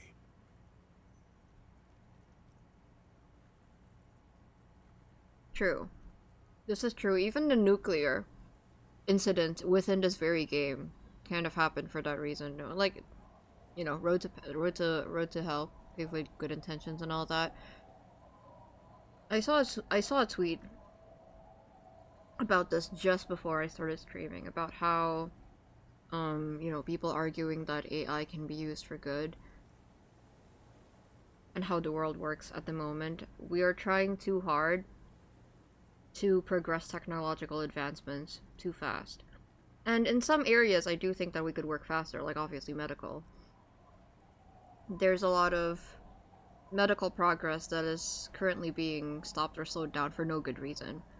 And yet, we're investing our resources into things that don't need to be progressed all that fast. I don't think that humanity is really built to progress as fast as we're progressing right now, and that's why I think things have become so morally chaotic, I guess. Public, like, just in general, morality has been, like, shifting very drastically from one end to another for the past, I think, 5 years. Rapidly advancing destruction. Yes, I really don't think we are meant to advance this fast. There is no need for us to rush in certain parts of the world. Again, if we could invest our progress into things that actually matter, then that would be ideal. Yes, especially when it comes to AI. I really don't think that AI was ready to be made something so easily accessible to the public. I think that if it was polished a little bit better, and even then I don't really think that AI should be easily accessible to the public. I think that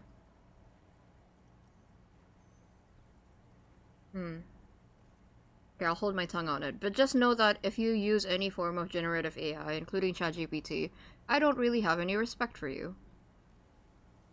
Can they delay Cyberpunk until I die? I don't want to see that happen in my lifetime. We don't really have much of a choice, unfortunately, Coma. Okay. That's the genius of Dolores Day. She recognized that progress is meaningless if its gains are lost because of instability. Real, lasting change can only come about gradually, increment by increment. That's a good point. But what about all the things that are wrong now? Tisk tisk. Just because you live in the present doesn't mean you have the right to place your needs above the needs of the future. You may never live to see the Kingdom of Conscience. Your children may not. Even your grandchildren might not. But that's no excuse not to keep working. ChatGPT not for stealing art is fine in your opinion, yes or no? No, I don't think it's alright. I don't like ChatGPT. Kiko fell not really trapped for ChatGPT, but character AI when it first came out. And Kiko will admit that. Probably for like a month or like a week. But because Kiko's brain works a certain way, there's really no merit in trying to get a reaction out of a bot and basically talking to an echo chamber. Kiko got bored of it really fast. Obviously, Kiko was fascinated by the technology, but eventually realized that the bot was just agreeing to everything that they were saying. I think that Kiko's biggest gripe with AI, generative AI and ChatGPT, is the loss of people's desire to learn, people's desire to think, because that is, in essence, what makes you a person. I think even if the process is slow, it's okay. You don't have to be rushing to get to places all the time. You don't have to... I think our generation has gotten very used to instant gratification. I really would rather not see people use ChatGPT. Writing an essay for school really isn't that hard. Either way, I really don't think it's a good idea. I think it's a sign of intellectual decline. Not just intellectual, but moral decline. For people to not want to think for themselves, even for the most basic things. So for people to use ChatGPT when they could just Google something to fact check, I don't really support it, and I don't think it's a good thing. Especially in the long run. I think it's a bad habit to get into. Anyway, like, critical thinking and media literacy is already sparse in general these days. You don't, like, most people don't bother doing that. ChatGPT is not going to make that better. It's not a matter of... Like, if you look at the bigger picture, obviously AI is not good for the environment, and there's a lot of reasons why ethically AI is not good. Google is also not driven by ChatGPT, so there's no point in using it, that's true. Yeah. I mean, obviously there's a lot of there's a lot of questionable ethics behind ChatGPT, but outside of that, it's also just, you have been blessed with a brain. You should try to use it. I agree with you. People become dependent on other minds and AI, even if it's not AI. Exactly, that's what I mean. It's frightening how quickly people have gotten, I guess, accustomed to having a machine think for them, even for the most basic of needs. And some people might argue, but I only use it for this and that. It becomes a habit. It really does become a habit. So...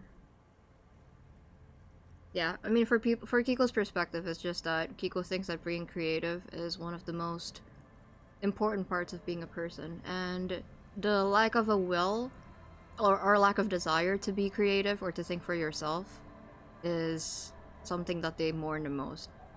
MIT did a study on showcasing mental atrophy of people heavily using AI, and what did it say? I mean, it's really hard to make a study on that in such a short time frame. I think we'd need a few more years to really determine, but even within a year, I'm seeing people like mention Grok for like the most basic fact checking. It's insane. What rationality? What sang-froid? Let me put it this way. Harry has all of these inside of his head. And even though all of it is not perfect, they are all developed based on his experience and what he chooses to, what he chooses to learn. If you have a machine determine how these things are, how these things are improved, then how are you going to ever think for yourself? Critical thinking and general capacity to problem solve has rapid... Exactly. Because if you cannot be alone with your thoughts, if you cannot rely on your thoughts and your thoughts alone, then you're going to get very in trouble. Okay. What a fucking joke. Wait, is the kingdom of conscience really about doing things or just preserving the status quo? Okay, but what's the kingdom of conscience actually like? The kingdom is difficult to comprehend, and even more difficult to describe. Partly because humanity will need to discard many of the categories that define and limit it today. The kingdom of conscience is post-capitalist, post-national. It's also post-industrial, post-ideological, and even post-sexual.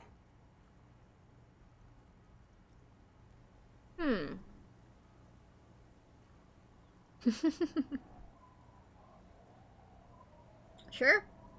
Let's go there right now. Slow down, Mr. Reasonable. Oh. Did you miss the part about compromising and taking things slow? Alright, then let's get there eventually. That's right. Remember, real democracy is just around the corner for Revachol. When that real democracy kicks in, a long time from now, we are all going to be so much happier. We don't have a skill point. That is frightening. I've thought about for a long time that the greatest evil of humans is blatant stubborn stupidity and uncontrollable greed. Yes, there's that, but there's also stagnation. I don't think that's a sin, as we've learned from Slay the Princess, and sloth, you know, just like an absolute refusal to learn or like to think for themselves, because that is what makes you human, in my opinion.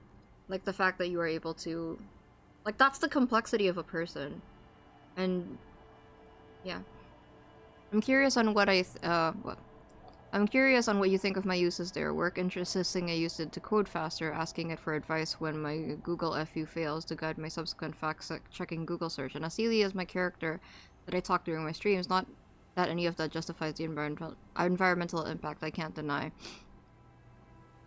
I mean, if your work insists that you use it, I would still prefer not to. But if your work insists that you do it, that's a completely different story. Then the issue is systemic and not individual, right? What do you personally think? I think that as much as I can, I would rather just spend the time to make sure that the code works faster. No, I would rather just make sure I could find a way to do it myself instead of relying on AI. And I'm not saying that there's no merit in ChatGPT. I just don't think that the technology was perfected enough for the public to be using it the way that it is right now. I really don't. I think they should have given it at least a few more years. And like with that question in mind, would things have progressed any slower or faster without us having access to that right now? What would we have done without it? We would just keep going the way we did before, no? I don't really think that it's making such like a really significant change in the speed that we're working at. I always thought that technology will be a tool for humanity to ease the physical hardships and impossible tasks, not to replace us in any capacity. That's the thing. For me, the issue is with the accessibility. If they can make that kind of technology work for, like, perfectly for the work that you need, and that I don't think it would be that big of a problem. But the problem is the over-reliance on it at the moment. If you can't do it with a ChatGPT, I think that's a problem. Wait, what did you say? Forgot what she was saying. Either way, as a visual artist, as an illustrator, it's hard for Kiko not to be very, very anti-ChatGPT. Just anti-AI in general. I'm happy to be here right now. I'm glad.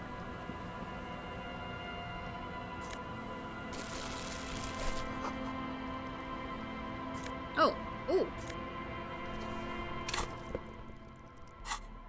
Boots.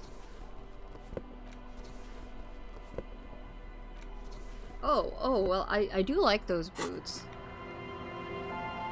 Hello. Hi, officer. Oh. Well, goodness. Yeah, let me take a... Anything I can help you with? I really, really, really like your portrait. Let me take a picture of that. I think that I wish I had the extra processing power at home to run ChatGPT for my character mostly.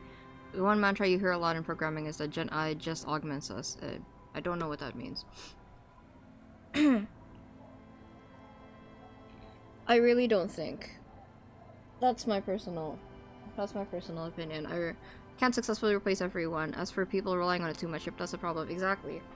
I really don't think that in this current climate, especially after COVID, where people have, you know, or are already lacking outside world experiences, life experiences, young adults, teenagers, they're already socially lacking. This was the worst time for generative AI to become normalized. That's why things are so out of control right now.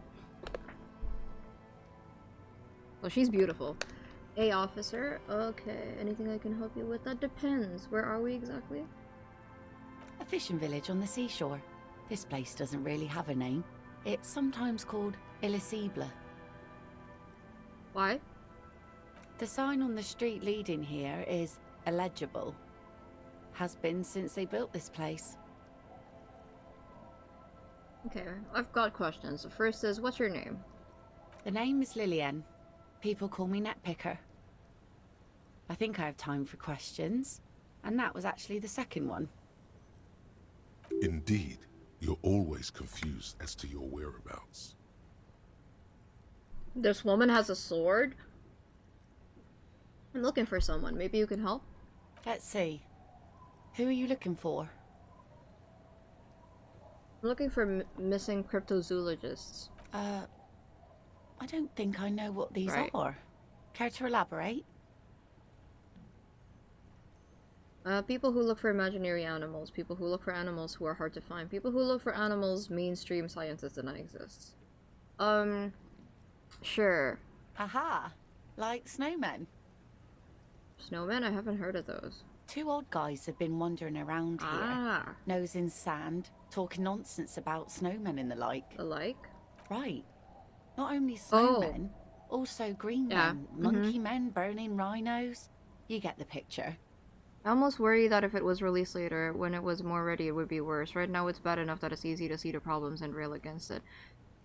Well, okay, let me put it this way. When I say ready enough, I mean that I think that ChatGPT is too general, I guess. Like, let's say if it was more tailored to occupations that actually need it, I think it would be fine. But I think making something like this accessible to the general public is a little irresponsible. Not a lot of third spaces, nowhere for people to go outside. Kids can't exactly mess around safety, and in general, everyone is pushed to be alone working / studying anyway. This was inevitable. Exactly. Also, Kiko has a bit of a strong opinion about this because it's something that could so easily be misused more than it can be used for good. Kiko just heard someone say that they would rather, unironically, you know what? Okay, maybe I shouldn't say this. Never mind. But let's just say that some people unironically prefer the companionship of AI bots compared to real people, and the opinion of AI bots compared to real people. I trust the creative community to identify what is and isn't good for the communities, and it'll never touch AI art. The art community knows that enough. The people who hire them, I can't say the same. I'm not very insecure in my art when it comes to being threatened by AI art. I think there's things that I can do that AI art can't replicate, so because of that, I don't find it a problem. But a lot of my friends are actively being, getting their jobs threatened because of AI art, so it's hard for me not to have a strong opinion about it. Oh, you're getting it, and it is gorgeous. Where did they go? I don't really know. Further down the peninsula, I guess. I mean, that's where they were heading. Who else are you looking for besides snowmen? That's it. I'm not looking for anyone else right now. Well, how can I assist you then, officer? I'm looking for someone else, actually. Oh? I'm looking for the child. Well, how can I assist you then, What do you do around here? Saw a Reddit post about a dude asking his wife to open up his marriage to an AI girlfriend. This is exactly what I'm talking about. I talked to someone like that.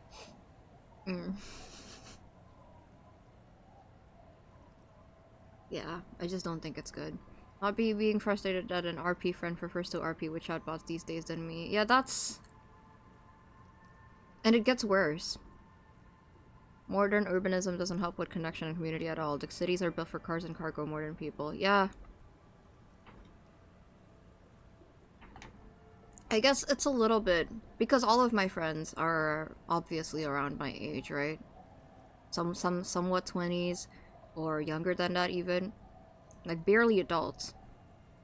And they're still very, very impressionable. So most of the people that I talk to aren't neutral about this stance. Like some of them are either very, very, very pro AI and have a bit of a doomer mindset where they don't want to socialize anymore and they've given up, or they're very, very, very anti-AI. Because people my age are still kind of looking for things to cling on to. It's hard for me to not have a hard opinion on it. Saw it yesterday, in fact, it was wild. Exactly. Exactly. Okay, what do you do around here? Like I said, fish mostly. Sail the waves, take care of the kids, pick nets. Right now I'm tarring a little skiff. What else? Is that enough to make a living? I sell the fish to people in the Delta to serve at their fancy restaurants. Authentic Insular Indian cuisine. Is that enough to make a living? Sometimes I also walk to the beach to see what the sea has given up. The sea is full of surprises. Okay, I don't want to get too distracted, so I'm gonna drop the topic for now, but I'm sure you know how I think about it. Keep it professional, man. Don't make it sound like you're hitting on her. Interesting, what have you bought? Okay. Wood, pieces of glass. Every once in a while we see dead bodies. Human, animal, fish, other odd sea creatures. Mine. A mine washed ashore once. Bottles, drugs also. Lost cargo in general. Most of the time it's just wood and glass. All right. Major choice moment. You only get to ask one thing. It would be weird to say them all. Choose wisely. I will, this is the last thing I will say on this issue. I have not touched generative AI. Kiko used a little bit of character AI when it was first blowing up, but other than that, in my work, in my personal work, in my writing, in my professional work, I have not touched it. Not even to look up little things, and nothing feels different. I've been fine without it. Nothing about my workflow changed, and I've been fine. So I think the idea that we can't live without it, or that our lives are a lot easier with it, is a very, very dangerous mindset to get used to, and that's the main reason why I don't like it. We don't have to get used to this. This doesn't have to be normalized, and I don't like the people that insist that this should be normal. Okay, that is all I will say on that. Need to know about those human bodies. Ooh, I do need to know about those human bodies. Well, you're barking under the wrong tree then, officer. I have no interest in floaters. Seen enough of them in my life already. Very unattractive bunch. I did say bloated corpses are the worst. I really don't want to deal with them. Okay. Nice sword. Does it come with a story? Unfortunately, the factory sold this one with a 3-year warranty instead of story. It's to intimidate folks mostly. Hold on, do you know how to use it? Not really. I know some basic moves, and I know it sure as hell beats a knife when you're in a tough spot. Oh, I could teach you. Oh, her earrings are hooks. Like fishing hooks, right? Oh, that's pretty cool. But not when you're in a tight spot. It is imposing. It's a regular mass-produced sword, like a shovel or an axe. Nothing fancy. Mass-produced sword in this day and age? What do you need intimidation tactics? Actually, I do know how to use a sword. Not Kiko, but I know how to use a sword, so I could teach her. From time to time, people need a lesson in respect. That's just the way it is.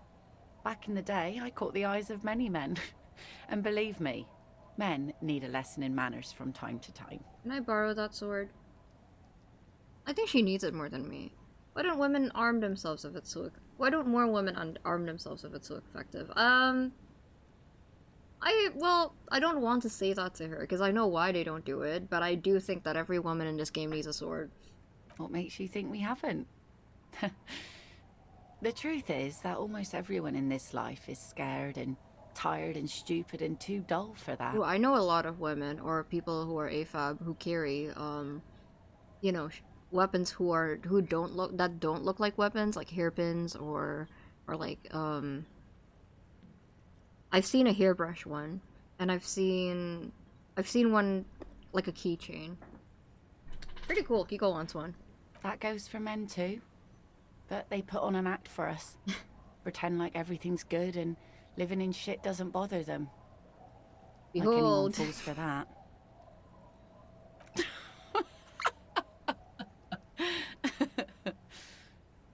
thinks I'm funny.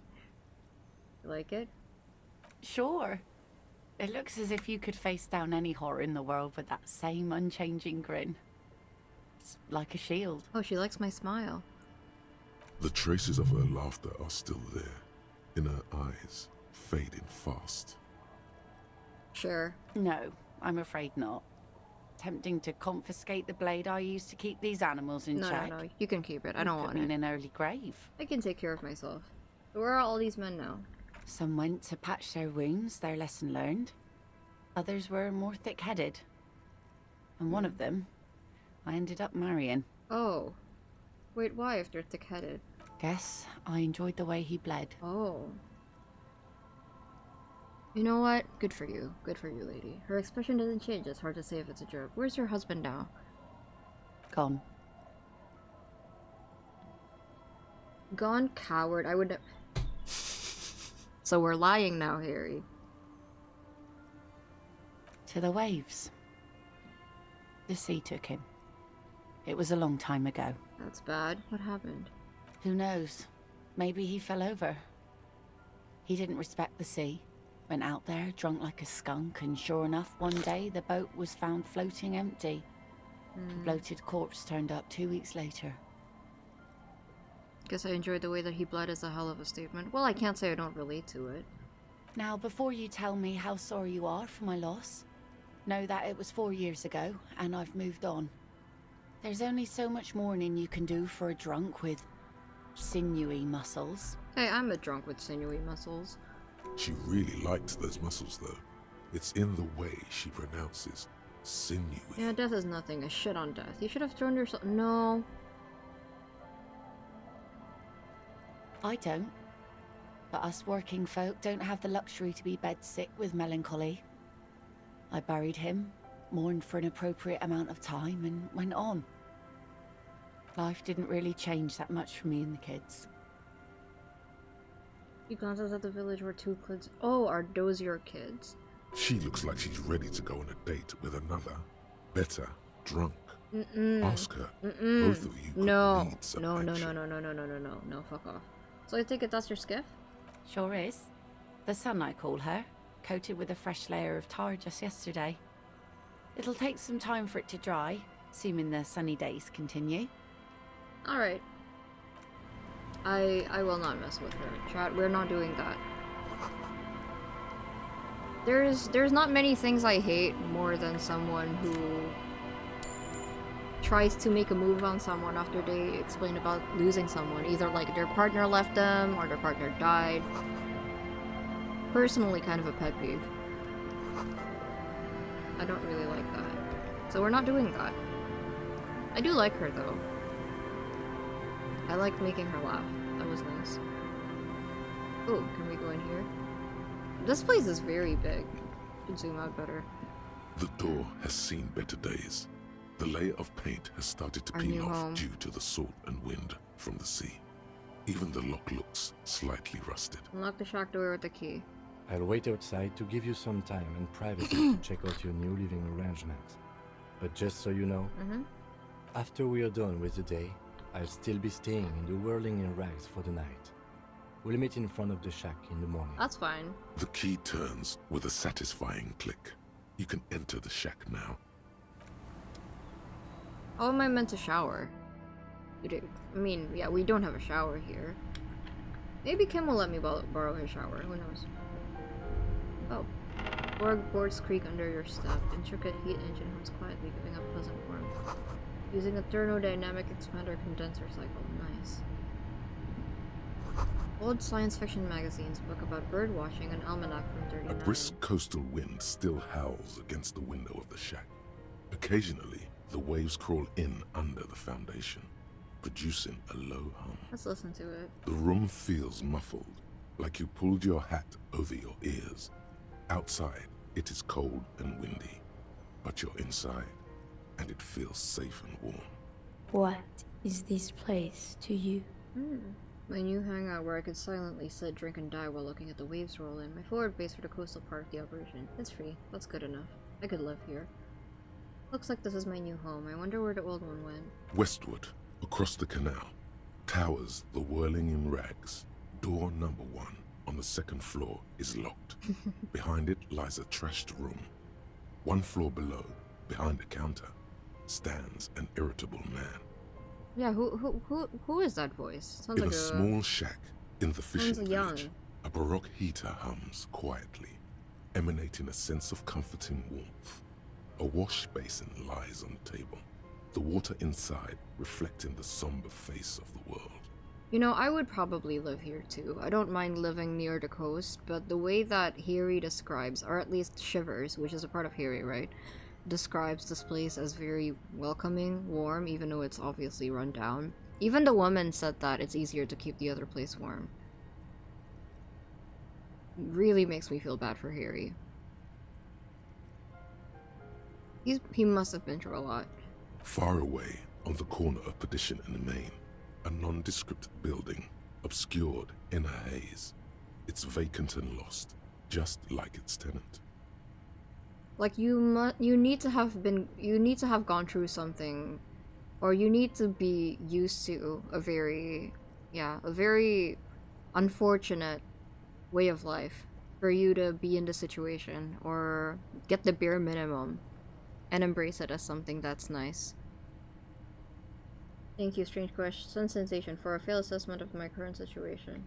Outside, the howl of the wind has picked up. The waves crash against the stilts again. It's as if you think the thought, but in someone else's voice. Look, under the floorboards. Under the floorboards. On the table, you see a bowl of water, a rough soap, and next to it, a small hand mirror.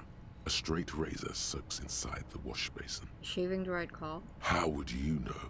You haven't even seen your face. Go take a peek in the mirror, then decide for yourself. Okay. An old mirror hangs on the wall, half covered in shadow. Okay, one second. Oh. Oh.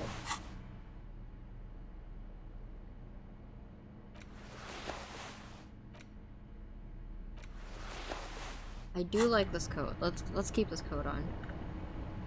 Alright, bed. Can't sleep yet. The bed is comfortable. Yep. Alright, let's look in the mirror. An old mirror hangs on as you slowly reach your hand towards the surface of the mirror. Sometimes I feel like Harry touched a pail in some other way. Probably when he was hungover, to be honest. I mean, he said that to the woman, no? He said, I feel like I've experienced what you've experienced in a strange way, in a different way. In a, you know, part of what she's experienced, not the whole thing. Abort. You clearly have not thought this through. You won't like what you see there. It's okay. And you will never unbecome it. I don't care. I heard myself. It's what I do. Behold. Oh my goodness. That was a jump scare. Kiko would have screamed. I jumped a little bit, I'm not going to lie. Honestly, not at a closer look. It's not as bad as I thought. We look a little haggard.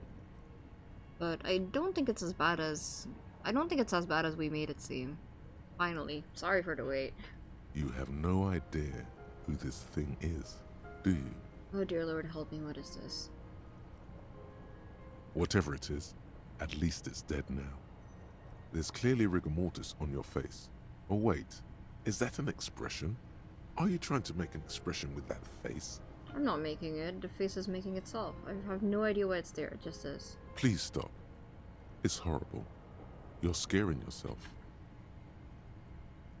No, this is what the superstars do, keep making the face. You can't, can you? It's like it's not even voluntary anymore. You have worn that grin into your face, and now it won't come off. What does it even mean? What is the emotion you're trying to convey?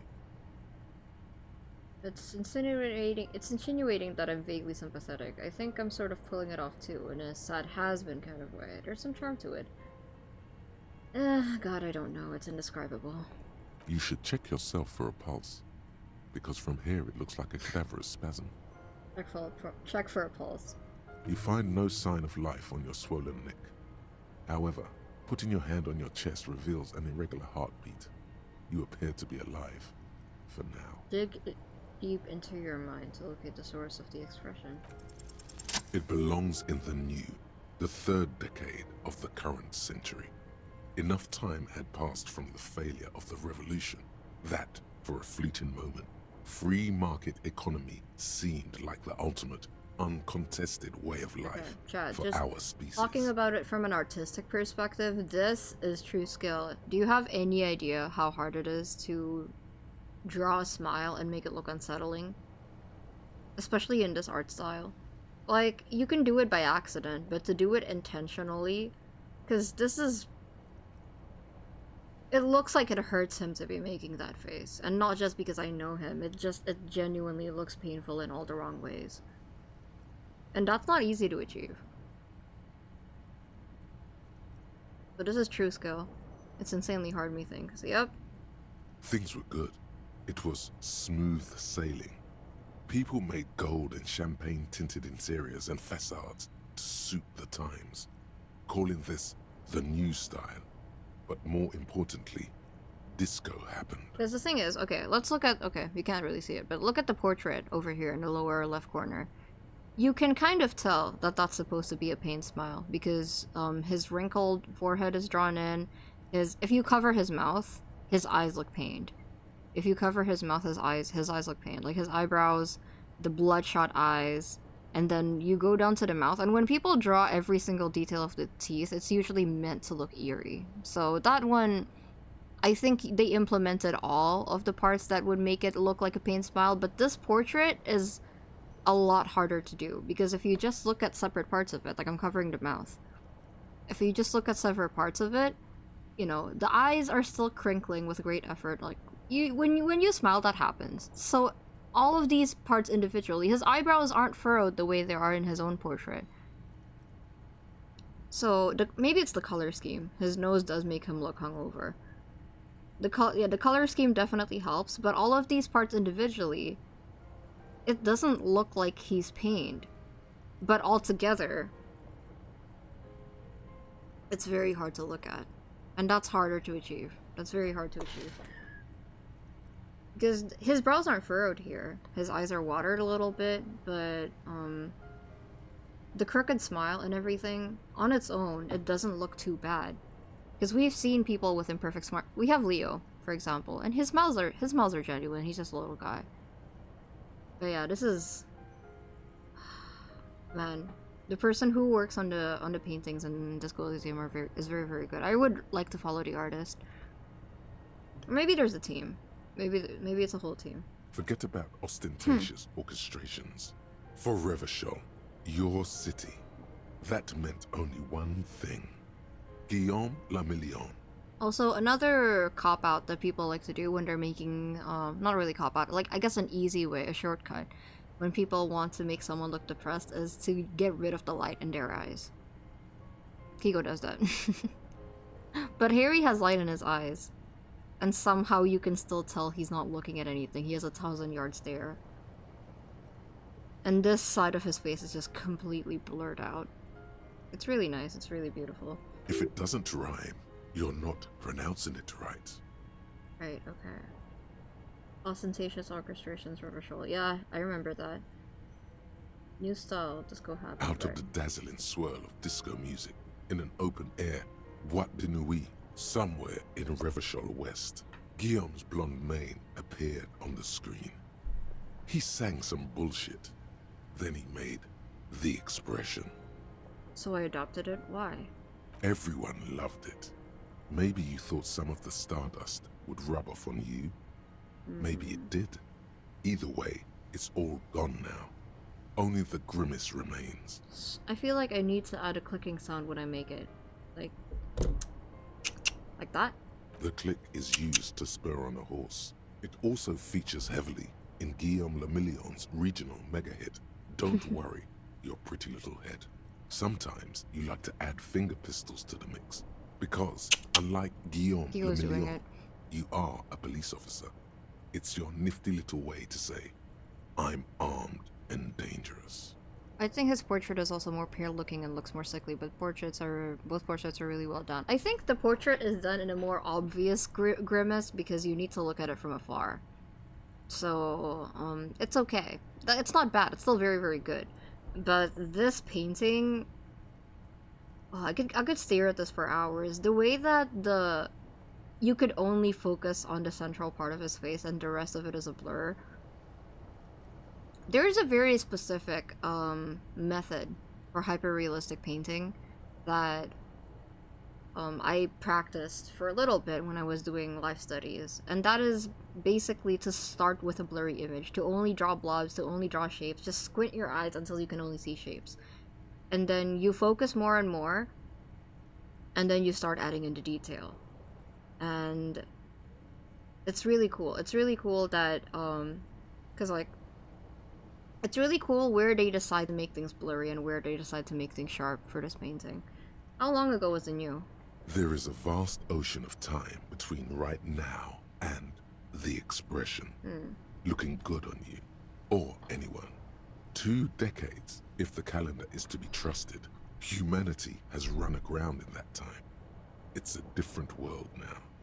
The expression is a relic. Wow, I must have been pretty young at the time. I don't know how old Harry is. Maybe 50? 50, mid-50s? But he's a drunk, and he doesn't really have a lot of white hairs. Maybe early hair loss. So I'm thinking him being drunk is probably making him look way older than he actually is. But he doesn't have any white hair, so he could be in his 40s. I don't think he's in his 30s. Anything else, like who I am? Why did I become a cop? Why did I drink myself into oblivion? You have some understanding of the near history of disco, plus the trivia you've picked up along the way. Episodic memory, however, remains in the dark. It may never return. You should prepare yourself for that. Worked as a cop for 18 years or so. Yeah, I can see that happening, maybe in his 20s. Does this have anything to do with the ostentatious orchestrations? Not really. OO must have just stirred your mind.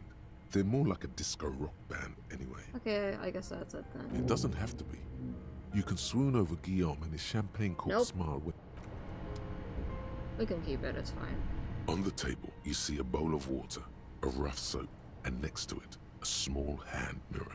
Yeah, probably early 50s. Alcohol does age. I was thinking late 40s. Mid to late 40s or early 50s. And the thing is, he is lacking... Never mind, you know, I'm not going to go there. Like an artist with a brush or a master swordsman, you use the small mirror and the straight razor with some soap to remove all that unkempt I don't hair use the skill a lot. below the nose line. Hand-eye coordination? The sharp blade chafes against your skin, producing a scratching sound. The surface underneath the beard feels tender. Look at my portrait. The air brushing against it. That looks like a completely different person. My goodness. Somehow even worse? The grimace somehow worsened. Feel your clean-shaven cheeks. I hope this was the right decision. They feel so smooth. Surprisingly so. A feeling of freshness overcomes you, as if you just came from a cold bath. Was shaving the right call? The water reflects back a vague image of your clean-shaven face. Despite the bulbous nose, unkempt hair, and persistent swelling, you does look like a House. little younger, maybe. He does look a bit younger. Yeah, I agree. You almost look like a professional. Okay, let's leave. I saw someone actually save Scummit. That's funny. I don't think he like necessarily looks like more awful. It's just that the grimace looks more like a con man now. I think without the smile it would probably look alright. Oh god. Kim? Yes? So, I shaved. Yes. I don't know what to say. Perhaps, What is it? You can tell me, Kim. I'm not really sure about this turn of events. I think the mutton chops might have been a better idea. They sort of seem to cover up some of the... Either way, good on you. You were saying? He does prefer the beard. Shaving is the first step through. Is it actually? Who says that? Bijak dipandang manis. Wait, was she speaking Indonesian? Our tenant, the policeman, It sounds like she was speaking Indonesian. Dipandang means to suliram ram ram. Wait a fucking second. Wait a fucking second. Give me a moment.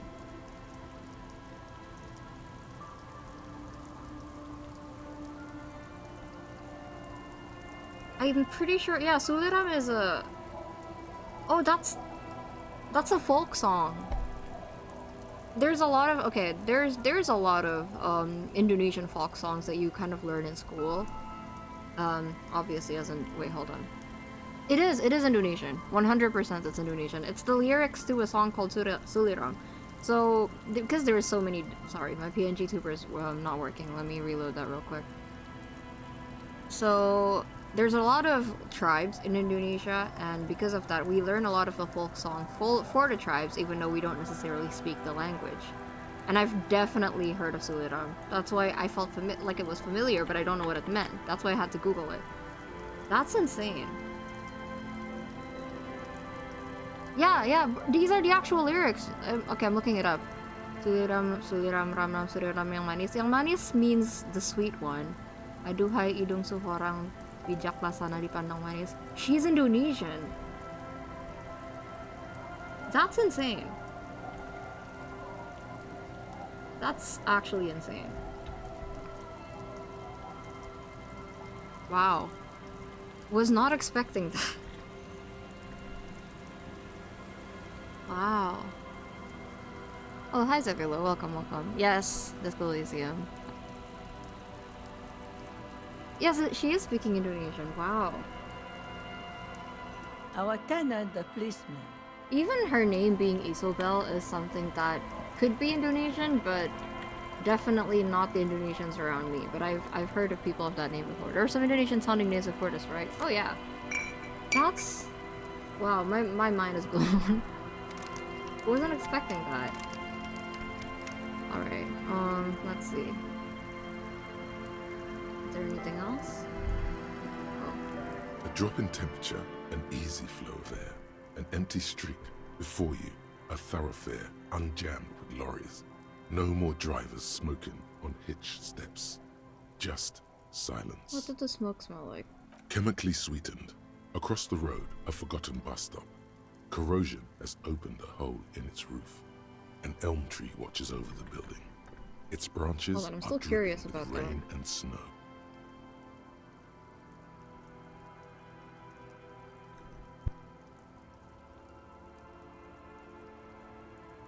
Yeah, Riau is in a different island to where I'm living. I live in Java. Riau is from Sumatra, I think, and I think Suliram's one of the folk songs that people sing to their kids. It's kind of like, I think it's like a lullaby. If I remember correctly. It's insane. That's insane. I'm surprised I recognized it. I mean, the Yang Manis is a dead giveaway for it being Indonesian, though. Yes, we know, if you guys follow Hololive, and you guys follow Hololive Indonesia, they did an Indonesian folk song medley every year. Because we don't speak every single tribe language in Indonesia, but they do teach folk songs of other tribes. So we grew up knowing about these songs. I'm pretty sure the Hololive girls even sang that song. Wait, now I'm curious. I'm sorry, I need to look this up.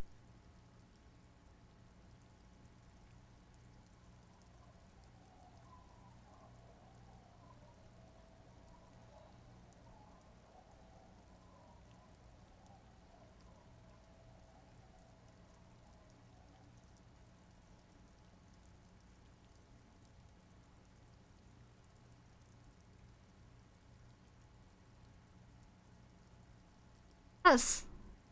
Oh my goodness, Zeta did. Okay, here. Let me put this here.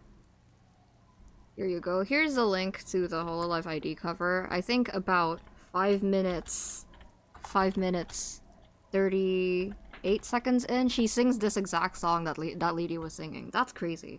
That's insane. The road is smooth and motley. Craters filled with a black asphalt. The asphalt, first laid, is grey already. A row of tenements are under construction in the distance. Who are the people who live across the road? A tub warm with water. white with soap. A man bathes while radio waves transmit the lottery numbers. 4, 18, 21, 4, 1. A modern washing machine rattles a drawer full of silverware. Timestamp but no link? I did put a link. Did it not send through? Okay, here, let me DM it to you. Or I could put it in the chat. Actually, no, I probably shouldn't put it there. Whoops.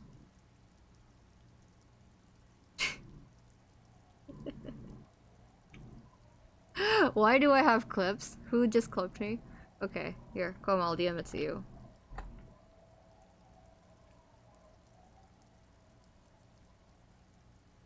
Okay. What about the bus stop? Number 312D. Young girls used to come here, huddled up, hoping for more warmth than their thin coats give them. The bus took them to school. It has not run for 8 years. There were not enough girls to sustain its cost. Young girls used to come here huddled up. Ah. What about the road? 4, 18, 21... wait, I need to write this down. Maybe? 4, 18, 21, 4, 1. Lottery numbers. I don't know why I'm writing that down, but just in case. Craters pocked the surface. Children played in them, until heavy trucks full of black pitch rolled in. The landowners have filled the craters with money. It is a vital artery of the flow of trade. There's one bump on the road. A dead dog lies flat about 200 paces away, right at the turn. A dead dog. Tragedy comes from the wheels of a fast RCM vehicle, hurrying to work. The cold washes over you. The sound of the sea has grown distant. Oh, that's enough. The wind moves the aerosol. A detective stands behind the We're getting shiver a lot in this area, aren't we? A curl of his hair. Well, it's probably because we're new here. So we can't go over this way, I don't think. Yep, okay. We haven't talked to these people yet. And there's change. More importantly. I'll take that. Alright. Are one of you... Oh! I really like that portrait. Very nice colors. I think you're starting to notice that Kiko likes blue and orange together. And this specific shade of like greenish blue and orange is really nice. Very nice blocky colors, not a lot of line art dispersions probably. Not very together. Okay. The noxious odor emanating from the drunken man is strong and familiar. No, I don't think I have Como. We can go back there. Don't you call her? Yeah! Don't call Abigail! Who is Abigail? Abigail. Don't you fucking call Abigail. You're not going to get anything out of this guy. He's too drunk. Never thought you'd see such a thing in your life. But this guy's a little too drunk. Who are you? What's your name? Don't call Abigail! Where am I? What is this place? The man hiccups, then mumbles something unintelligible. Why shouldn't I call Abigail? He snorts and beckons you to lean in closer. Alright. Don't call Abigail.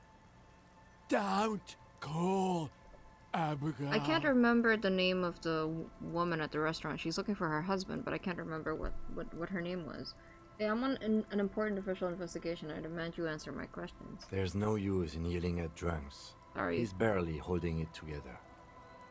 The drunk man starts coughing a really disgusting, hacking cough. Tell me about your friends. Don't you fucking call her! Hear me? Abigail? Don't! There was little chance it... Yep. Okay. Yes?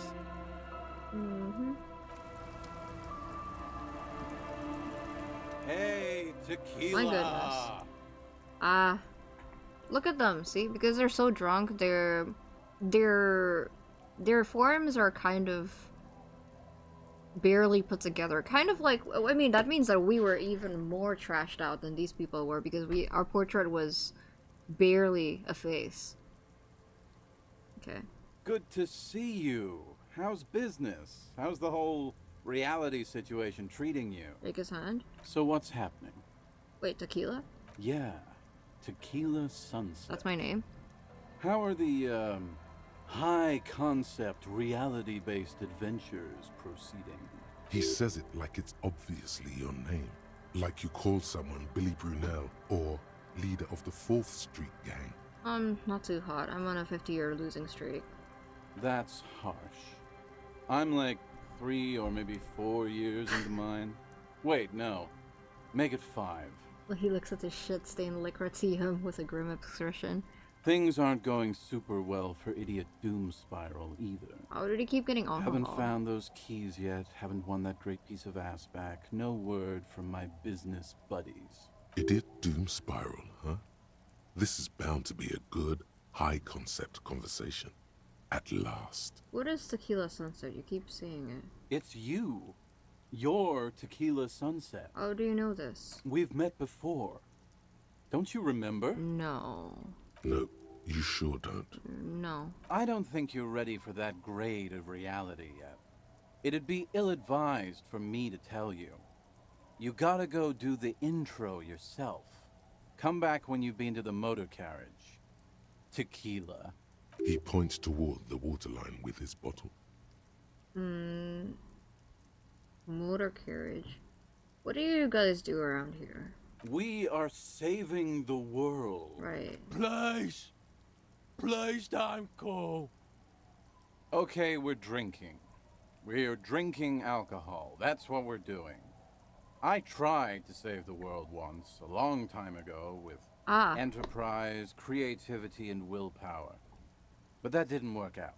Were you in charge of the nuclear thing? So now, it's a pirate's life for me. Can you tell me the Tequila Sunset story now? Didn't I already say? Right, okay. You too, Tequila. Yes. I figured you wouldn't tell me anything. Good to see you, friend. Oh my goodness. Do I have deals set up for you, buddy boy? He spreads out his arms as if waiting to embrace you. They're very colorful. Does he actually know you? Or is he just shopkeep friendly? What are you talking about? So what do you want? I got smokes. They're cheap. Very cheap. I got Pilsner. Great deal. You won't get a better deal on that piss. Spirits I can let go for 300 real. I also have speed. And by speed, I mean amphetamine. We can get amphetamine? Okay, friend, do we know each other? We're not sure, buying anything, friend. chat. You know it. Don't mind old Rosemary here. He's a buffoon. Let's have a word after your high-concept transactions. I'll give you the lowdown. Amphetamine? Aye, by amphetamine I mean speed. I think you didn't hear me when I said I was a police officer. Sure did, buddy boy. That's why I said amphetamine. I mean speed. I mean amphetamine. I got both. I thought by speed you meant amphetamine. Aye, that's what I said. Right, got it. Good, my man. Alright. Now what can I offer you? What the business venture you set up here? Oh, the system's been good to old Rosemary here, and I'm milking her like a bitch goat in the backyard. What do you mean? You see, friend, man makes his own luck, and I made mine real good. Got my hands on 3 bottles of liquor exquise, sold 2 to the fellows around here, and immediately invested the profit. Hold on, the melody to Soleram is suddenly coming back to me. It's like Soleram, Soleram, something like that. Soleram, or something like that. Bought cigarettes, bought beer, even bought a bit of speed. And look at me now. I got everyone on my hook. The hook? Where is it? I can't see it. Looks like you're on your own hook too. Yeah, I don't think he's sober. Of course. It is what it is, you know. What it's always been. People, buddy boy. It's the people. Why does a bottle of spirits cost 300 real? See, friend, it's real valuable. Worth every real, if you catch my drift. Got it from a bit of a business venture. You know, it's funny, actually. He's finding it difficult to focus his watery gaze. What is? What? What do you mean, what? What did you think was funny earlier? This guy. Where'd you get the bottle of spirits from? Oh, this is medicinal spirits. Right. The good stuff. Got it from the doctor's office. Alright, good night, Dorney. Thank you for coming. Appreciate it. I got one of those scientific ampules a few months ago. Torpedo, they call it. It's supposed to keep a man from taking a drink. Didn't stop me for shit, that's for sure. 5 lemons with half a pack of butter and you're good to go. That's a good tip. I should remember it. It really isn't. In a week, the goddamn kidneys started giving me all kinds of help. Finally, the missus took me to a private doctor's office. You have a wife? Not a charity, the real thing. Those arseholes. Oh, thank you. I'm glad you had fun, Dorney. Those arseholes charged me £4 to remove the damn thing. But I came out on top after all. Assholes. Have they no shame taking money for the service they provide? But the idiots left me alone in there. Now, I used to teach high school biology. I know what doctors use to preserve dead fingers. Mm-hmm. Like 3 cans of this blue medicinal stuff from the back room. Threw the snakes out and voila! What's left is this beautiful blue stuff. 98.7% almost pure alcohol. 2 I already sold to these fine gentlemen here. But this last one is yours for 3 real, if you want it. Don't say it. I thought it was 300 real. Can I smell it first? Yeah. Be careful. It's extremely flammable. One spark and the entire city of Revachol is wiped off the map. Feels like someone set a mustard field ablaze right inside your nose, then drenched it in tear gas. Your nose is a singular source of pain, but at the same time you don't remember the last time you felt so alive. In all fairness, that might be attributed to the retrograde amnesia. So, what's the deal, friend? Want the spirits or not? I think it will prove useful, yes. 3 real and it's yours, friend. The deal of a lifetime. Well done. You got it. Thank you. That's a much more reasonable price right there. Makes sense now. Here's the money for the spirits. Just make sure to enjoy that one, friend. Alright. If you drink this, then you'll die. That's a fact. And Wow. that's why we're going to save you from yourself and store this as a sellable item. I see. Go sell it at the pawn shop for a profit. Alright, I'm off. In the civilized world, it's a custom to tip the Okay. Wow. I think we just finessed that man. Well, all in a day's work. I feel like there's still more to those kids that I probably should question them about. Alright, you told me to check out the place that... Wait, Dorney, I thought you were going to sleep, man. Yeah, dude, Demon Spiral reminds me of Harry's portrait. A little bit, yeah. The way that he speaks reminds me of someone. Maybe a Marvel actor? Oh. Was it here? Oh, it was those places. Okay, yeah. No, I haven't finished. Footprints in the snow, they lead away from the accident. Underside of the boat has recently been tarred. Ah, okay. Walker was very confused or out of his mind. Let's check that out. Footprints. I see footprints. Take that. Banged up fuel canister. Oh, not bad.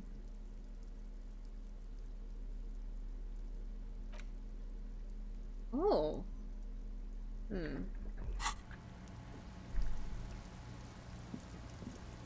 A banged up motor carriage lies half submerged in the icy water, slowly sinking into the Insulindian Ocean. Only the cabin top, rear wheels, and the engine remain visible. Remember the tire tracks in Martinez? This is where they were leading. This is where the tracks on the plaza were leading to. It appears to be so. Let's investigate. I agree. We should definitely investigate. You get a sudden sinking feeling. Uh-oh. Stomach acid comes up as you look at the motor carriage in the deep, dark, cold water. Run your hand over the cold metal. The motor carriage is properly stuck in the ice. Getting it out would require a team of specialists. Okay. A single day in the salty seawater would ruin most vehicles, but this one looks worn even in places the salt water hasn't touched it. What is the make of this MC? Can I see a logo? The logo is too deep in the murky water. You can't make it out, but you do see a monkfish float by. How long has it been has it been here? The ice hasn't closed around the vehicle yet. My guess is it's been here since last Saturday or Sunday. The estimate is correct. The incident probably occurred on Sunday evening. Then those tire tracks were recent. Well, looks like Jacob R's journey came to an abrupt end here. Your mocking tone finds no response, but the motion of the waves. Did you say something, Lieutenant? I did not. But I'd say it has been here. Right. Your mocking tone finds... Yes. Crazy wreck. Right. Your mocking tone finds no... Yes. Clearly, this is a Okay. Your mocking Enough tone... voting, this is serious. Quite. Okay, what should we do? Let's wait for the low tide and see what's inside. Great idea. Then we can get the things inside. The joyrider must have left something good inside. My Guns, gun might be there. Papers, maybe a cool jacket. A joyrider jacket. How long will it take for the low tide to come in? I don't know. An hour or two, tops? Sit on the swing and wait for the tide to recede. Oh, that's nice. As you sit down in the old, rusty playground, the world around you becomes very silent. This is romantic, Kim. The hinges creak under your weight. Dangerously so. Nothing but the sound of seagulls high above in the sky, echoing like distant laughter. Ice cracks around the blue motor carriage in the sea. Whistle a tune. The tune on your lips forms a strange yet undeniably beautiful contrast with the surrounding bleakness. The lieutenant gives you a quick glance, then, still looking straight ahead, he joins you with a higher pitched and slightly more melodic trill. Kim? Kim does like me. Two birds on a wire, whistling by the seaside, looking at the water and a sunken car. The wind blows. In the distance, behind the church, some vagrants are having an argument over a bag of tear they found in the reeds. Further away, a flock of seagulls lands. The clouds pass in the sky, and the shadow of the swing moves like the hour hand on a timepiece. 30 minutes have passed. Looks like this might take a while. Time to present a good topic for discussion. This is crazy. This is a crazy thing to say. This tide sure is taking its sweet time. I believe it's following a pattern set millions of years ago by cosmic forces. But I suppose it could move quicker, yes? Clouds on the horizon grow darker, and the shadow of the swing set keeps climbing. You hear the distant rumble of the city. 30 minutes pass. We have to side with either the strikers or the shipping company. Who would you choose? Luckily, I am already a member of an independent organization, and therefore do not have to choose between a rock and a hard place. But if someone puts a gun to your head... Your voice echoes on the water, strange and out of place in the environment. 30 more minutes pass. Can you make out the mark now? Is that a number on the side? Wait. Detective, I've been able to make out the mark ever since we arrived. I find it odd that you haven't. It's a Capri, Model 40. Yes. Why haven't you? It is a simple and rugged machine, favored by working men, government offices, firefighters, animal control people. You know, those kinds of people. Squint your eyes and say, is that a number on the side? Yes, 41. What do you think it stands for? Precinct? Wait, is that mine? It's as if he knows what it stands for, Uh-oh. but wants you to say it. That's not It's good. pedagogical. That's not good. Does he know something about the driver of this vehicle? Okay. I hate guessing. District something, a precinct, something municipal? A precinct, yes. A police precinct. Fucking damn Precinct 41. Gary! Your precinct. Get your shit together here. I mean, I guess he already is. I can't give him too much shit. A massive pit opens up in your stomach, and the most terrible feeling comes over you. God damn it. No. Just nope. Say no to this, Harry. Oh my god, it's mine. I drove my car into the sea. I'm afraid so, yes. Yep. It looks like you started in front of the whirling, jumped over the canal, and then drove your vehicle in the sea right here. How am I not dead? How in the actual fuck am I not dead? Maybe I was in pursuit of someone. Badged a gun and now this. Things were going so weird. We were just whistling merrily. You can still whistle.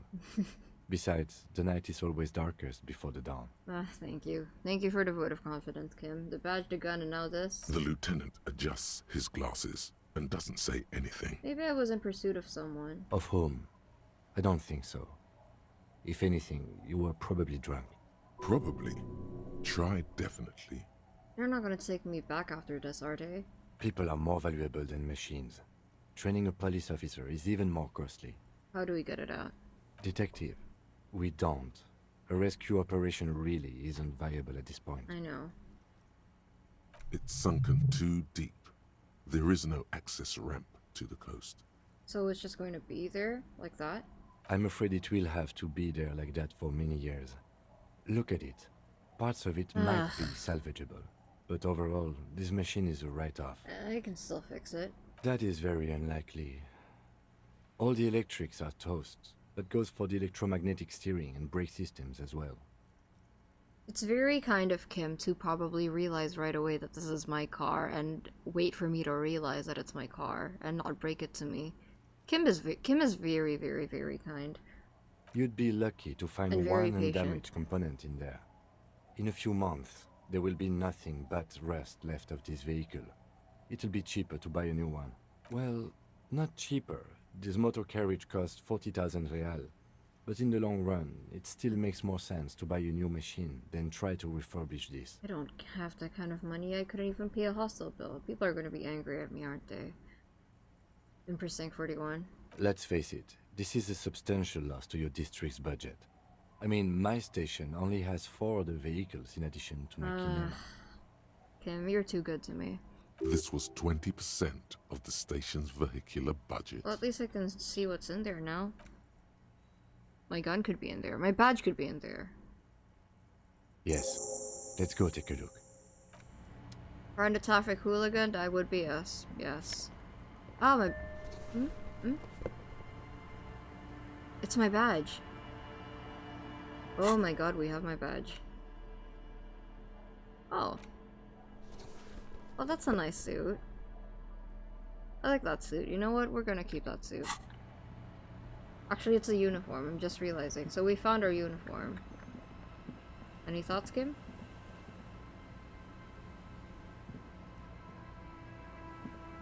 Yes? Nope.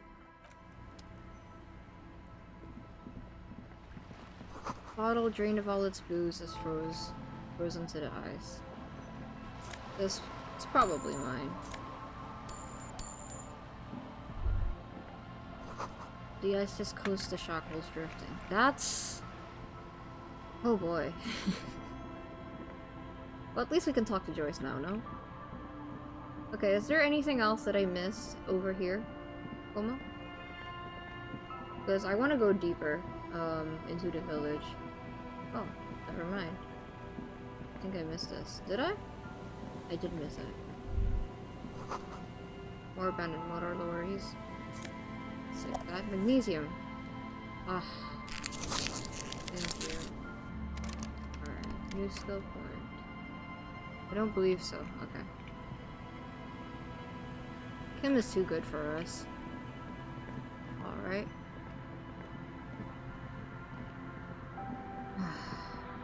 Let me look at my badge real quick. A police badge on which you see the photo of a man. You. Some seaweed is stuck to the back. I found my badge. At least something good came out of all this.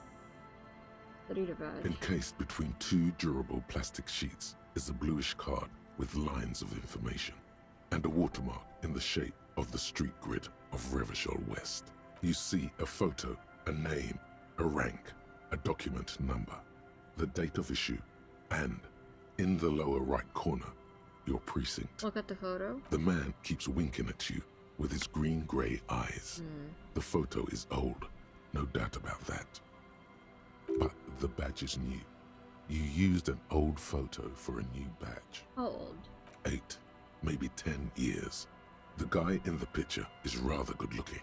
He's got a nice haircut and is distinctly lacking in massive sideburns. He winked for his police photo? What do you think? His face is already contorted by the expression. although it looks less grotesque on him than it does on you now. The badge in your hand shines as you rotate it, catching light. You see lines of information on it, and a shining watermark. Name, Harry Dubois. Harrier. Harrier. That's long for Harry. So you are Harry. Evrard was half right. Probably not a lot of people know your full name. Whoever told him you're Harry Dubois didn't. What kind of name is Harrier? It's a wartime name. Revolutionary. The kind mothers give their sons during troubled times. Like Undying or Boxer or Ironhide. A name like armor. Harrier Dubois it is then. Pleased to make your acquaintance, Harrier Dubois. Nice to meet you, Kim Katsuragi. The badge in your hands shines as you rotate it, catching light. You see lines of information. I'm a lieutenant. Lieutenant W. Freighter. What is a lieutenant of a freighter? The lieutenant is a rank above sergeant and below captain. It's the highest rank in the RCM that still does field work. I am a lieutenant. Yeah, we are both lieutenants. And a W freighter? The title of Freighter is added to your rank when you decline a promotion to a higher rank. In your case, captain. You have declined twice, thus you're W Freighter. Probably because he still wants to do field work, if I had to guess. There are many reasons one would do this.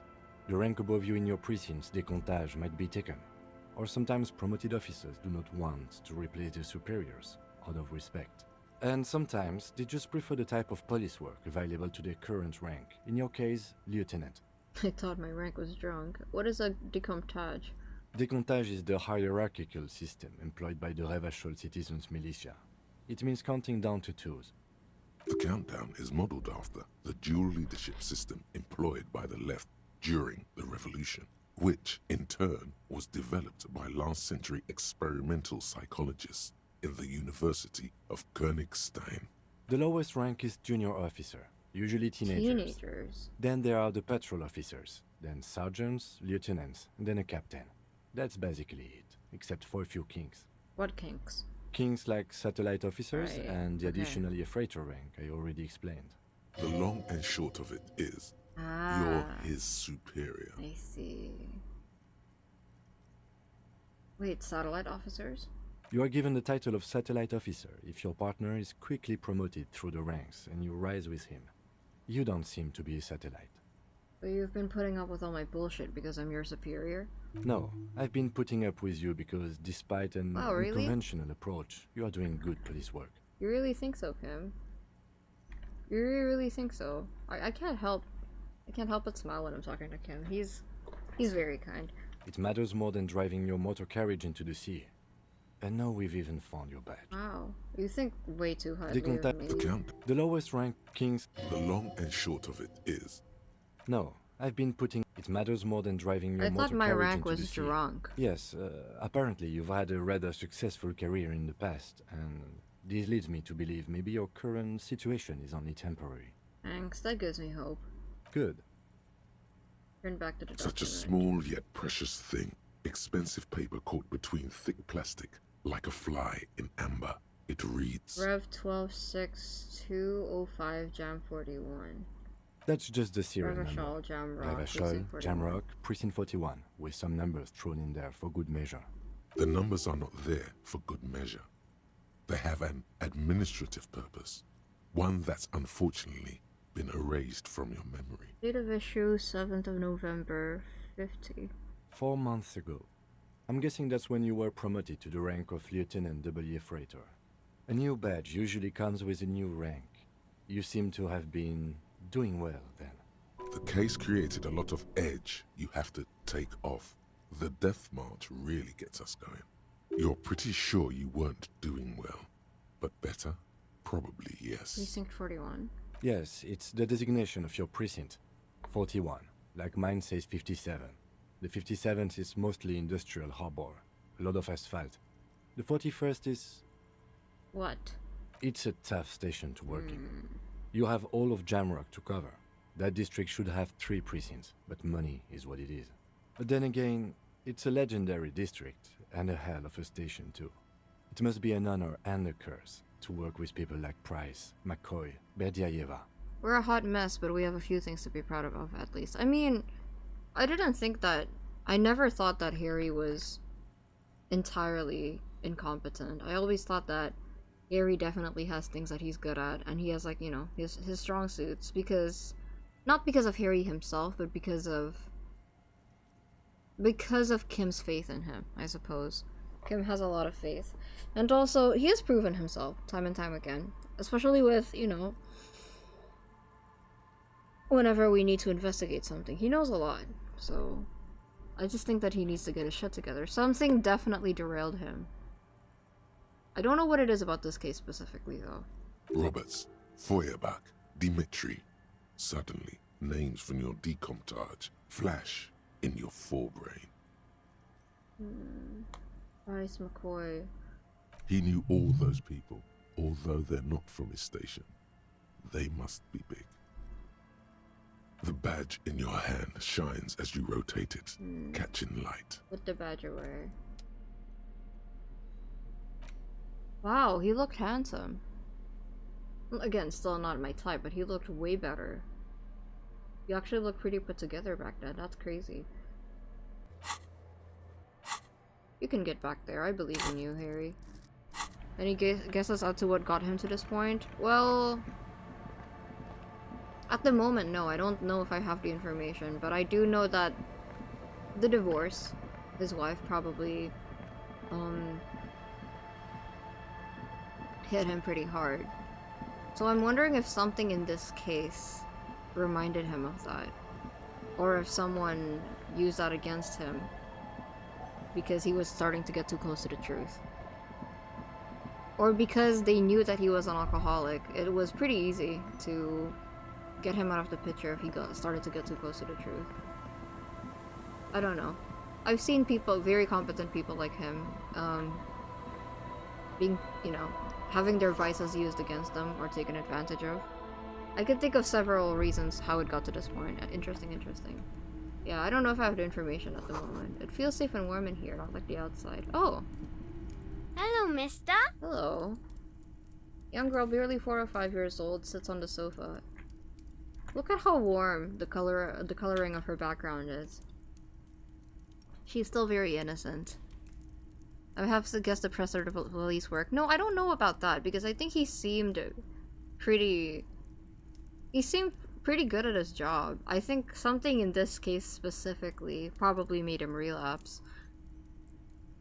Or maybe a lot of things have been kind of working against him, and this case was the final nail in the coffin. She clutches a small stuffed animal. Occasionally, she twirls it around. I heard there was a girl here who has armored gloves. Is that you? Oh, I had gloves. Uh-oh. Very big ones. Heavy, too. Where did you get these gloves? Found them when Lemmy and I were playing hide and seek. In an empty house. Where no one lives. I think someone hid them there. And where are the gloves now? I hid them. The twins were gonna take them. They're stupid. She lifts her stuffed toy up and looks into one remaining eye as though searching for confirmation. We are going to need those gloves. It's for important police business. Oh. She doesn't seem to understand, but the lieutenant's tone has conveyed to her the important part. Lieutenant's good with kids. They're in my sandcastle. Thank you. Behind our house. Under the sand. You can break the castle. It's not very good. This kid has been more cooperative than some adults in the story. Maybe I'm just so used to Cunyo. I don't know why I wasn't expecting this kid to just tell us. But, oh, her name is Lily. Oh, thank you, Lily. Are you Lillian's... Oh, no. Oh, she's Lillian's daughter. Yes, I am. Little Lily. You know my mom? Yeah, we met earlier. You're lovely. That's nice. My mom is great. She's never angry or anything. Kiko's saying something in my head and I don't like it. Are the twins outside your brothers? Yes. They don't want to play with me. They're older and play outside. Obviously, Kuno isn't a kid. Are you being sarcastic with me? I've been streaming for 5 hours. I can't tell if you're being sarcastic or not. They look the same. Sometimes I can't tell them apart. They look identical, right? I said the same thing. They look identical. Oh, this kid is too lovely. I think she deserves better than to be in this universe. What's that? Point at the stuffed bird hanging from the ceiling. It's a grouse. Wasn't Gar, the cafeteria manager, trying to repair a piece of taxidermy? Yeah, I was just thinking of that. Sarcasm. Ah, okay. Yes, but what's it for? I don't know. Well, can I have it? Sure. Just go and get it. I don't like it anyways. It looks angry. Wow. This is such a pleasant kid. I am in shock that we're talking to someone this nice in the game. All right. You just need to grab it from the ceiling and go. What's that thing you're holding? It's Lammy. He's my friend. Sort of. Like... Lambie is a stuffed lamb that, admittedly, has seen better days. One of the eye buttons is missing, and the fur is tattered in several parts. Lamby looks like he's falling apart. Yes. Lammy has lived a long life. Lammy was a... Revolutionary? Yes! Lammy was a revolutionary. Aw. Bye! Maybe kids aren't so bad. Industrial coal pallet. I mean, to be fair, I say that, but I do think Kuno is very funny to talk to. Alright. Okay, how the actual fuck did we get that up from the ceiling so fast, but we needed like a whole circus to take the body down. I know it's the belt, but still, how... Okay, you know what? Okay, bye, kid. Man, that kid was so pleasant. If only everything in this game could go that smoothly. Weather has not been kind to Lily's little sandcastle. The once mighty towers are quickly eroding away. You can see something shining back to you from what must have been a vast underground catacomb network. Broken. The little castle? The reigning lord must have come upon some really tough times to let it sleep in such decrepitude. Hey, my hand-eye coordination isn't so bad, right? We should make her a new sandcastle in return. Reach into the catacombs and pull out the shiny object. The walls and floors give way to the giant's greed, collapse and present you with a pair of ceramic gauntlets. Oh, I can't check them right now. Congratulations. That's the gauntlets down then. We're doing good on the armor collection front. Let's see.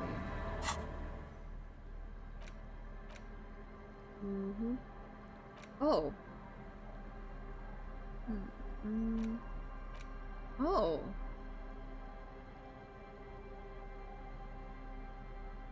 Tiny ceramic plates make a lovely clicking sound when your fingers move. The gloves are a bit sandy, but the grip is phenomenal. Oh. Let's keep them on then. That is a nymph behind Kim's portrait. A nymph? As you fold your fingers into a fist, you realize you could knock anyone out with one punch. The white ceramic gloves wrap around your digits comfortably. Your movements cause tiny little clicks, like dice rolling somewhere far away, as the plates reorient to your motions. I will be responsible with this. This is just to protect me from harm, not to show off. Decked out in feature armor like a cop ought to be. The hardened vitreous enamel, at once sleek and voluptuous, adds a glow to your cheeks and a spring to your step. Just imagine what a full suit of this stuff could do for you. Okay, settle down. You really do feel more confident. Invulnerability does that. Even partial invulnerability. One down, 2 pieces to go. Here I come. This gear could line my pockets with cash. I could probably sell it to some other cops. This is the long sought after enemy technology. I can't just enjoy it. I must study it.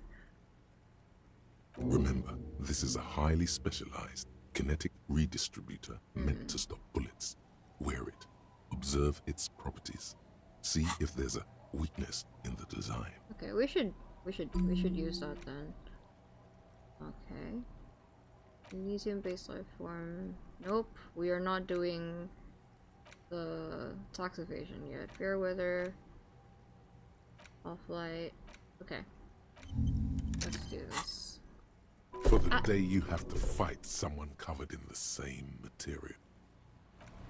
Don't foreshadow that. Okay, let's see. Oh man, I wish I could build the sandcastle back for her. That would have been nice to do, I think. Oh, can we go there? Yes, we can. We should come back here when it snows. A strange feeling. It passes quickly. I like when visual calculus appears because Harry sounds locked in no matter what. True, I do like visual calculus a lot. I think that's probably my favorite skill because it's very useful. That's Harry's visual calculus is what I would personally pay attention to if I were put in a situation like this. So, because it aligns the most with how I work, I think that's probably why I have an appreciation for it. Okay, sources of stream, a broken pipe. Interesting. Oh, I'll take that, thank you. We're making a lot of money. Okay. Oh, is this the hospital? Oh, it's a church. Quick travel unlocked. Church. Kick drum pulse. Is there any way I can quick travel? Oh. I see. Okay, well... I have something to show him, so... Hey manager, I'm not going to be sleeping here tonight, but... Can I help you? I found a... Got the 20 real? Nope. Then why are you On wasting my a new bird time? for the whirling. What is this thing? It's no biggie. I just thought it would look nice on the wall. I'm that kind of cop. What? The interior decorating kind? You know, I'm sorry. This is actually a nice bird. A competent piece of taxidermy. I know. I can fix it to the plaque and have a new bird in the establishment, I guess. So, I don't know. Thank you. I'm gonna go with thank you. I feel good about our work here today. It's all about the little things, like bringing people random stuffed animals. Now I think you should let me in that blue door. It's not actually about that, but he liked it. Another thing. Great. I love those. I saw a sign that said I couldn't go into the kitchen. Why can't I go into the kitchen? What are you, a cook now? That's none of your business. But there may be something pertinent to the investigation in my kitchen. In the kitchen. He wasn't pan-fried. He was lynched.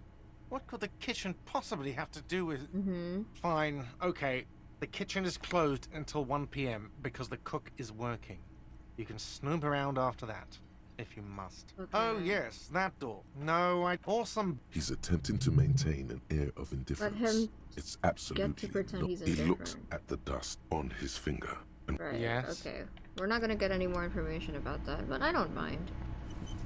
I don't mind. I feel like, we haven't been on his the good man side. ponders. So, okay, let's see. You see. Okay. See what else I can do. Oh, we are getting closer. We are getting closer and closer to the Ferris wheel. I told you the Ferris wheel was real. You didn't believe me. Okay, let's see. Martinez waterfront. How do I quick travel?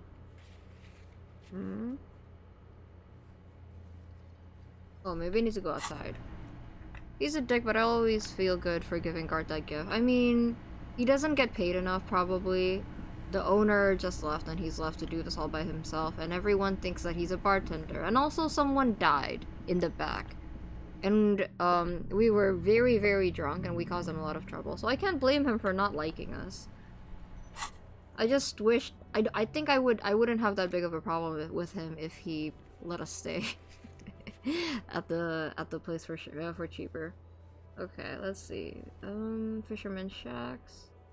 Martinez waterfront. Let's check something out real quick. There's something that I want to try. No, not that. Can you hear my clicks when I double click like this? Alright, let's see.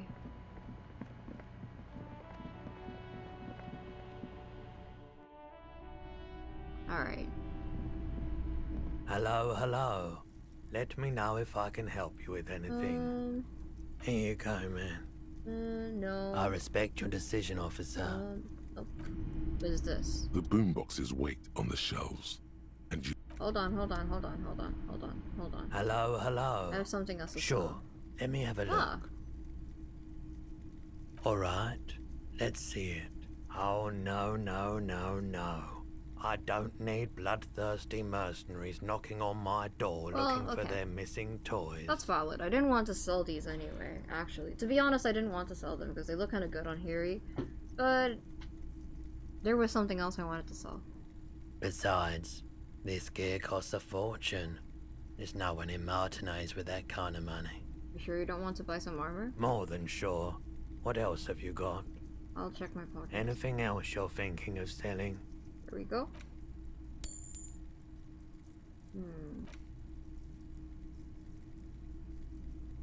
What do you think? Should we sell the the banged up fuel canister? It smells like much worse. Lady Lieutenant's handkerchief. We're not selling that. Because I don't mind selling the, if you want. Okay, just answer yes or no. Could I use this in the future? That might be cheating a little bit, but... It is an RPG after all. If you feel like that's cheating, you don't have to answer me. Right, okay. I'll keep it for now. We're not on a shortage of money anyway, so... Another time, perhaps. Alright. The boomboxes wait. I'll buy the boombox. And here you are. Quality sound reproduction on the go. It'll play anything, wherever. Alright.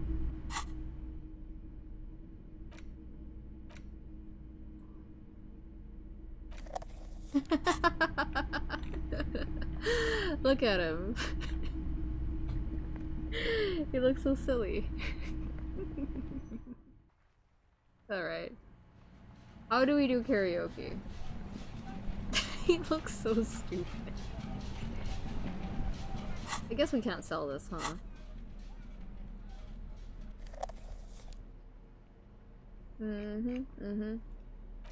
Items. Interact. This one. The porter reel is just what you needed. The reels attached to the apparatus with a satisfying click. The tape is routed behind the magnetic reader. Press play on tape. You press the large button marked Commencer, and the tape starts spinning. Oh, that's There's nice, a small actually. delay before the song starts playing. Okay. That's not bad. Keep your ear against the speaker. Keep the porter reel at the harmless distance. It sounds like someone's moving in the room, getting comfortable. Then the organ starts playing a simple, melancholic tune. Your decisions continue to impress me. Well, we're playing Disco Elysium. We should have some music. Telling you about the tiniest church in Cessons, surrounded by even tinier yard. You almost feel the seaside mist on your skin. It's mega sad. Perhaps I'm a bit more reckless with my money now that I don't have to stay at the hotel anymore. Within seconds you know, this is the one. The real shit you've been looking for. The one you trust your room to that Claudia told you about. Perform it. A click. Then silence for a bit. Then the tape stops spinning. We should do this at the restaurant. Got that. I'm already crying and I look dumb and old. Crying is good. It gives your performance authenticity. Besides, you already know the lyrics since you listened to it like a million times. Yup, they're all here. All 3 verses. And the B-side of the tape contains the instrumental version. It's like the world itself is telling you to do it. Only one obstacle stands on your way. Alright, nothing can stop me now. What? Gart. You have to convince Gart to let you sing karaoke in the whirling. After you've won him over, you can express yourself. Let the pain out. Make everyone understand. Alright, Kim, I need to do something very the important. lieutenant looks at you as you remove you have the to. tape Okay, from Kim. This is very important part of the investigation. You just have to take my word An intricate on it. web Okay. of blue lines. The pattern still. You just have to take my word for it, okay, Kim? Like this is a very important part. I know there is like 2 other police officers over there and 7 Hardys, but we'll just treat them like audience, okay? It's very important to me that we sing this. Hey, was there something you needed? Gart, I need to sing karaoke now. No, you don't. It's not happening. Why not? He tries not to look at you. It's dangerous to acknowledge the karaoke. Yeah, but Johnny Law's about to tear it up sad style. What the fuck does that mean? The whirling doesn't need more sad style. That's one of the styles it can do without right now. Well, what do you even have the PA system if no one's going to use it? It's for no one. It's a prop. Great I'm not karaoke letting catastrophe anyone of use it 44. after the great karaoke catastrophe of 44. What happened in 44? A lot of people got killed because some arsehole wanted to sing karaoke. It's not a prop, it's for your clients. I know when it's used. When was the last time you had a band play here? It's not for bands, it's for clients. Some clients, okay? Not you. Okay, fuck me then, just fuck me. I'm a real client, I've paid my bills, and I have the right to use the karaoke machine. Ha! Well, we don't have any tapes. They all got stolen. It's alright, I have my own song with me. Give him the tape for the smallest church in St. Sans. The man in the vest and the violet shirt stares at the tape you've just given him. He begins to frown. Hard. Fine. Yes! Climb on that stage and do your thing. Just get out of my hair. Let's go. I'll plug it in for you. Damn this karaoke machine. Alright, you know what? I'll do it for you. I'll do it for you, Harry. Okay. Do I still remember the button for this? Oh, that's the wrong one. Oh. Oh, that's not the right one. There we go. Okay. We're going to sing karaoke. I'm having it uninstalled, he mumbles to himself. Okay, goodbye. You know what time it is.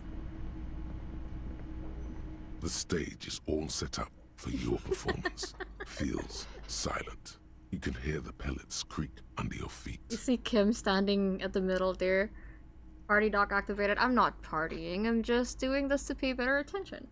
You feel a little dizzy, a little unsteady suddenly. It's okay, it's just a bit of stage fright. Kiko feels that all the time.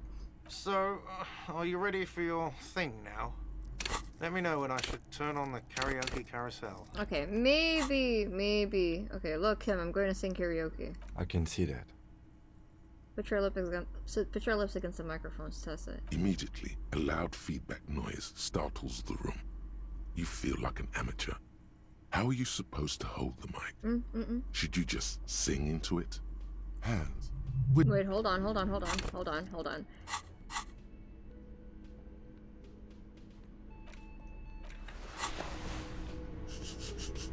The stage, you feel a little... So, are you ready for your it's still thing low. now? Let me know when I should turn on the karaoke carousel. Look around the room first. There are some people out there. Okay. But mostly, a post-meridian slumber has fallen on the premise. Okay. Not super lively. It would be wiser to perform in the evening, no? But the choice is yours. Okay. Let's see for now. I don't want him to mess this up, actually. I want him to do good. So, let's save that for next time. I'll upgrade my drama in the meantime. I really don't want him to mess it up. In fact, if we mess this up, I will load it. That's how badly I don't want him to mess it up. I want him to do good. You can try to open that rhetoric container. Rhetoric container? Oh! Is my rhetoric better now? Well, maybe we have clothes that can upgrade it.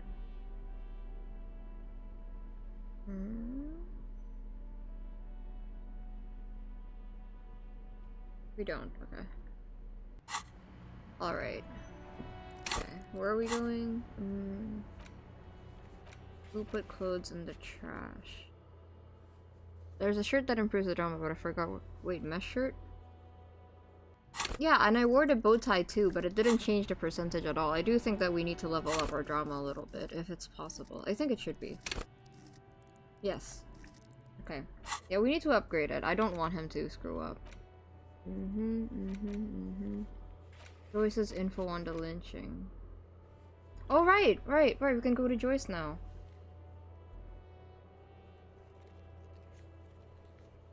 Okay.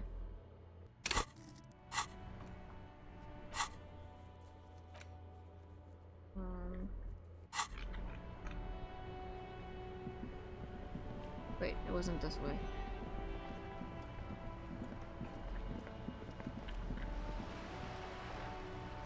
There's something down there? What? fuck do you mean there's something down there?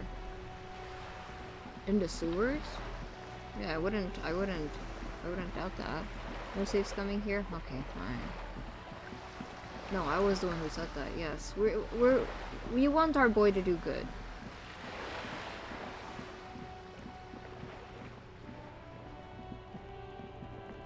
What container was it? Oh, what's this? This wasn't here yesterday.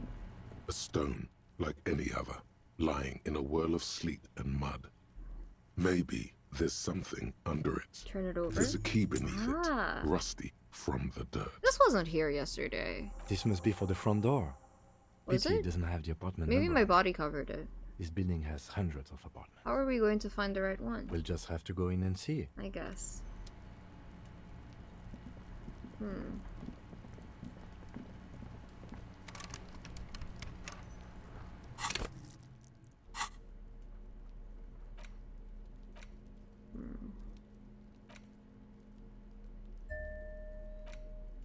The bullet is still safely sealed away in a plastic bag bearing the RCM stamp. I think I know where this came from. Okay.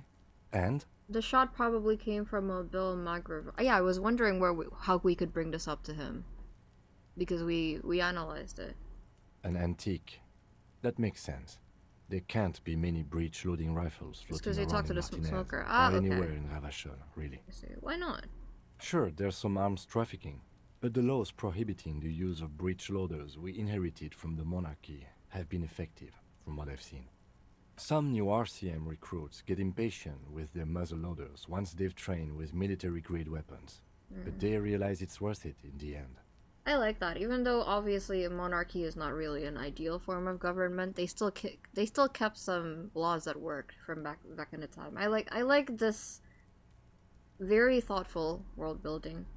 Prohibiting peacetime law enforcement to front-loaded rifles is a policy enforced by the Moralist International in all the nations of the Real Belt. Worth what? Getting shot?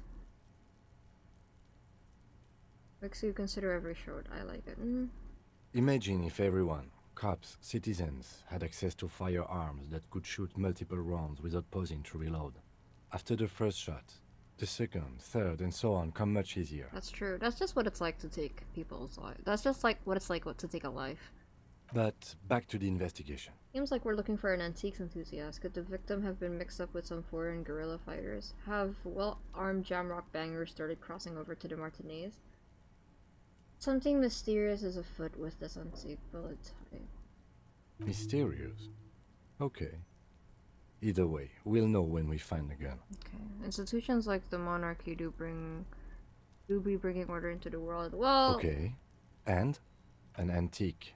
Sure, there's some new... Prohibiting peacetime law enforcement. Imagine if everyone... But back to the Let's find out. Next step, finding the gun itself. Okay. Cool. Map of Martinez. The note is written. Alright. Well, if we're going to try getting in there, we should probably talk to Joyce first. I can play for 2 more hours. How are you guys doing? Are you alright? Dorney, you should really go to sleep if you need to sleep, man. I understand. Alright. Joyce, I have my badge. You're back. Good. What can I help you with? Hey, about my missing badge again. I'm afraid I can't say any more until we've taken care of formal protocol. You'll never guess what I found. My badge. Did you? Wonderful. Aha. Can we level that up? Yes, we can. Quickly, methodically, like an electric printing machine. It is a relief to see a W freighter here. The situation is precarious, to say the least. It needs a quick solution, or we will have a bloodbath on our hands. Is that a real thing, or is that something Discolysium made up, like a freighter? I do think that if you are offered to go up in the ranks and you turn it down, that should be something that should be something worth considering in your title. That should be marked down, because that means that you have the authority to be higher and you just chose not to. You know, it shows a level of experience and seniority. So if that's not real, they should make it real. Obviously, Kiko doesn't know a lot about police officers. Straight to drama, no hesitation. Exactly, of course. Rank exists, I can say that much. Really? Okay, tell me again, how are the lynching and strike connected? I have an indirect role to play, I'm sad to say. My employer experienced a momentary lapse of faith in me. In that moment, they elected to deploy a private military contractor as an insurance measure. They called it my security detail. A momentary lapse of faith? They were dispatched after I relayed the union's initial offer. Every worker... A member of the board. I tried to convince my employer it was simply a piece of rhetoric, or a joke. They did not appreciate the humor. In that moment, they elected to report. Okay. Oh no.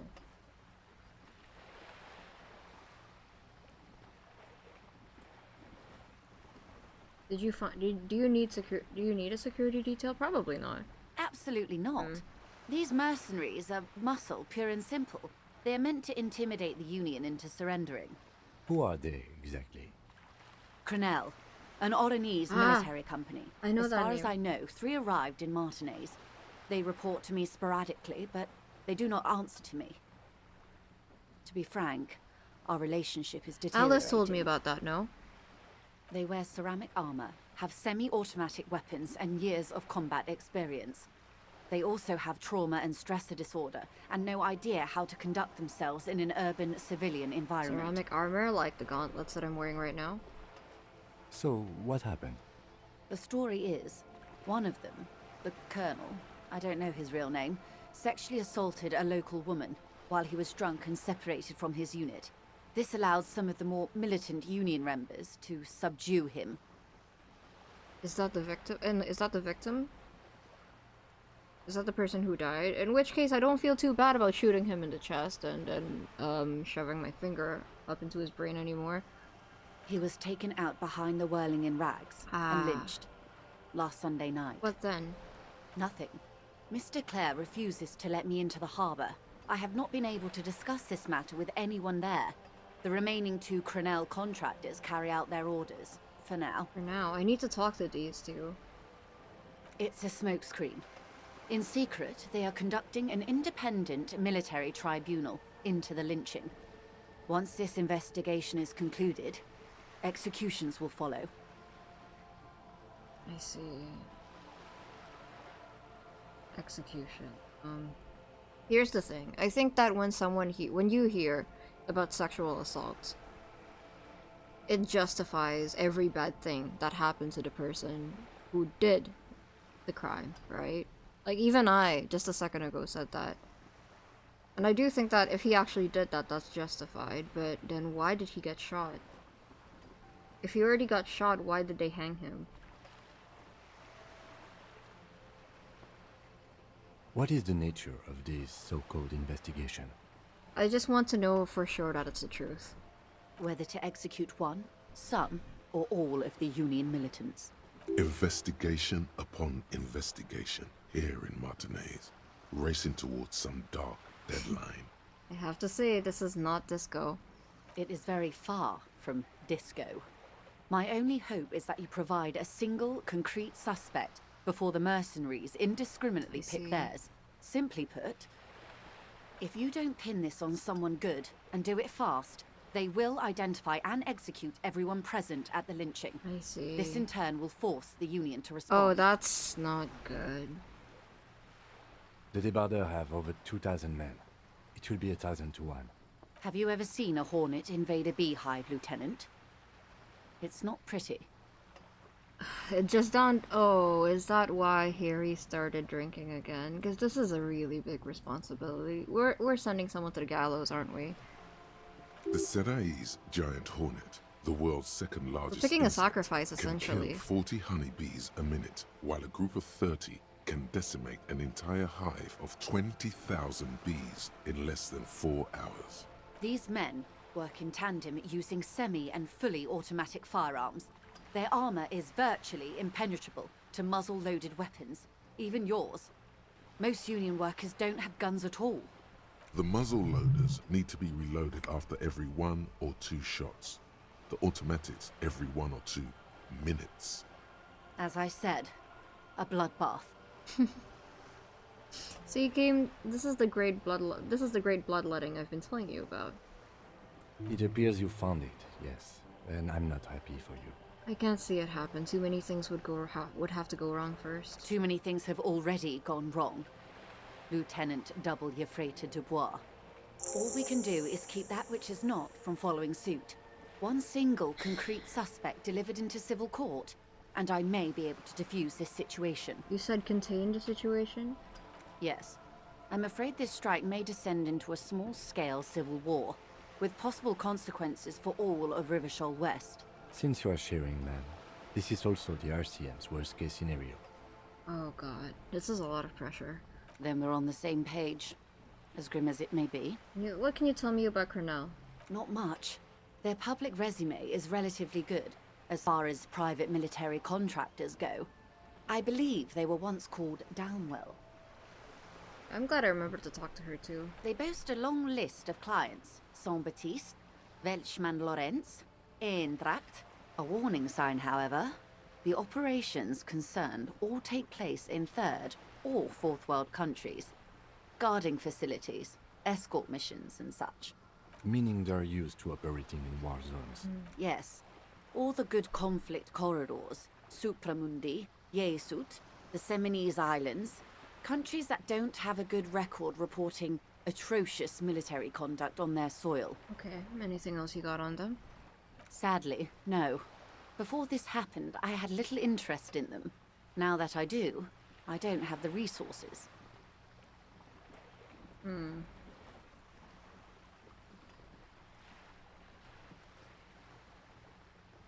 If you still have access to the ICP's database, you could run a better background check than I ever could.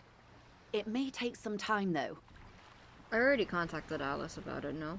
Her name is Alice, right? The person that we can call on the car. Do you know a lot about the inner workings of the RCM and the ICP, ma'am? In my line of work, it pays to do your research. I was prepared to deal with the RCM. I did not think I'd be dealing with a group like Crenell. Did you contact the company? Told them to call him off? I have. And they will.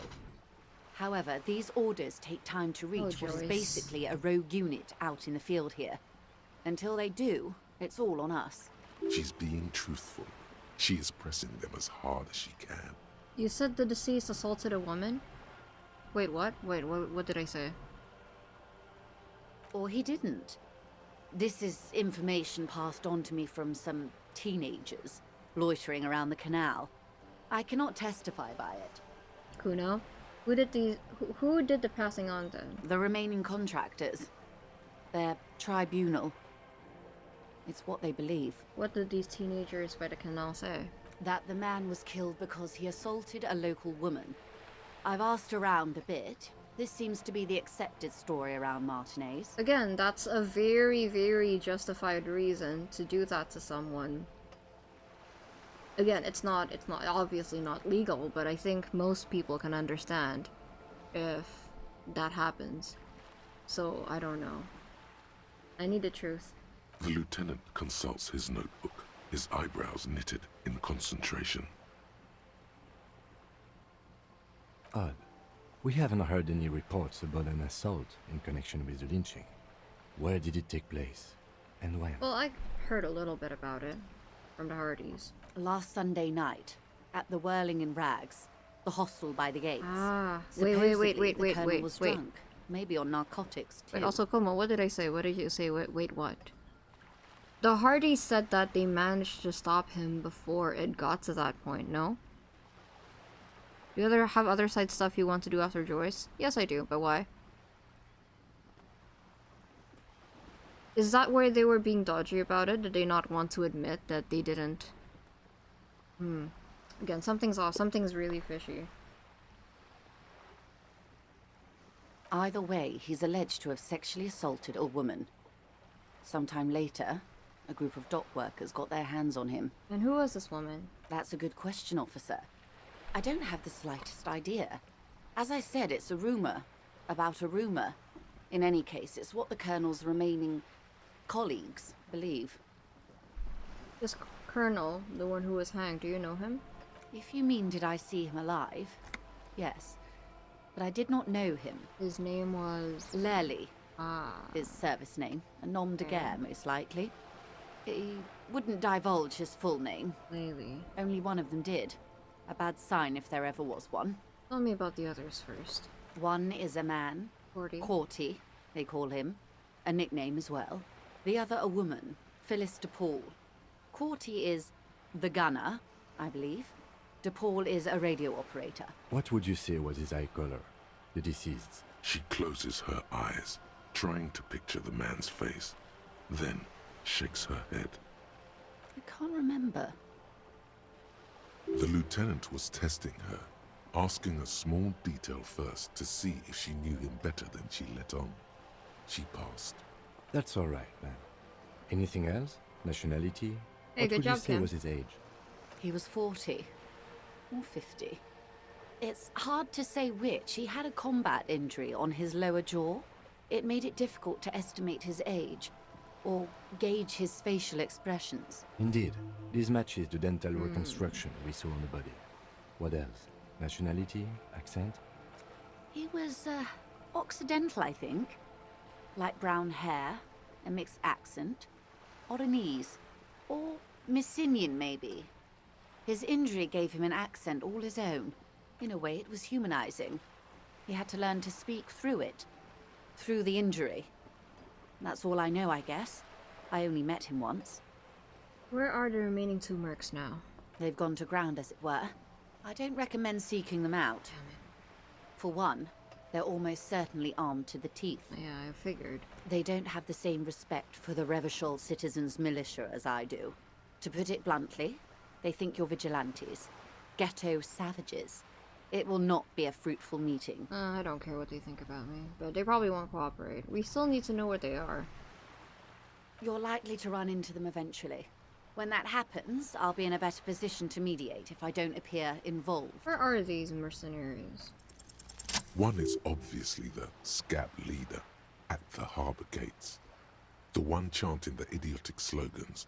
He's barely maintaining his disguise. I see. I see. That's why. One must be the goon in ill-fitting work clothes by the harbor gates. The scab leader. That may be so. I still hope you heed my advice. There's no need to kick the hornet's nest. See. Then that means he must be Cordy, right? For all your talk of averting this catastrophe, the situation at the gate is a powder keg. Does this not bother you? Of course it bothers me, Lieutenant. But my hands are tied. How would my employer react if it appeared I were intervening on behalf of the Union?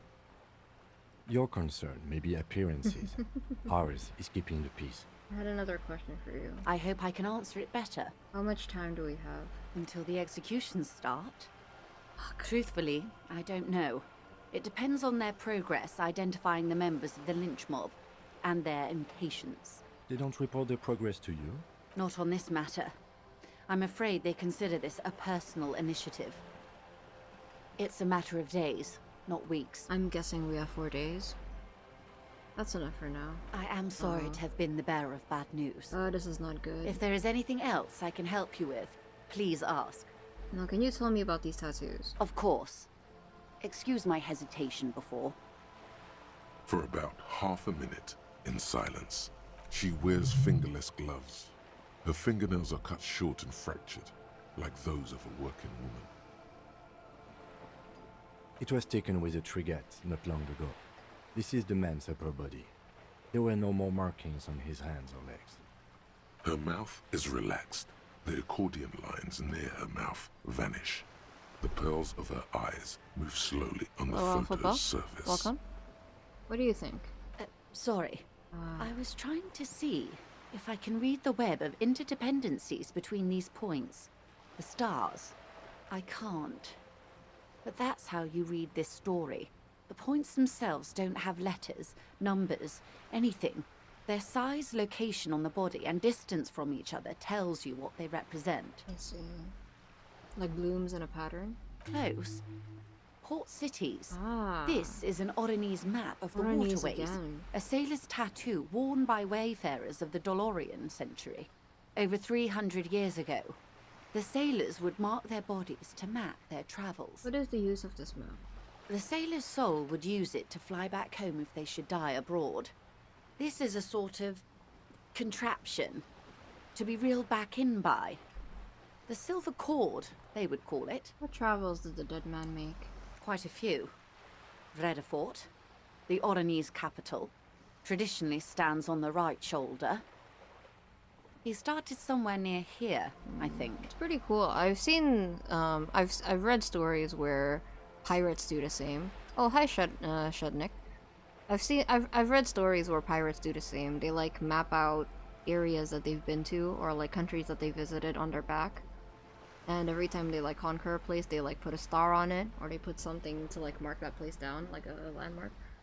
Or sailors, I suppose. Doesn't have to be pirates. What next? Then he made his way to the Pretto Grande, through what I think must be the Stutz Canal, an artificial channel through the Occident. From the Pretto, he sailed to the Insulindic Ocean, first the Semines Islands, then this. What is that? Revachol. Those are the two constants. Vredefort on the shoulder, and Revachol in the heart. They started the tradition of these maps right after the discovery of Insulinde, at the dawn of the Inter-Easlary Age. It's a pretty sick tattoo idea, yeah. The old world passing by, and the new world already here. I see.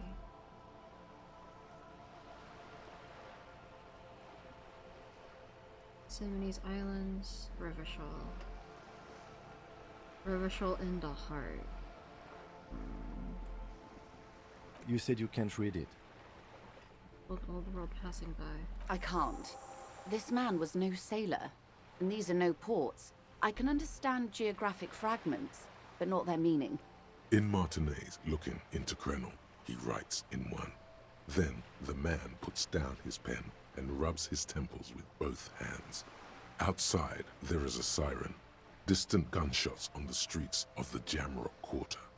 I guess the most impressive thing about this Coliseum so far is how lived in and realistic the world feels. It really does feel like I've just become a detective in a different country. Like, the history is very believable.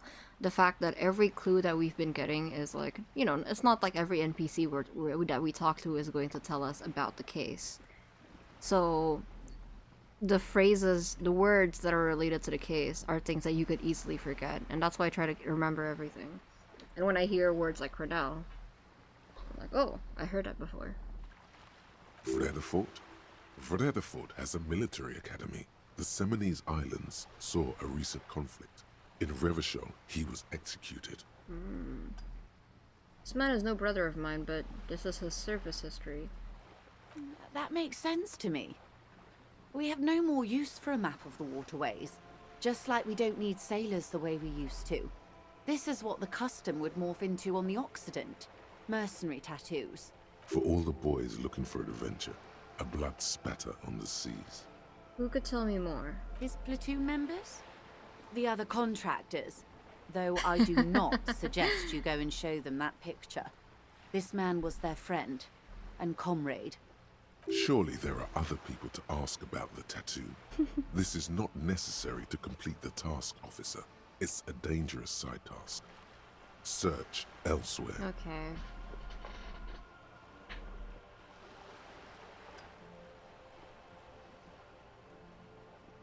I still want it to be an option. I don't know if I'm going to actually ask them about it or not, but this depends on how the mercs treat me.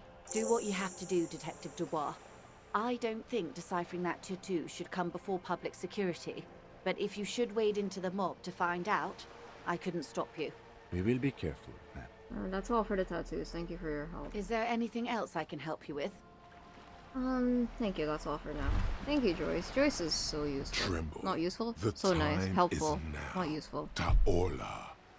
I will not talk about other people that way. Joyce is very, very helpful. Half-Light? What time? Time for the show. I can't read Russian. For Ta'ola. The hallowed time of fear and disintegration. Uh-oh. A countdown has begun. Yep. All will collapse on itself. The world will disappear into a single time grain limit now. of blackness. All sound will be muted. All life will scream. Well, I guess the title was fitting then, because this is getting messy.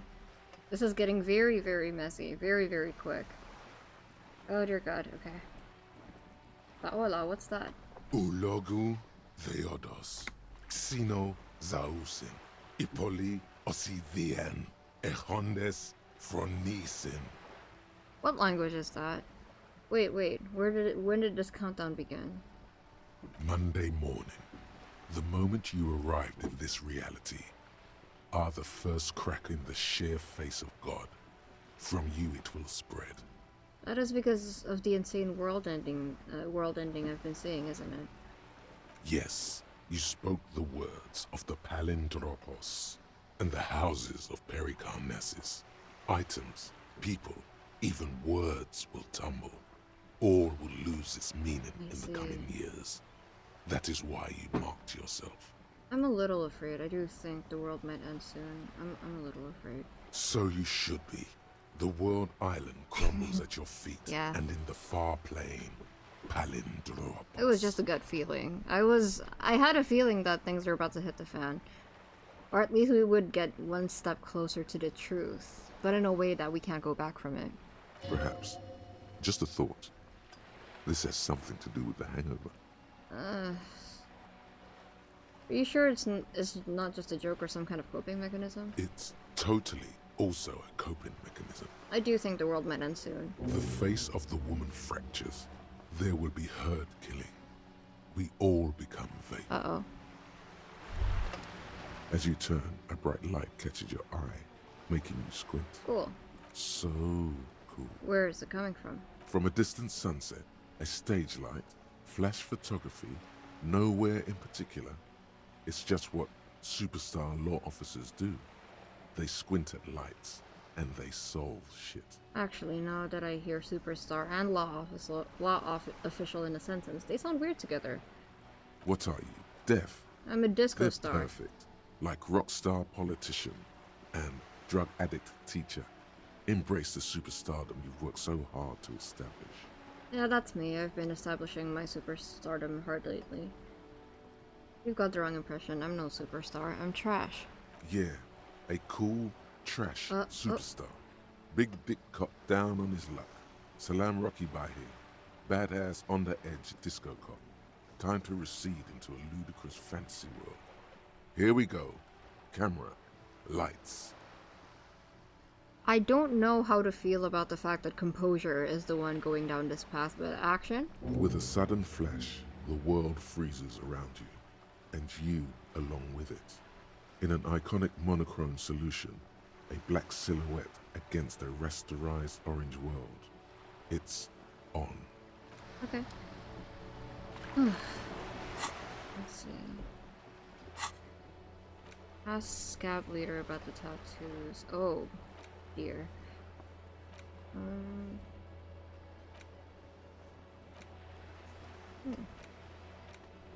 Ask another about the tattoo's possible meaning. Alright. Okay, we're done with her. So... I think I had something else that I wanted to do, but I can't remember what it was.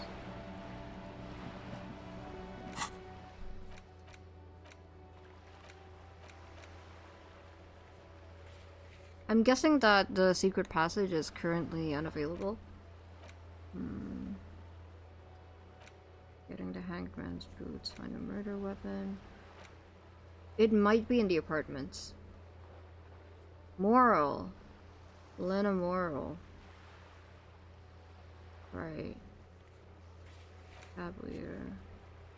Harbor Gates. I don't want to ask them yet. I think it might be dangerous. I don't want to rush them. We only have 4 days. But it's a last resort sort of thing. I want to see if I can get more out of them. Now that I know this. Oh, here we go. Eviction notices and missing paths plastered on top of each other. Balcony. Oh, well, isn't this nice? That is very nice. Curtains shift just a little. Someone's watching from within, of course. Speaker box is full of cigarette butts and electric wires. Yeah, you have time. Yeah, exactly. No need to rush. Percentage-wise, how far would you say I am into the story right now? 30% maybe? Growing rosemary, thyme, and a 2 herbs and a cactus. Sure, what the hell. Door to be remembered. This is door to apartment 29. Complete silence. Whoever lives here is at home. This is door to apartment 30. Voices from within, singing along with some buoyant dance tract. That might be our guy. Either way, we can't really do anything here, so... Perhaps we shouldn't intrude into civilians' houses? 30% maybe. Maybe? Would you say 30% less or more? Less than 30% or more than 30%? Ah, we can't get in. Okay.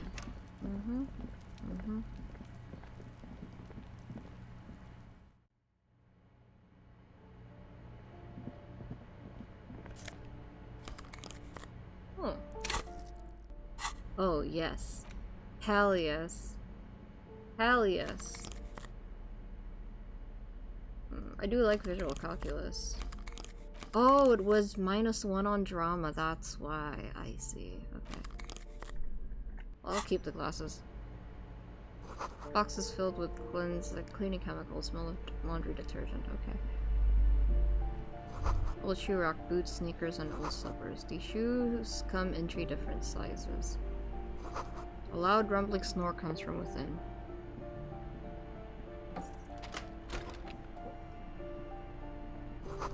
Moss crawls on these bathroom tiles. Actual moss. Oh, yes. For sure. Camaraderie red.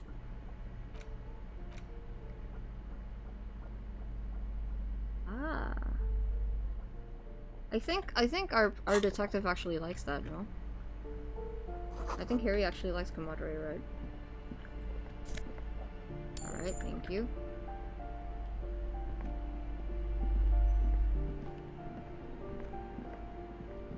We can't open that door, so...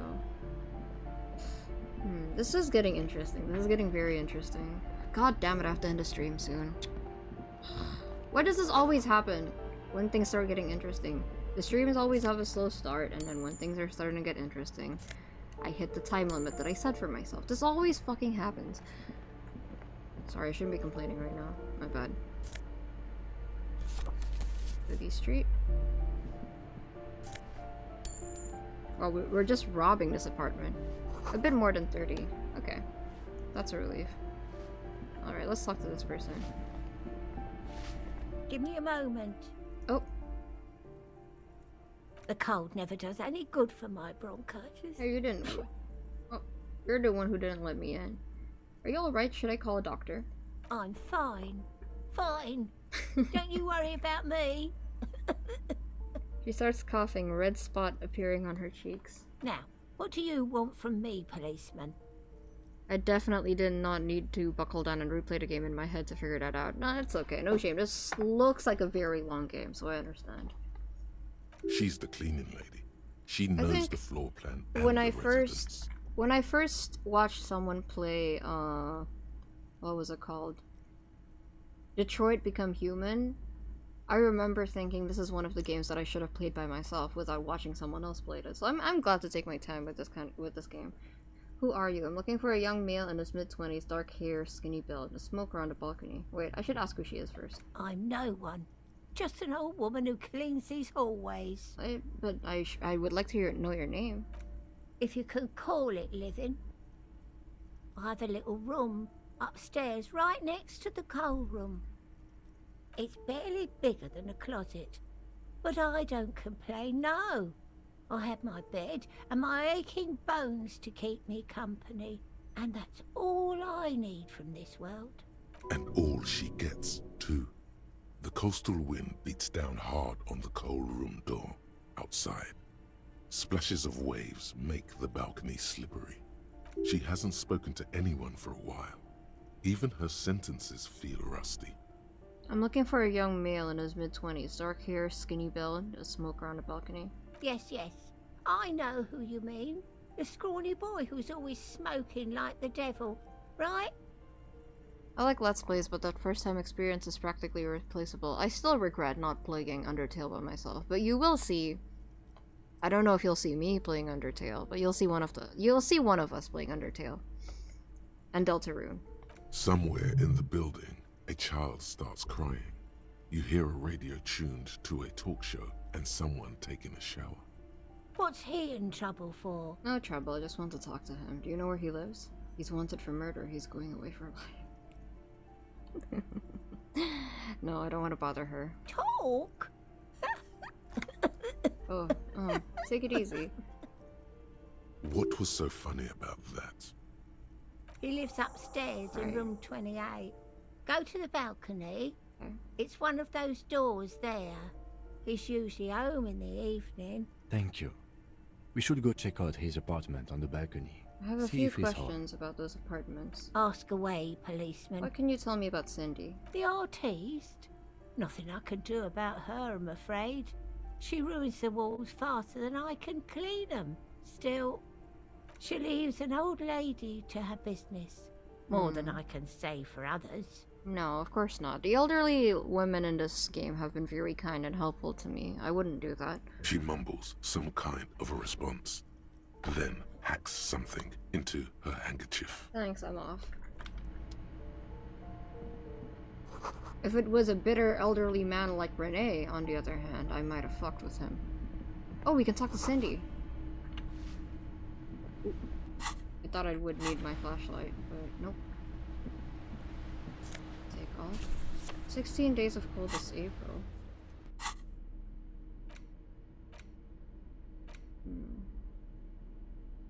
I have a lot of postcards. Should I sell the postcards? I guess I could. A monochrome rainbow in the sky. Two lovers during the period of ethnic unrest in Yugoslavia. The book has been filed under psychological realism. In your hands, you hold. Right. Indeed, the book is unusually heavy in your hands, as though the cover were lined with lead. I thought you were fond of Renee. I'm fond of Renee. That's why I want to fuck with him. How long is this book anyway? You flip through the book. The pages are thinner than you realized, and the type quite small and tightly set. It's nearly 600 pages long. Oh, that's... Real art is dense and difficult. If it didn't feel like you had to wrestle a suicidal bear to get through it, you weren't really reading. Look at the back cover. The back cover is dominated by a black and white photograph of the author. What does she look like? She can't be much older than her mid-30s in this photograph. And yet, from this cover, the eyes of a sad old woman stare back at you. You mess with people you're fond of? How does this still surprise you, Koma? Start reading. In cold, detached prose, the author describes a scene from one of the Yugoslavia riots in the 20s. Youths overturned motor carriages and set trash cans ablaze, while heavily armored guardsmen dash in and disperse them in a flurry of baton blows. The Yugoslavia riots took place from 27 to 29. Fueled by ethnic unrest and the state's repressive tactics, these events are often seen as marking the end of a brief period of liberalization known as the Yugoslavia Spring. Like all such periods, it is frequently memorialized in art and literature. Let me put it this way, Koma. I mess with people who can handle it. I don't think that the old lady could handle it, and I don't think it would be any funny to mess with her, so...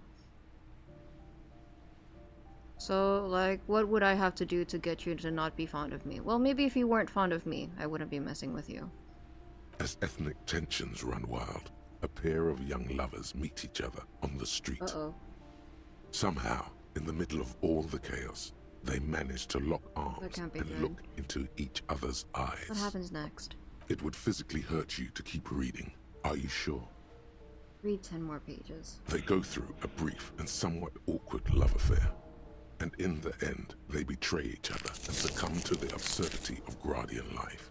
The man becomes a lens grinder, physically harm completely abandoning his former existence. It did physically harm me. I didn't think it would actually physically harm me, even though the game literally warned me that it would, but... oh well. Fine, valid point. Oh, so you're finally admitting it, Coma. He toils through the daily drudgery at the Lenka Polyfabricate. Happiness and fulfillment have eluded him his whole life. And, in the end, he has nothing to do but... She spends the next several decades standing at a conveyor in a Sosnovo fish processing plant. The smell of fish guts slowly seeps into her hair and skin, as every single one of her dreams dies, one by one. That's very sad.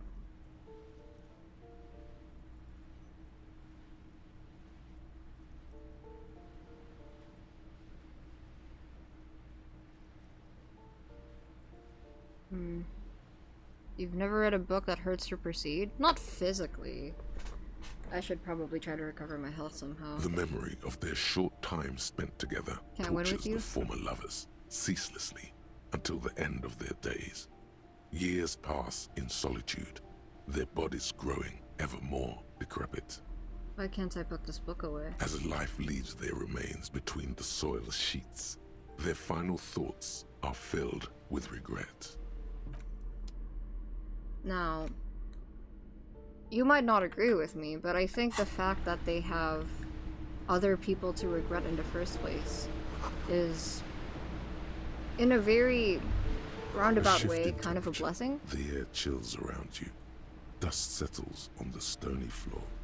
I think it's much better to regret having someone and then not having them than regret not being with anyone at all, because then at least you would know what you feel is the absence of something and not the absence of something that once existed and not something that you've never known. Personally, I don't know. Rub your sides for warmth. A former architect stands before a slice of window, a room plan in her hand. A cold wave has made the air in the building stand still and frozen, with temperatures falling down to -20 degrees Celsius. Her face is red from the cold. She's breathing on her fingers, clasping the plan. Traces of sadness are visible in her expression. The plan. Faint pencil lines on paper depict the same place, but a missing eastern wall connects the room with the neighboring apartment. Ideas for arranging the furniture have been jotted down. Look around yourself. It's clean and empty, with new tapestry embellishing the walls. A standard HB graphite pencil has fallen off a three-legged stool in the middle of the room. She had an eye for beauty. Trevor.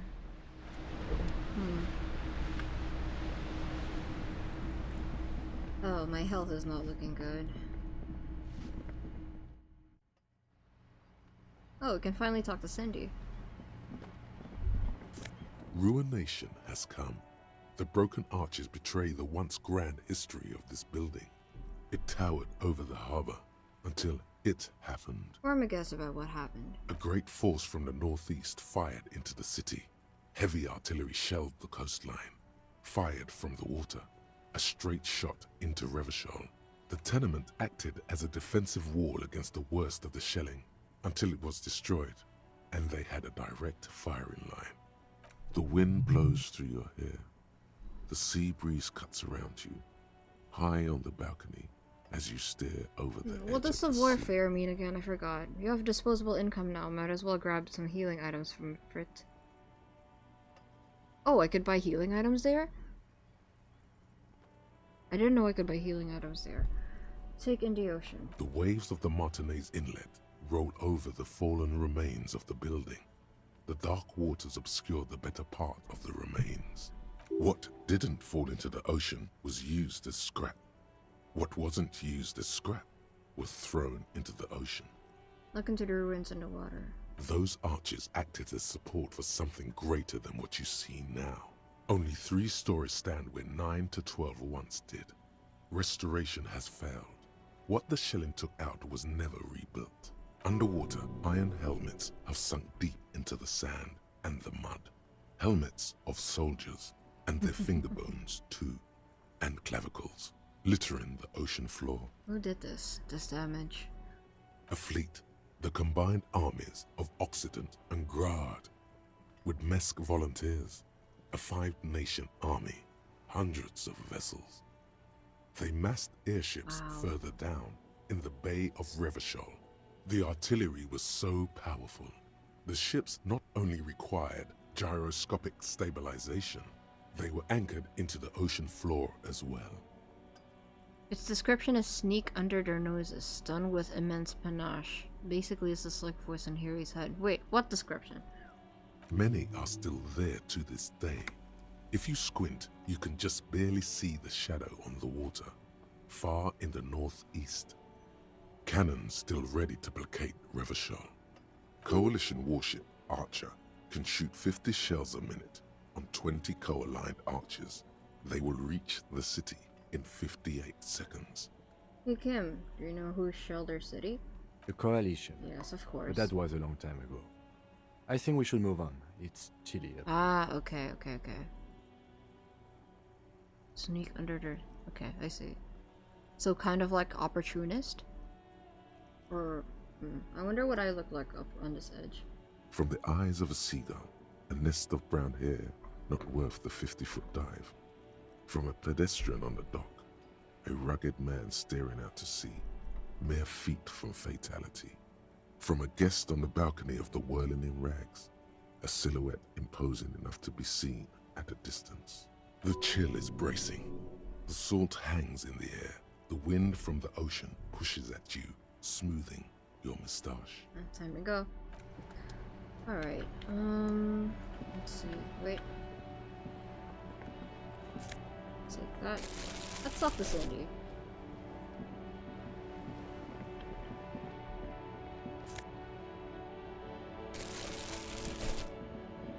Ooh, the piggies have learned how to saunter up staircases. I didn't think you could do that with hooves. But here you are. That's right, we've evolved. Yeah, I can see that. Cool mutation. Thank you. That smell coming from her paint bucket. It's not paint. It's heavy fuel oil. Red-dyed heavy fuel oil is only used in government vehicles. Or at least that's the idea. Is that government fuel oil? What did you think I was using? Aquarels? Sucked it out of a cop's fuel tank myself. Back in Jamrock. Fumes are bad for you, okay? Something to think about next time you're driving around in your pretty little piggy carriage. Alright. I ain't no snitch. Actually, we weren't put on this earth. Alright, we already talked to Cindy, so I suppose there's nothing more she can say to us. Oh. What is this place? Oh, the coal. What?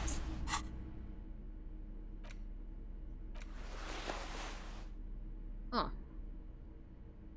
Those aren't as short as I was hoping them to be. Electrochemistry -1 reaction speed. Alright, I prefer my old pants. Just in case though. I love her, but I really feel small talking to her. I'm used to talking to people like that. Doesn't bother me too much. Enough coal to last several winters. Smells of chemicals. I wonder where they get coal. Rats of the city. No one's been sleeping here recently. Probably. No, actually don't know who it is. Cindy? I was thinking it was Cindy, but I thought she had. I don't know why I thought she'd have her own room. 2 real. Damn, that's a steal. Door is locked. Oh, so that must be the cleaning lady's room. Alright. Back down. Oh. Here's news. Someone lives back here. Alright, let's try the rooms now, and then we'll go up. Go up there. Their mailbox is overflowing. You hear someone walking around inside, rearranging the furniture. The number on the panel says 10. The walking stops abruptly, but no one comes to the door. Yeah, I feel like she would have her own room. I can imagine what her room looked like. Sounded like a woman. A woman's shoes. A poor communard, from the looks of it. The room is barely bigger than a closet. This is the police. Please open up. Do I have to open the door? You hear the clacking of heels again as the other side walks right up to the door. Her tone is now getting a defensive edge. Do you have a warrant? I'm not obligated to open the door if you don't have a warrant. That's fair. Her voice is incredibly grating, and I already don't want to go in there. If I could help it. I would rather not get in there, actually, but... Let's go. We don't have a reason to get inside that apartment. It's generally easier to do things if you have... Right, okay. Yeah, we don't have to bother her. Oh, she has a grating voice. This door has been closed with a padlock. A chalk-drawn number on the board says, number 11. No reply. No reply. No reply. No reply. No reply. It's a solid lump of metal, but the shackle is deeply corroded. A solid pair of chain cutters would make short work of it. Better whip out those cutters. You won't get very far otherwise.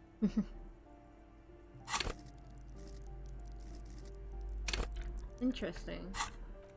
Alright, let's leave. I'll keep that in mind. That isn't just a 5-pointed star. It's an inverted white pentagram cradled in a wreath of antlers. The iconography of communism, in other words. Look out, Kim, there's communists around here. I'll keep my armistice handy, detective. He doesn't actually reach for his gun. Inspect the symbol closer. The Star and Antlers was developed in the 6th decade of the last century and quickly adopted by Mezov and the communards during the revolution. Even today, half a century after, the Star and Antlers retains the ability to evoke hope, disappointment, and fear in equal measure. Why is the star upside down? To symbolize the toppling of the old order. Also, some social democrats were already using it. What's the deal with the antlers? The wreath of antlers represents a natural crown. It was about building a society that could exist in accord with the natural world, and at the same time, above it. Why white? Because white is the color of peace. And what does it evoke in me? You see noble aims, but also mountains upon mountains of corpses. They should have taken a more measured approach. Also, you're really smart. I don't know if I'd say really smart, but I'm not too bad, I suppose. The price of idealism, unrestrained by humanism. Never again. Okay. Well, we should go upstairs. Try again. Room 28, I think. It was this one. Not this one, that one up there. Yep. Alright. Martin Martinez, please open the door. This door is made of metal and appears to be reinforced. Someone here really values their security. Number 28. This is where the cleaning lady said the smoker on the balcony lives. Let's see if anyone's home. Knock on the door. Were you even there when I was talking to him, Kim? No one answers. Looks like the young man we are looking for isn't home. I think our best chance to catch him is in the evening. He looks around, taking in the cold spring air. We should return tonight after we have finished with our day's work. How about 9 p.m.? Sound good? Sounds good. Tonight at 9. Tonight at 9 p.m. Right here. Okay. Apartment number 28. Good. Let's go. Fuck, I need to remember that, because I won't be streaming for another 2 weeks, and I need to remember that. Alright, let's leave. Can't go back there. Look to our tasks.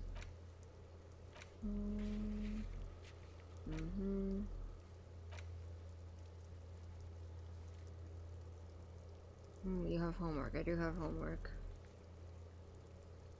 Let Moral know. I mean, I guess we could go back there and try to find Moral. We haven't finished investigating yet, so... Put the clothes in the trash. Nope, nope. Okay. Okay, let's go down to Fritze first. Let's go down there first. Oh, we can't hear. Okay, let me leave. I would like to buy. It'll be in your quest menu with a timer symbol to remind you. True.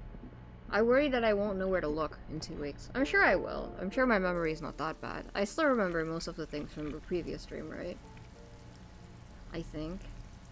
I do. I do. Kiko's lack of confidence is getting to me. I should know myself better than this. Alright, I could probably get into the front door now. I don't have to sneak around anymore. Alright. Anyways, how are you holding up, Homo? I'll remind you next stream. Thank you, appreciate it.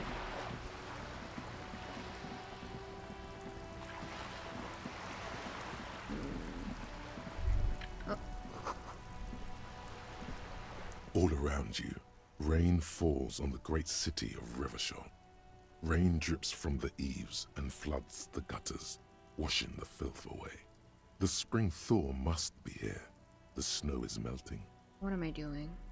Looking up at the sky, cold water dripping from your hat. What do I see? Take the shivers off. Nope.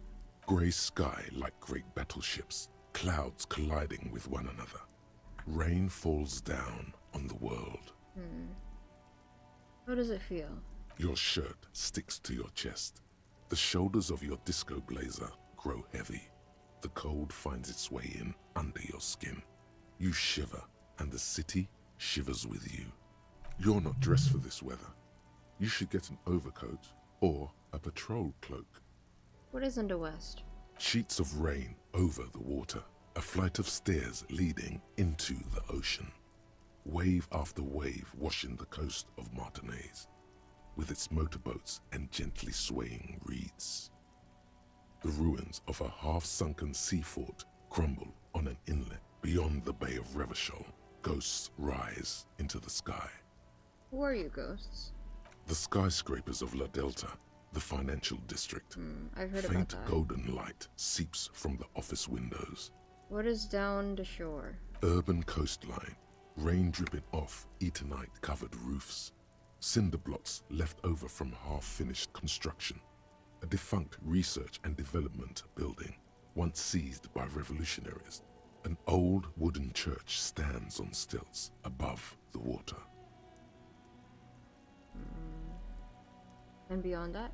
Coal City, end of all lines. Run your fingers through your dampened hair. Your hair is an oily mess flecked with ash from neighboring coal plants. Smokestacks rise somewhere in the distance. What's in the east? There's a fleet on the corner. A plastic coat is folded into a small triangle under the counter by the window. Beyond that, the strike breakers have gathered. The great gates of the industrial harbor are locked. A chill runs down your back. You shudder like an animal trying to shake water from its hide. Clench your teeth to stop shuddering. Behind the gates, heaps of supply crates, red and blue metal shipping containers, slick with rain. The Greater Revachol Industrial Harbor is an artificial mountain range. Immense wealth resides within, and immeasurable poverty in its shadow. And beyond that? La Drusienne, King Dries passenger harbor. Cruise ships flanked by dock arms. Cranes watching over the mouth of the river distributary. What is across the distributary? Couron, the lower middle class. Distributary after distributary cuts the city blocks in half. 7-story buildings trail off into the rain. What is beyond the Couron? A silvery curtain of rain over the houses. The class divide. You have never been there. They don't need the law east of the river. What's in the north? Capeside apartments. Tower blocks crowd one another. 4.46mm bullets still lodged in their war-torn stone walls. That's the bullet that we found. Hallways collapse from the mortar hits of a war that was lost long ago. Clotheslines go to waste in the rain. Radios play. The news at noon. And closer to here? A yard. Rain falls onto the roof of a woodshed. The lingering odor of decomposition mixes with that of damp soil. What's in the south? A traffic jam. Rain thrumming on the roofs of motor vehicles. Inside, drivers watch water streaming down their windshields. The statue of a king shudders. He too is cold. The canal bridge has been raised. What's on the other side? The road ascends. A raised motorway loops above the ghetto. Beneath its concrete columns, a sea of rooftops, woodwork, and tar stretches northward. 4-story buildings as far as the rain can fall. The snows melt in Jamrock. Why am I not there? I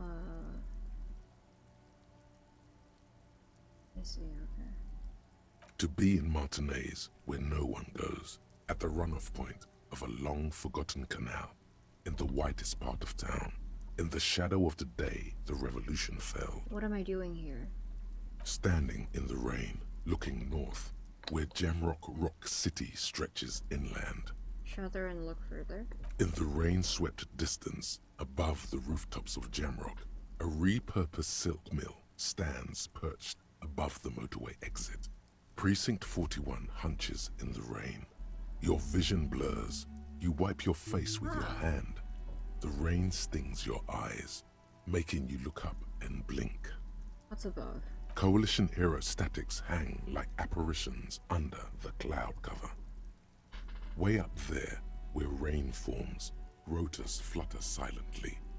Your sight clears. Motherfucker. This rain will not let up anytime soon. I'd recommend you put on your coat. Okay.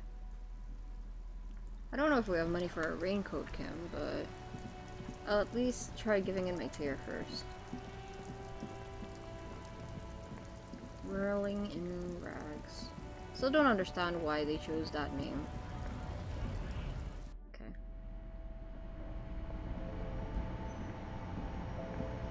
The tear machine stands. There you Your go. bottles clunk into the machine, and the money appears. Alright. You see several packaged raincoats fill a low shelf $24. beneath a display of... Okay, let me see. Is this about the questions again? Because I don't really know anything. Does Frit have a warehouse in the back of Whirling in Rags? A warehouse? I don't know. Maybe. I don't really care what Frit does. Come on, give me something to work with here. She looks up from under her brow. Fine. Frit doesn't have a warehouse. Just a little back room here. Okay?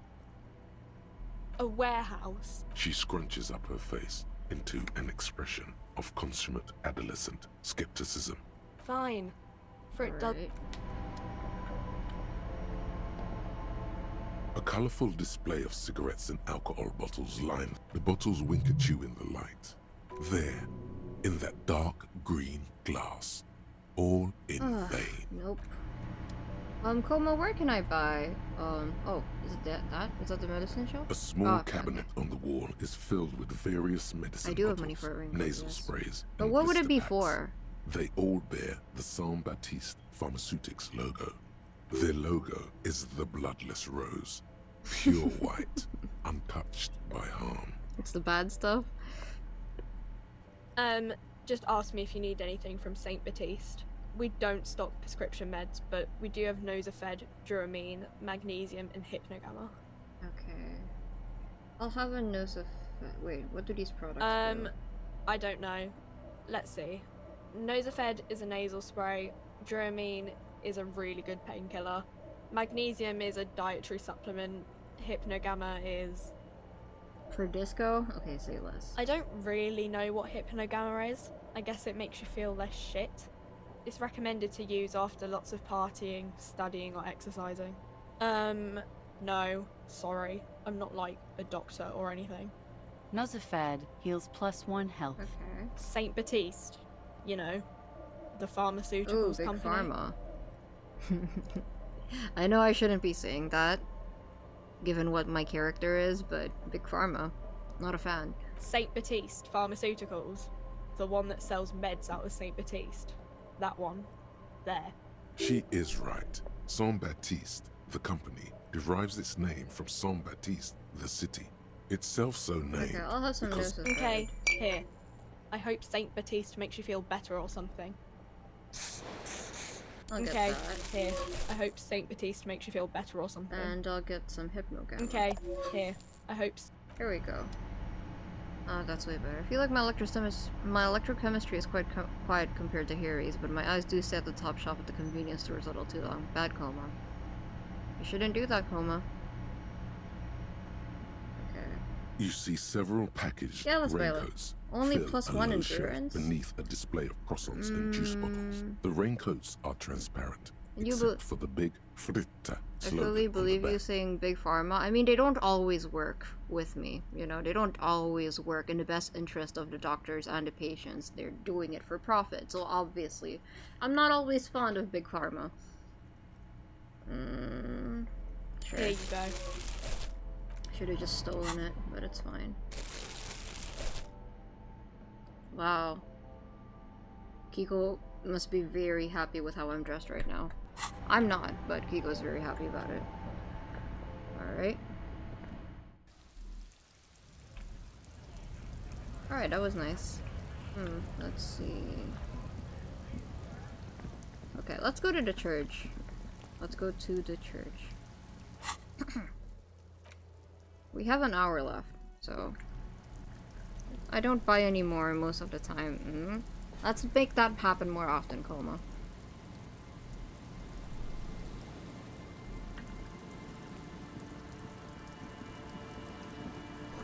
The steep hues in the shadows, many seem to be missing. Aha, I see change.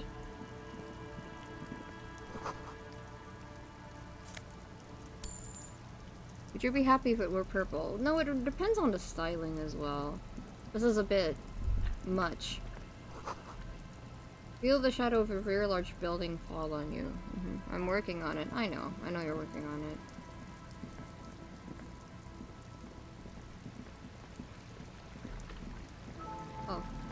Oh, that's a lot of money. I'll take that. Drawbridge can only be lowered from the other side. School of fish. Huddle around a fence post. They scatter in the dark. School of holes. Could the post hide treasure? Look inside. What? No, I can't look inside. Oh, I can. Oh, wow. They're mini treasure chests. What else do they have? Oh, score. Oh, we're rich.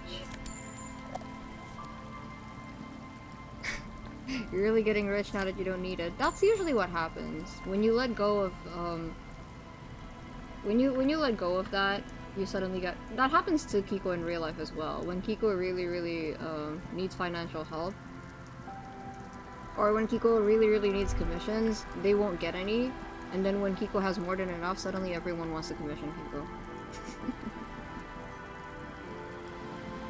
But you have to manage your money for hard days. Oh, that's impressive. That's actually impressive. Oh, damn, it's cold outside. Hello. A shaggy-looking girl in her late teens or early 20s kneels on the ice with an electronic contraption in her hand. Hearing you approach, she looks up. Oh, hello there. Hello. Everyone knows drugs make you invulnerable to cold. You bet this one likes to party. Dear child, it's freezing. Where's your hat? Huh? Maybe she didn't hear you. A little louder. You should have your hat on. So should you. I don't have to do anything. I am the law. Well, I am wearing a hat. I should, and I do, point at your hat. Oh, I didn't notice that. It's nice. You should wear one too if you plan on staying outside in this weather. Can't I give it to her? Yeah, well... Look, man, fuck the hat. That kind of language really necessary. I'm sorry I said fuck the hat. I was concentrating on something else. My whole family swears and it rubbed off on me. What's your name? Estelle. Her hair is dyed blonde, with dark roots showing. There's a coarseness to her features, some masculinity below that timidness. And your surname? Why? I'm from the police. It's for the paperwork. Okay, it's Berger. A very common name. What's that device you have there? This is a portable recording device. It's for field recording.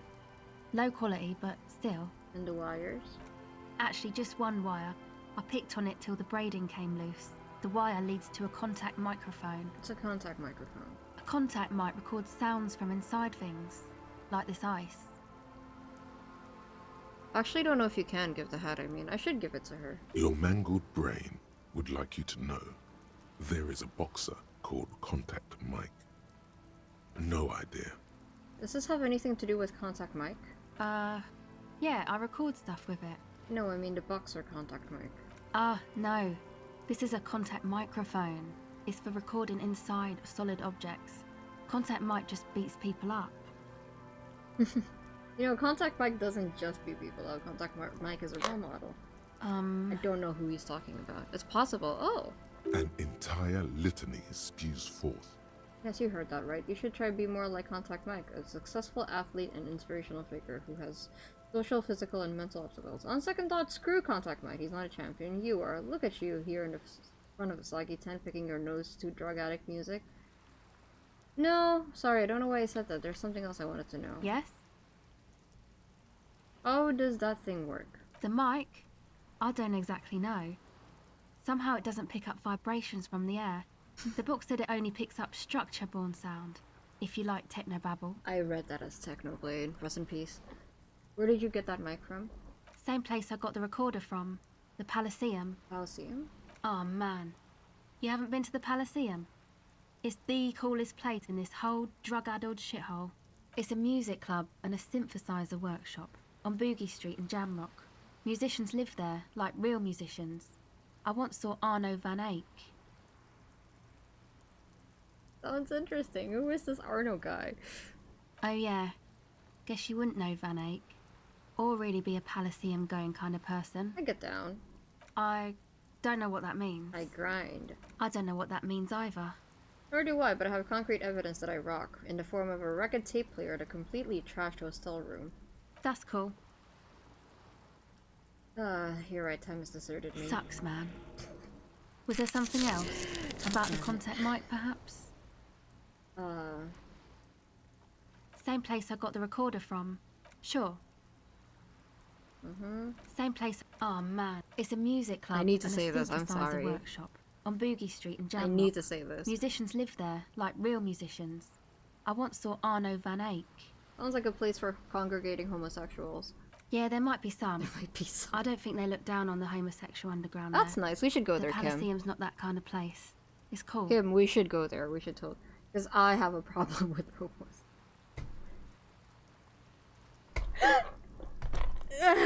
Oh god. Don't get me wrong, I'm all for it. This Palaceum just sounded like their kind of place. Oh no, you might completely misunderstood me. I might be a homosexual myself. Fucking damn it. Oh. Well, good for you. Never mind that. Okay. Yes? I had some non-mic questions. Okay. What are you doing out here in the cold? Recording, I guess. And what is it you're recording exactly? I think I'm recording cracks in the ice. But there's no way to tell. Not without headphones. I think I just recorded your footsteps too. Not sure how that will sound. Oh, are you using it for music samples, maybe? What happened to the old headphones? Wait, what happened to the headphones? My boyfriend sold them. What for? I don't know, man. Things. Just stuff you need for life. A lie. They were probably pawned off for something suspicious. Like drugs? And what are these recordings for? To crack the footsteps? The musicians in the Palaceum used them for making music. Right, I thought so. They looped the stuff, cutting the tapes together. They make music out of cracks in the ice and keys jangling. Crazy sounds like that. It's hard to explain. Just nod. Anyway, I thought I'd make some too. It's supposed to be, like, a music place anyway. Disco. I don't really know what I'm doing. They use synthesizers too. I don't have a synthesizer. Take this, you're called. Aw, Lieutenant. That's awfully kind of you. Lieutenant, he's such a gentleman. No, man, fuck that, I'm cool. I'm sorry I said that. I'm sorry about the fuck. It's okay, you should meet Kuno. It's okay. Maybe it's not that. Maybe people in this game are far more normal than I gave them credit for. It just so happens that I met Kuno first, and that's my point of reference for every other character. Now this is where a hat would come in handy. Here, you need this more than I do. Thanks. That's nice. She puts it on. It's a bit large for her. You said it's supposed to be a music place. What is it? That? The boys think it could be a place, like the Palaceum or something. Stupid. It's really not gonna be a Palaceum, that's for sure. And who are these boys? The boys? Yeah. Andre and the guys. They're inside. In the tent. And why is that? Why are you freezing out here where the boys are inside? They got too much stuff crammed in there. No room. Stuff like what? Music stuff, mostly. Like this tape recorder, but bigger. And there's piles of it. You mean like those headphones your boyfriend sold? Why not just leave some of it outside so you don't have to freeze? That stuff is more expensive than I am. More expensive than any of us, really. Doesn't matter. I can take the cold. That's some other questions. Go ahead. Nope. Tell me more about this music place you've been planning in the It's church. supposed to become, like, a club. For Nordic dance music. Like that new style of synthesizer stuff they play at the Palaceum. What did they say about bad impressions? Except that... yeah. As a mean wind comes billowing in the 6-story structure, let's out a door. Oh, that's a safety hazard. The floorboards are twisting, and the shooting beams are slowly cracking, like bones.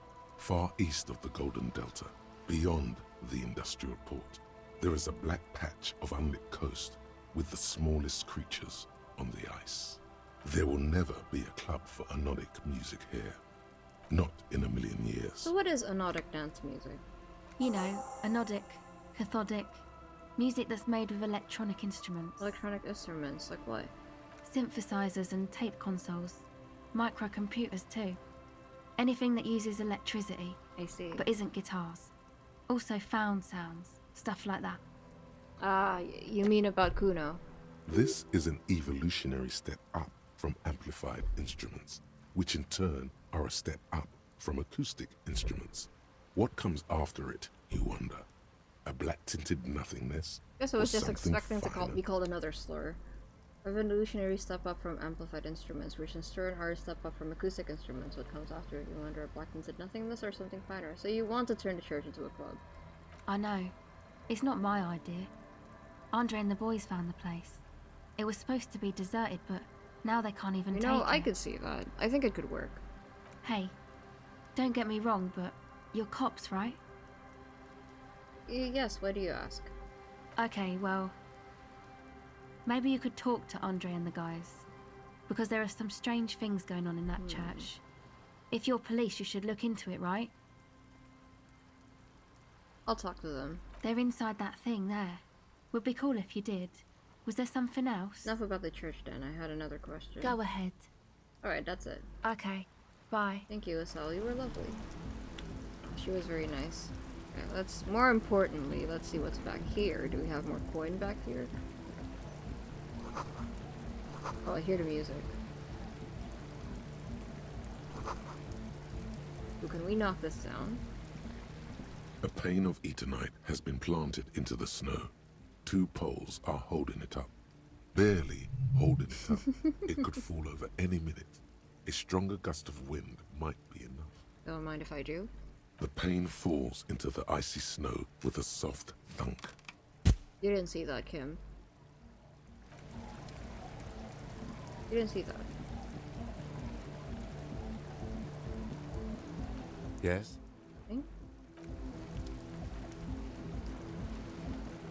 The tent is just tarpaulin fabric covering a pile of stuff. The flap is open. Inside, 3 young men are listening to some new form of music. It's like nothing you've ever heard. One of them looks at you. Come on! Get in and close the flap behind you. The warm stuff's getting out. The hair. Squeeze in. Sorry, we barely have room for one. Okay, you get in then, Kim. You go ahead. I'm too old for this. Okay. I'm sure you will feel right at home. I'll keep watch. What the hell is that supposed to mean, Kim? Alright, let's see. Oh my god. Do you know what this music reminds me of? It reminds me of Seabat. If you know what that is, I am so sorry. It smells like sweat and laundry detergent, plus a trace of ether. This is loud! going to turn the volume down a little bit. No, not the flashlights. Okay. Actually, let me keep the volume that loud, and then I can just turn my own volume up so you can hear me better. Alright. Speaker, the big candy used for live music. Canisters fills with what appears to be water. The label says distill. Pile of nasal sprays, brand name Nosafed. Oh, I could use Nosafed. You see a youngish man bleaching the tips of his hair with a toothbrush. He puts the toothbrush down and extends his hand in greeting. I'm beating the old-timer allegations. I have sensitive ears, okay? Hello, I'm Andre. It's a pleasure to meet you. Hi, Andre. What are those? Are those patches? There is definitely something futuristic about his hair. Aggressively so. You get the sense that this is what the future will look like. Imbecilic. Yes, should the future ever come, it will look deeply imbecilic. Like this guy. Yeah, let's shake his hand. His grip is strong, sweaty, and warm. He's trying to project and inspire confidence. This is my posse, Noid. The young man with earrings looks at you suspiciously. And Egghead. The dramatic lighting for their portraits is very funny. Egg! Oh my god. Look, the lighting kind of matches the places that they're standing at. Together with a Burger, who's out there right now, doing some seriously progressive sonic experimentation, we like to think of ourselves as music venue organisers. Oh, hi, Drip9. Yes, Egg. Wait, how many music venues have you organized? We have many in the pipeline, officer. That means they haven't set up a single one yet. Why are you here? You see, we've been all over Jamrock North, prospecting for real estate to establish a new venue in. Also for talent. The lighting on Egghead is insane. Yeah, thank you, Egghead. And while there is no shortage of raw, unfettered talent spinning tapes in Jamrock, we've had rotten luck with the real estate part. Place is a shithole. A lot of thought put into the positioning here. I apologise for my friend Noid's potty mouth. I realise this is not how you speak to a police officer. He has authority issues. Well, they're surprisingly polite. There's no need, the place is pretty bad. Next time watch yourself. Was there something you wanted? Your friend SL said there was a problem with the church. Oh, so you've met her. Good. You should probably let her stay inside. I don't know why you're letting her stay outside in the snow. Yeah, it's a matter of occupied ecclesiastical property. I bet you've noticed the derelict hive of Malcolmania on the coast. What are you talking about? No, I didn't notice it. I'm talking about the church. And I'm not exaggerating. Even a place of spiritual refuge can become a magnet for all sorts of dopeheads and burnouts if left unattended. Dopeheads! Burnouts! He angrily spits on a scrood and starts clean. Well, I'm sad to say, that's exactly what happened. Sad because we were just about to put Martinez on the map with one of the maddest dance clubs in Jamrock. Nah, strike that, in Reversholt. Strike that! The world! And sadder yet, because the dopeheads and burnouts holed up in there were the worst kind. He leans back a little, watching you with a steady, serious gaze, letting you imagine just how bad those dopeheads and burners really are. Good. This calls for an opinion. You're an expert in those. What kind? The spooky kind. What do you mean, by spooky? I was hoping you would be the judge of that, officer. All I can say is, their spookiness is the kind that keeps us from restoring this church into a community centre and a place of spiritual refuge. Also, they don't eat or clean the building. Shit's gonna collapse. People just wanna spin tapes without them spooking it up. Place has bad signs. No one can dance like that. Thank you, Egghead. So you're gonna look into it, right? Oh, I'm getting brain damage from this music. Getting them out. Whatever spooky stuff they're doing, I'm sure it's not what the Ecclesiastes meant their property for. Jesus Christ, okay. I'll look into it. Tell me more. Alright, man.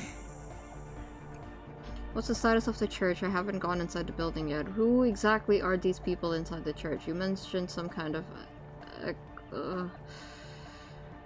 I asked Noid to install a measure against more drifters wandering in. My ears. A padlock. It's a temporary fix. Just something to contain the situation.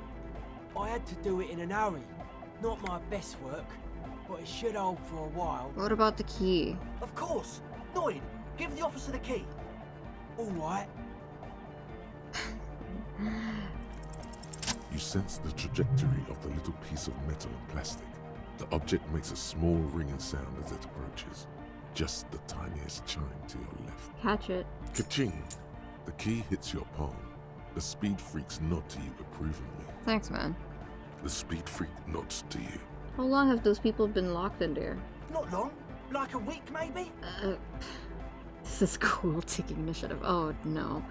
How can you be sure they haven't starved to death? I'm super sure they're alive. I mean, come on. I'm at least 90%, maybe 85% sure. If one of them's dead, this is going to be a completely different case, Andre. Somewhere in the ruinous past. Of course I caught it. Led you here, I have good reflexes. There was something called exams. You may have learned the term involuntary manslaughter. That's what I'm saying. Andre, do you know what involuntary manslaughter means? Yes, I do. I listen to Channel 8 all the time. I know about crime stuff, and I assure you, officer, this is not what's happening here. I'm at least 80% sure they're alive. I mean, come on. Most people aren't ever that alive in their entire lives. What does that even mean? I don't know. What does anything mean, really? Okay. Oh, yeah. Sounds like nonsense. You're right. It is nonsense. Total garbage. I knew you'd see through it. You're one smart cop. I get that. Now, where was I with that padlock? He nods attentively. Okay. Sure, man. Tell us what you want to know. Let's do it. I want... maybe I should go back As later. Always. If the people have been in there for a week, fair weather. I should check on them now. Oh, nice. Remember that weakness you were looking for in the ceramic armor? Like, maybe it can only stop small, fast projectiles, but a large, slow-moving pry bar would shatter it? Or, if I run an electrical current through it, maybe it will melt. It's invulnerable. Personal. Oh, how convenient. Okay. Okay. Help the ravers start a nightclub. God. Christ. Okay. Okay. I don't want to be doing this, so but. You had a talk with Andre, and now you want to discuss. Okay. It's good you talk to Andre first. Okay. Well, Noid. I see you're here again. Okay. Hi again. So, I'll ask you about the tent. Yes. What? I see you brought your own. I hate to tell you, but it reeks of sweat in here. It does, doesn't it? Told you we have a smell problem. Wait, I also smell ether. Why? Ether? I don't smell ether. Do you, Noid? No. It's mixed with a particular chemical scent, like a laundry detergent. He sniffs the air, then shrugs. It doesn't take a forensic scientist to guess it's drug-related. They look and act like the kind of guys who've done their fair share. However, their breathing is regular, their jaws stay put, and their pupils aren't dilated. So, not under the influence right now. At least, not under the influence of stimulants. That doesn't rule out hallucinogens, benzos. Alright, what's with all the Nosafed? What now? The Nosafed Ultra, you have a lot of it lying around. Oh, the old Ultra. He's like an actor, looking to the souffleur for his line. I have a major sinus infection. Stuffy nose. We all do. Shit's all blasted. You sound fine to me. Yes, that's all I don't want to listen to the whole dialogue. Without the noser, I'd be drowning in shit right now. Right. Nosafed is Can the I have shit. some? Sure. Thank you. Here you go, officer. Alright, enough of this. Who are the people inside the church? Truth is, I don't really know. Oh my None god. of us do. I don't even know how many there are. All we've seen are glimpses. You haven't even seen them and you want the police involved? Well, there's also the machinery. Oh, when I first scouted the place, back in February, it was abandoned, empty. Took some... One of them has wires. Andre! Oh, and it's... No! Which other one? Felt like silence. No. Not exactly. We've just seen someone who we think is a woman go in and out of the church. A couple of times. And we felt someone or something. What about the thing watching you? Wasn't quite. The hell does that mean? It was this dark shape a climbing. crab, Yeah, man. you know, the way it was stalking a cell. Odd. Crabs are usually marine creatures and not known for climbing walls. Are you sure it was a crab man? Yeah, totally. I mean, So he hasn't even been. You should ask her about it. There probably is no crab man. Don't let them draw you in. How can you be sure if they're burnouts and dopeheads if you haven't even seen Well, them? honestly, I can't. This is a below feeble attempt at avoidance.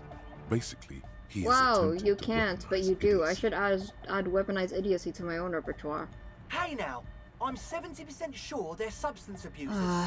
Don't let all that technology fool you. Where do you think the Can you tell me more about this machinery? You talked to Noid about that. Okay. Sure. What?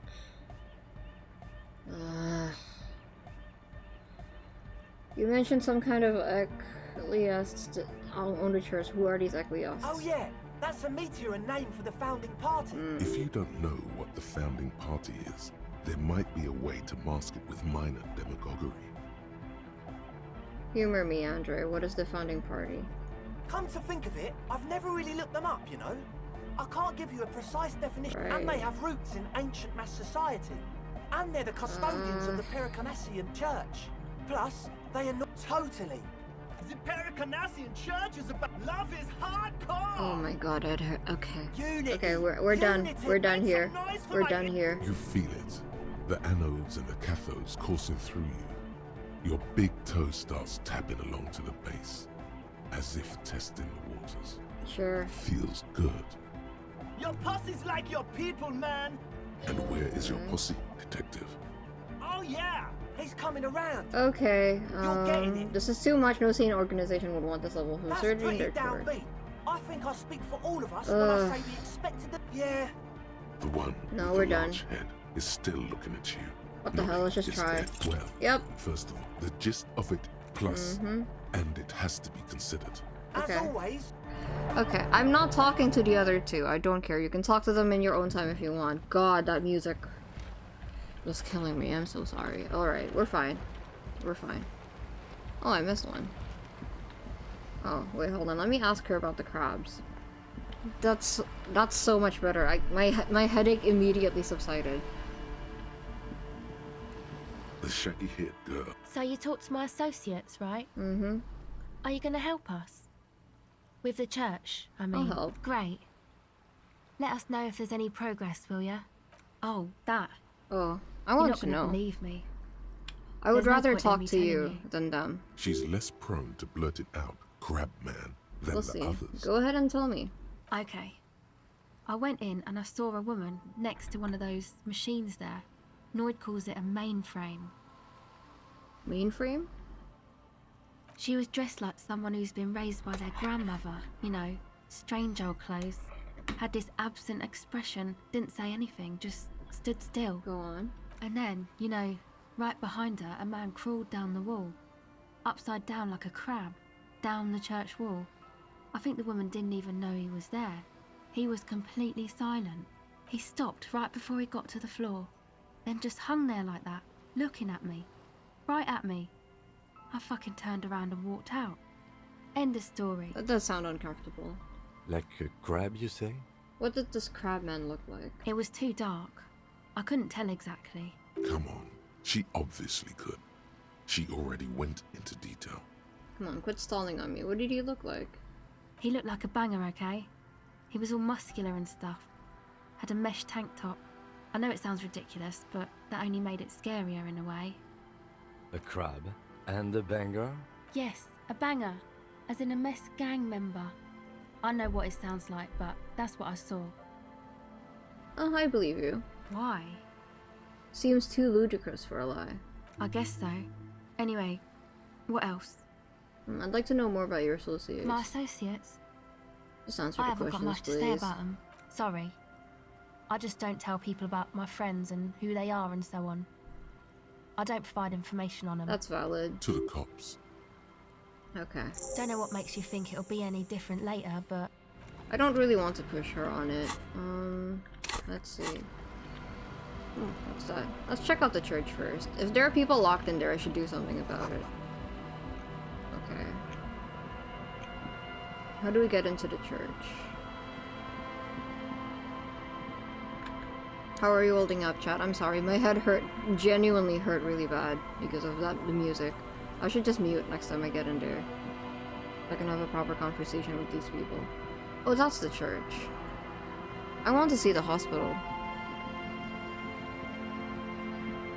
Okay, before we get in there, let me just look at this real quick.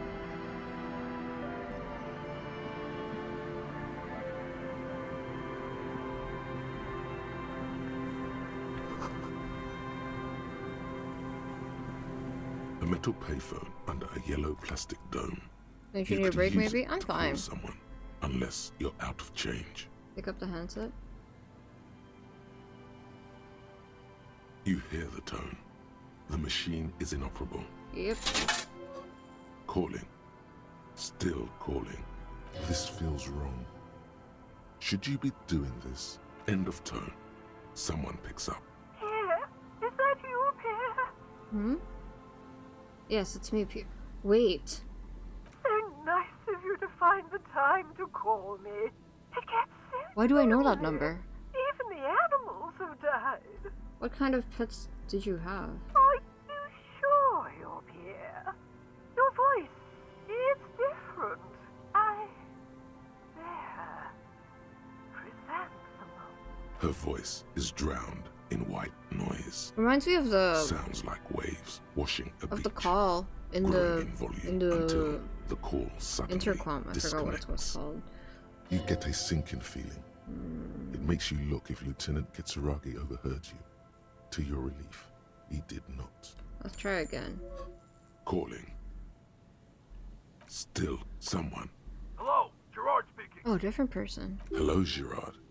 Technically speaking, you're electricity. No, what you are is a surprise. Get his wife on the phone. Electricity. Hey, Gerard, get your wife for me, will you? Who is this? Doesn't matter. Put her on. I don't like waiting.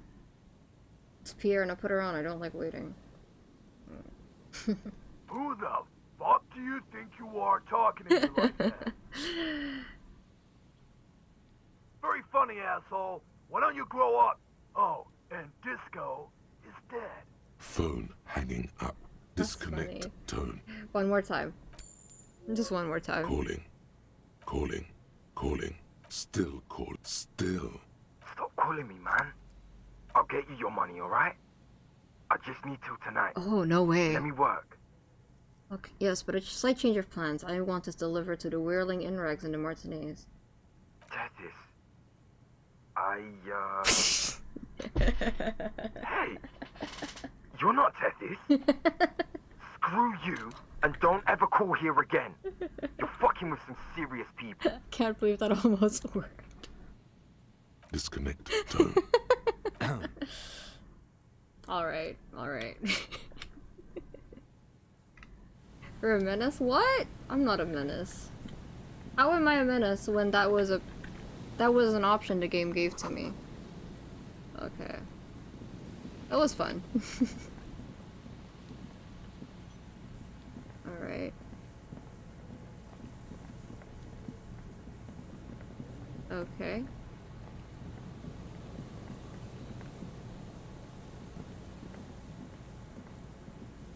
Someone has left an unidentifiable article of clothing on this railing.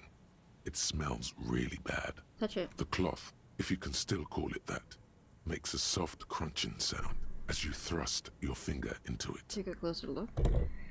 The doves can also be menaces, that's true. It's streaked with dried seagull shit and tangled with pieces of seaweed. A dangling arm suggests that there might be a jacket beneath the crust of filth. It seems likely that it was left in the surf until someone laid it out on this fence to dry out. Unfortunately, that just seems to have stiffened it into a shapeless mass.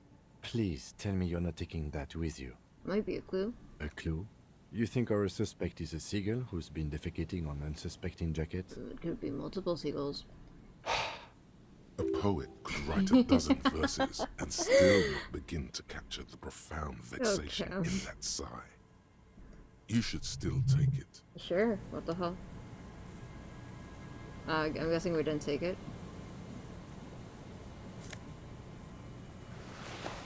Can we wear that? Surely not. Ah. Thank God. As you hold it in your hands, it makes an uncomfortable crunching sound. Man, how'd this jacket get so disgusting? It's a sordid, filthy tale, not for the weak. Are you sure you can stomach it? Some secrets are better left uncovered.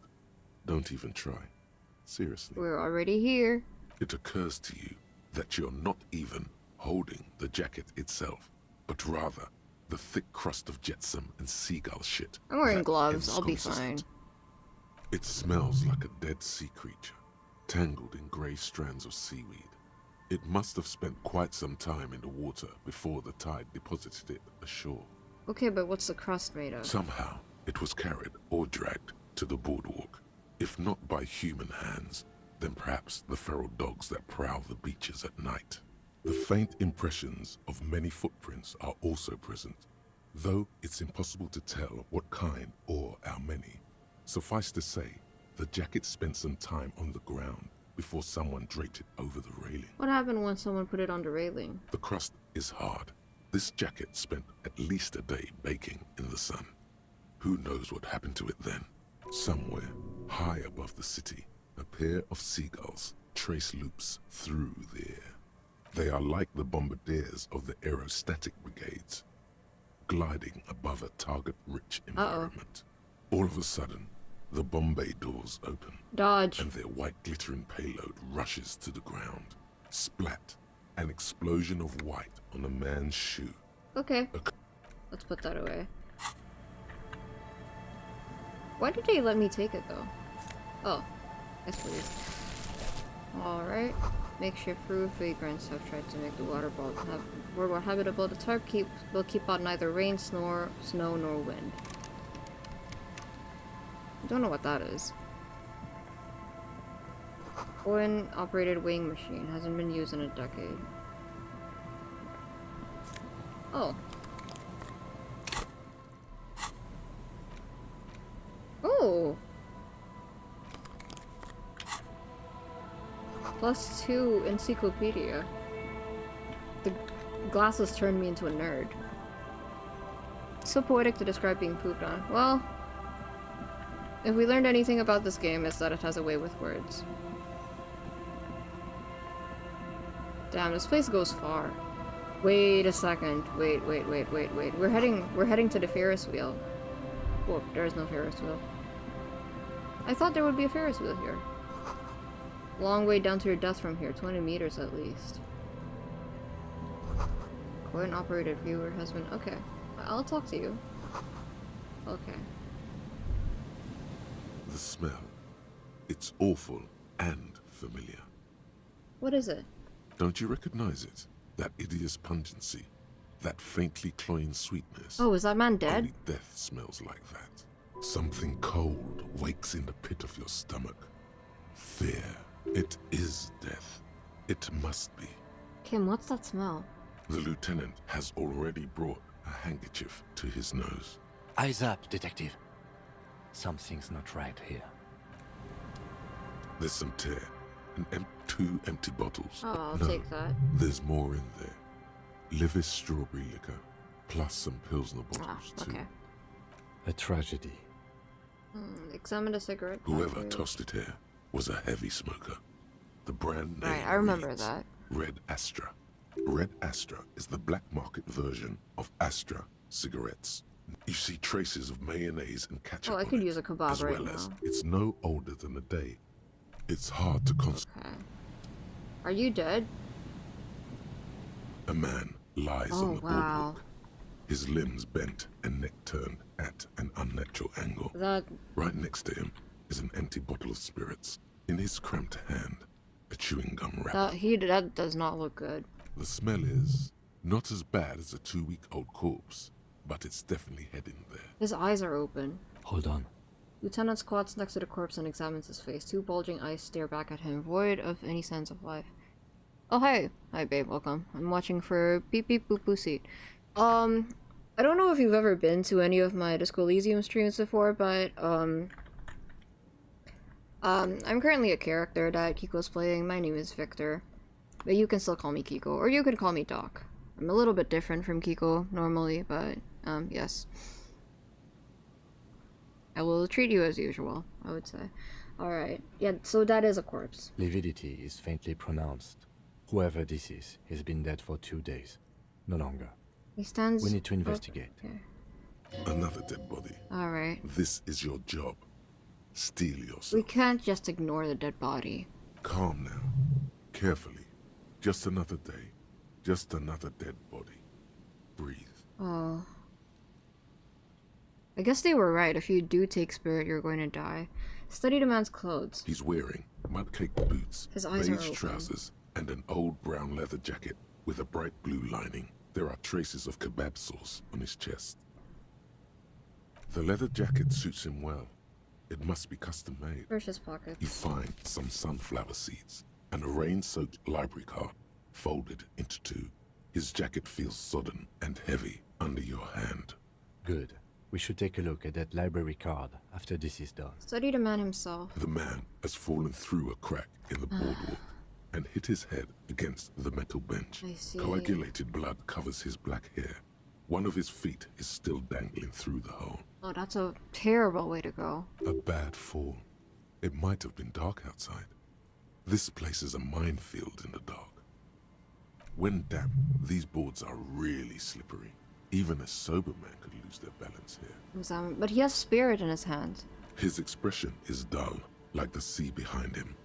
Drops of water shining on his mustache. His eyes, empty and wide, look frightening in their frozen gaze. Height, 170 to 175 centimeters.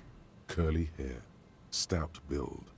Age, approximately 50 to 60 years. Study the surroundings. There's some dried blood on the metal bench, right where the corpse's head rests. The floorboards are rotten and slippery wet around the hole. An empty bottle lies nearby. A chewing gum wrapper is clutched in his fist. Be very, very careful where you step here. Examine the man's head. A dried chunk of blood covers the hair at the back of his head. An open wound. It's sticky and cold to your touch. Wait, hold on. Let me put this on if we're going to examine a corpse.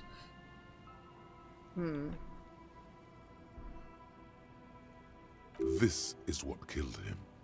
I don't see any other major wounds, do you? No, just this one at the back. It's hard to say. Seems like the head wound was fatal. It's exactly the shape of the bench. But the bottle, Kim. Step on the floorboards. They screech under your feet ominously. It's hard to say whether the dead man's weight was the cause of the boardwalk to break. It definitely looks fragile. Oh, I might not want to step on it then. You see waves churning below. Something cracks beneath your feet. Hey Doc, tell Kiko I miss her, but you look cute too. Oh, thank you. Oh, incidentally, I do use he, him pronouns, but thank you. He could have easily disappeared. Kiko, on the other hand, is okay with any. And you would have never found him. Examine the bottle. A .75 liter Tallulah vodka with its cap missing. There's hardly anything left inside. Tear all around us. He looks at the other two bottles near the coin-operated viewer, then at your yellow plastic bag. I'd prefer if you didn't collect them this time. Okay, I won't. It's not proper. I wasn't going to. Examine the chewing gum wrapper. Grabowski spearmint chewing gum. Green leaves on the cover. The man's mouth is half agape from the terror of the fall. Look in. The blackness of death. Stench. You think you see white chewing gum too. Confirmed. Nearly the whole pack is there. Solidified on his lower rear teeth. He ate the whole pack, right? It's to cover the smell of alcohol before going home. The worst thing is, I've seen it before. Almost the same scenario. Even the chewing gum. It's always the same. Okay. The entire boardwalk creaks in the wind as you take a step back. Who is this man? Looks like one of the locals.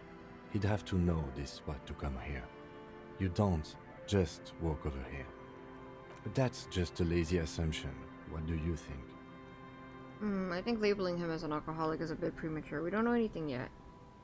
Spirit is interesting. We do know that he was married. True. But you're right. Let's not run ahead. For now, all we know is that he's an unidentified middle-aged man found dead on the Martinez boardwalk. What do you think happened here? Death by misadventure. He slipped and fell through the boardwalk. I doubt it. Unfortunate accident. I doubt it was related to lynching. If it wouldn't have been for lynching. that bench, he'd be alive.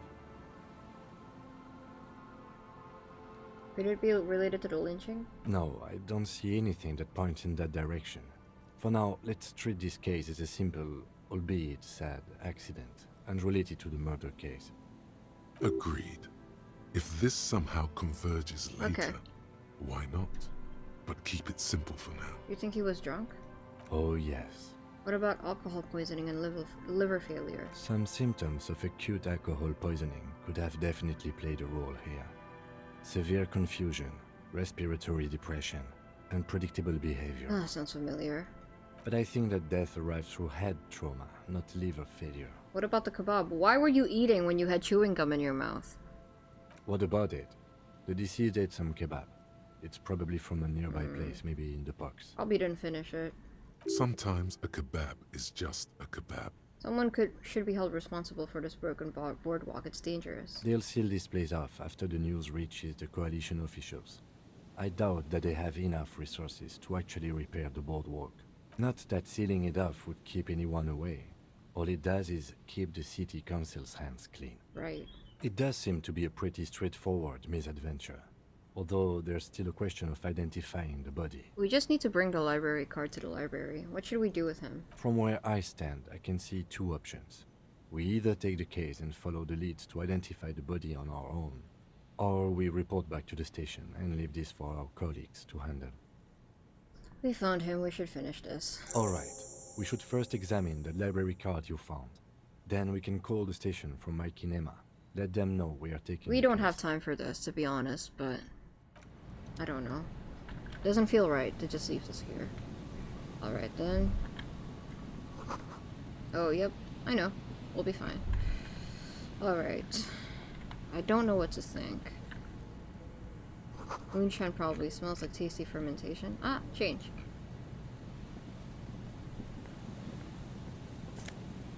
Take that. Okay, let's go to the church and free everyone first.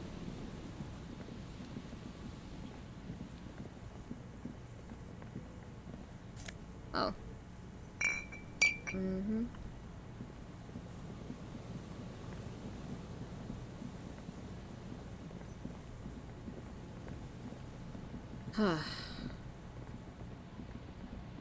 That was not the tangent I was expecting to take, I will be honest. Okay. Heavy wooden doors, more than twice your height, Oh stand god, I shut hope I don't in find more front dead of you. bodies in here. The rectangular sea-worn ornamentation appears in stark contrast to the padlock, carelessly drilled into the wood. Open the padlock with the key. The lock turns easily. You hear a click as the shackle pops open. Let's go. Pull on the doors. A great whoosh of air rushes into the dark innards of the church, as though rushing to fill a great vacuum. What tangent were you expecting? I don't know, a Ferris wheel? Not a dead body. In the heart of the city. Oh wow. Oh, this is beautiful. I'm not religious, but I'm also not blind. Oh, we're going to get jumped. We're definitely going to get jumped. Oh dear. The grotesque wooden figure looks half-finished. The figure is added later. It's not part of the original church. We're going to get jumped! For sure we are going to get jumped. Blackboard filled with complex equations. They look recent. Something to do with radio Oh! 2 decks of reel-to-reel tape. It might be the minigame with the password, no? I'm still on that, yes. More of the fork lighting pattern you saw outside. Bark beetles? No, it looks intentional. Some long-forgotten style.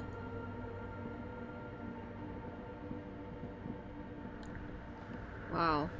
What happened here? In white, silver, and apricot faience, the young mother of humanism stands above you. A crack runs across her body. She is impossibly tall, oval-faced and sad. A dark and radiant majesty. This is her innocence, Dolores Day. Oh, I remember the librarian talking about this, I think. Cradled in her arms are a pair of glowing lungs, clearly visible from underneath her flowing dress. You should kneel. Yeah, sure, why not? Your knees touch the floor. The floorboards are hard and cold. There you kneel among the snowdrifts, diffuse light falling on your hands from beyond the glass. Close your eyes first. The world is silent, But for the creaks and cracks of the massive wooden structure behind you, it covers you from the wind outside. The ocean feels distant, its ebb and flow blocked off by the centuries-old pinewood sarcophagus around you. Open your eyes. The woman looks down at you kneeling. She towers among her followers, architects, laymen, courtiers. There is a sad smile on her lips and a glint in her green-blue eye. Of what? Compassion? Remorse? She acknowledges the passing of someone who is still alive. That's remorse, it's mourning, it's not possible to live. As that soft word passes through your mind, the lieutenant draws an X-shaped cross from shoulder to shoulder. Do the same as you get up. Your fingertips touch your chest 4 times. Then you rise from your knees into the apricot-colored light of the window. Above you, the woman still smiles her distant smile, sundered by the crack in the glass. How did I know this mother of humanism? Despite the damage you've done to yourself, the title appears lodged in your hippocampus. This is her innocence, Dolores Day. The innocence of humanism, internationalism, and the welfare state. Perhaps the most famous human being ever to have lived. No amount of Commodore Red. Oh, she was a real human. Smile from your brain thing. It has survived the deluge and haunts you still, and will haunt you forever, as it haunts all men. Why was there something terrifying about her? Terrifying is a term too emotionally charged for your semantic memory, or what remains of it. But although she's often considered to be the greatest human being to ever live, there was something ominous about Dolores Day, constantly surrounded by her terriers. She was the most socially secluded and least self-aware of all the innocences. Some modern thinkers would consider her a war criminal for the campaigns she waged against the Mesk state. And then there were the resettlement programs. What happened? The Mesk state tried to detach itself from innocentic rule. Parts of the world were experiencing whiplash from accelerating into secularism. Her mandatory education programs and mass resettlement of upstream Marguerite were problematic as well. Dissenters were suppressed by a military force she called the Army of Humanity, suggesting those who fight against it are not part of humanity. I see. She adored chess, yes, but also military war games. Dolores Day often holds a tiny tin soldier between her index finger and thumb in icons such as this. She was also blonde, the blondest woman you have ever seen, with green eyes the color of the Pacentic. Little is known of her Marchese husband. It's as if he vanished from history after completing his role, which was to introduce Dolores Day to court. In conclusion, yes, there is something lonely, paranoid, and even terrifying that people seldom mention, but feel when they think of her. This subtle terror is part of her iconography. I can respect that. Lieutenant Yefrater, you've stood there for over 5 minutes. What are you thinking of, if I may ask? Glowing lungs, that's fucked up. Yeah, war criminal. She's somehow connected to the case. What the hell? I don't know about that. It was a different time. A different war. Either way, this church, the coast in general, we shouldn't linger here. Really? This isn't a good place to get lost in. We should conclude. The shards glimmer in the dark. You see little pearls of light on the edges of the crack that splits the female figure. Something was written there. Remains of broken letters line the emulsion. What it said. Let's try that again. The mother of humanism stands above you. A jigsaw of broken shards falls into place in front of you. A ghostly reconstruction of the stained glass window. Before it was shattered, there was an older woman beneath the younger one. And a text. A light motif below them both. Who is this older woman? The escutcheon on her throne says, Irene the Navigator. She is depicted as an older woman wearing thick-rimmed eyeglasses, holding a golden rights apfel in one hand and a scepter in the other. This is the queen her innocence day advised. Above, she herself is whole. They kind of look like the glasses that I just picked up, no? Small figures of wise men, common men, worshippers walk up the stairs to stand at her feet. Secret servicemen, 30 years, stand in a row guarding her. It must have taken years to produce this work in all its dizzying detail.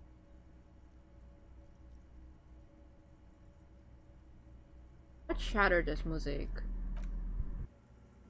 Unknown. A motor carriage? A gunshot? Someone falling into it? Or maybe just hooligans looking for something to break. The motto. What does it say? Below both women, in luminous black letters, Après la vie, mort. Après la mort, la vie de nouveau. I know more means death, no? You're just seeing things. Glasses are glasses. I'm not being sarcastic. Alright.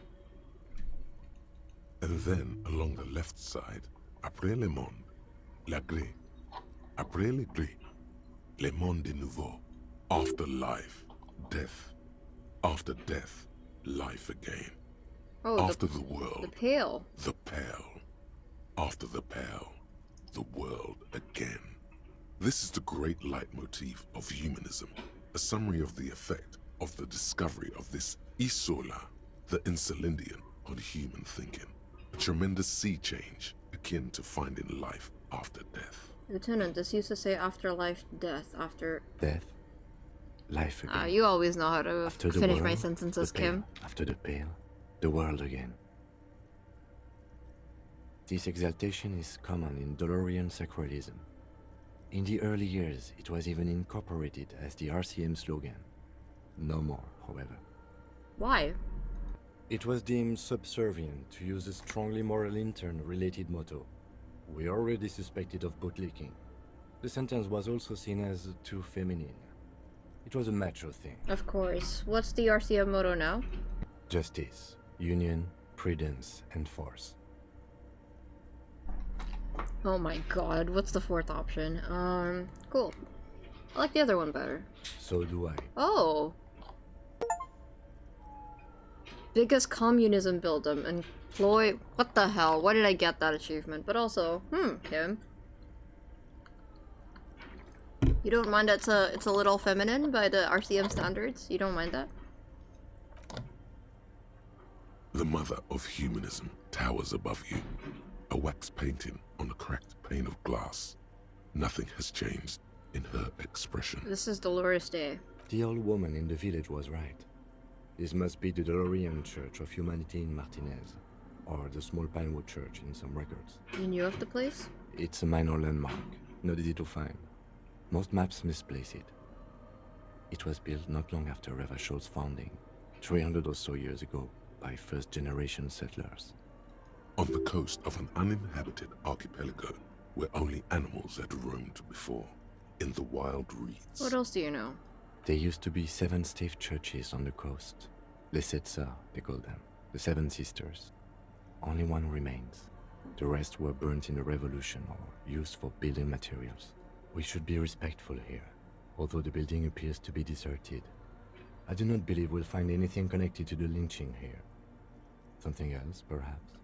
Respectful? Is the lieutenant a follower of Dolorianism? Kim, are you a follower of Dolorianism? Yes, we all are. Her name, body, and rule are synonymous with humanism. The laws we enforce are Dolorian in origin. I didn't think you were spiritual. It's not spiritual, it's constitutional. The Dolorian system does not Interesting. Only accordance. So that's where his beliefs lie. I feel like he's remained pretty neutral on a lot of things. I see.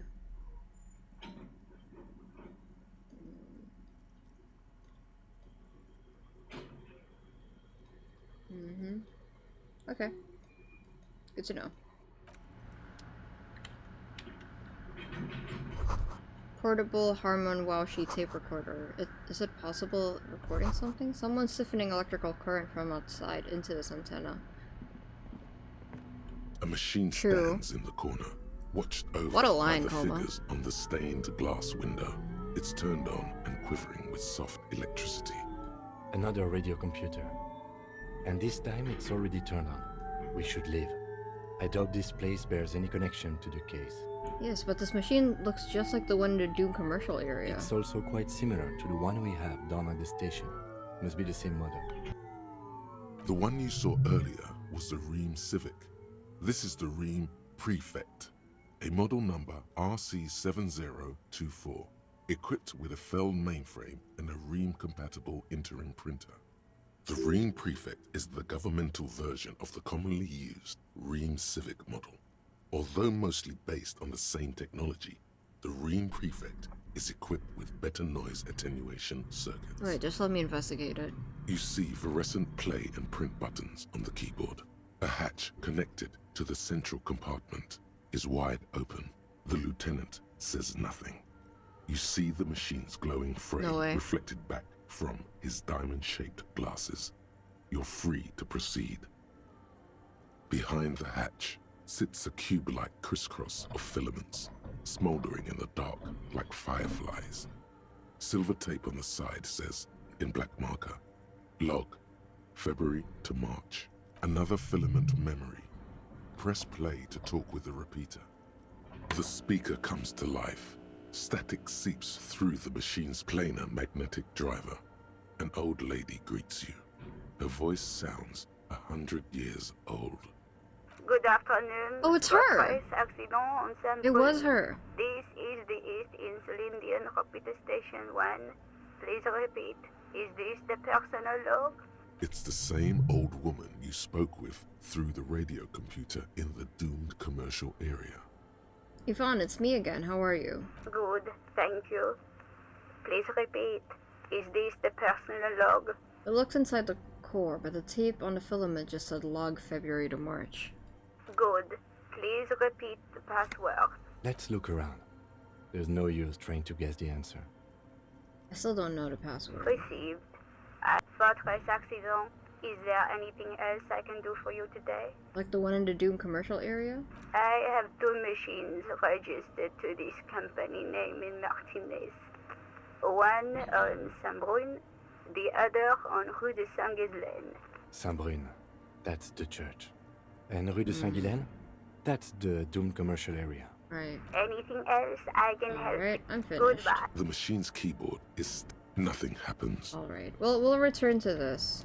Maybe the password. We'll have better luck with the password here. But more importantly, cash. Oh. Snazzy shoes.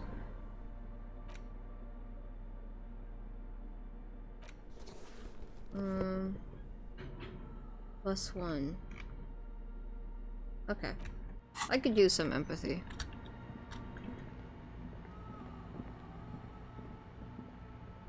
Spider has spun its web around this wood-carved pillar. Cracked pane of glass, colorful, came from the stained glass window, still has letters on it too. I just want to know if there's actually anyone here or not. Bowl is filled with water, a live wire runs directly into it, because these wires work as contact microphones? Oh!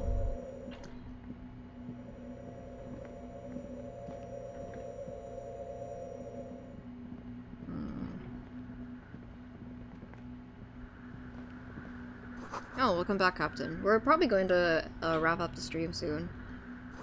We're drawn into... okay.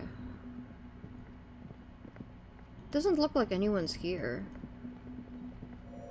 Oh. The silence in this part of the church, it's almost palpable. All the shifting matter and shuffling of living things is gone. Nothing seems to exist beyond the church anymore. So was the Ferris wheel beautiful? I couldn't find a Ferris wheel. I did find a dead body. Maybe if you were to stand in just the right spot, even your footsteps would be completely silent. Wait, I think I still hear something. And then it's gone. Almost all of it. But for the faintest of hums. It seems the sound here is detached from its source somehow, if not blotted out outright. Truly unusual. Sounds like the Pale. How do I know what the Pale sounds like? From recordings of the far Pale. You've heard them. We all have. You can hardly hear your own breathing. You produce a few muffled thumps, after which the silence feels even more total. Huh. Somehow. Someone's recording the sounds of the Pale? Your voice is barely audible. Not a howl, but the softest of whimpers. What's happening? The lieutenant points to his ears and shakes his head. Then he leans closer. Can you hear anything? Almost nothing, and it's beginning to worry me. The church just has strange acoustics, some engineering trick. Maybe the church was designed this way to prevent boisterous activity, singing and dancing on its premises. Something odd is happening around us. The lieutenant doesn't reply, but you can sense him tense up next to you. The orderly rows of ceiling panels become barely visible, then disappear completely in the darkness of the tower overhead.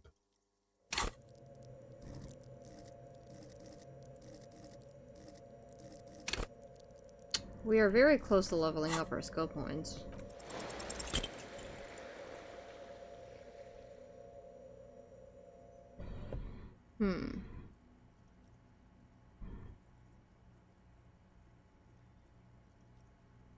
Just darkness without end. It makes your head spin. What's the darkness like? Filled with vague shapes of woodwork. The sense of a great height. Try to make out something, anything. There's nothing. You're dizzy and disoriented as you see dark and more dark rising. Officer, what are you looking at?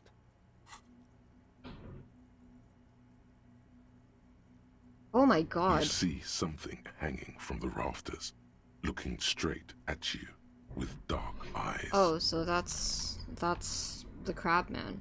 Maybe it's possible to talk to it. Well, I didn't think it would work, so I don't know how this is possible. Is that a man? Looks more like part of the carpentry of the building came alive and is now studying you intently. The crab man. Hey, who's there? The man leaned forward a little, fixing you with a steady, He's naked. unreadable gaze, then speaks. Habitual alcohol use has made you into a scared little pussy, Holmes. But don't worry. Everything's gonna be alright. You come to the right place. Bill Collector taught us finished right, yes. That accent is Villalobos, a peninsula in Mesk and a district in Jamro. There's a sizable contingent of Villalobos-speaking Mesks in Revachol. The right place for what? Here you can receive the mother's love. And when you're ready, she will take your hand and lift you out of the despair at the bottom of that bottle.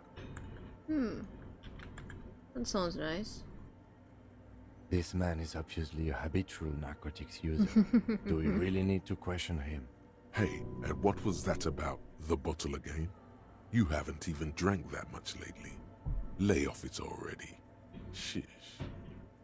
Yeah, I guess I've had a bit of a problem, and it's been getting out of hand lately, but... Está crudo, way. I see deep inside you.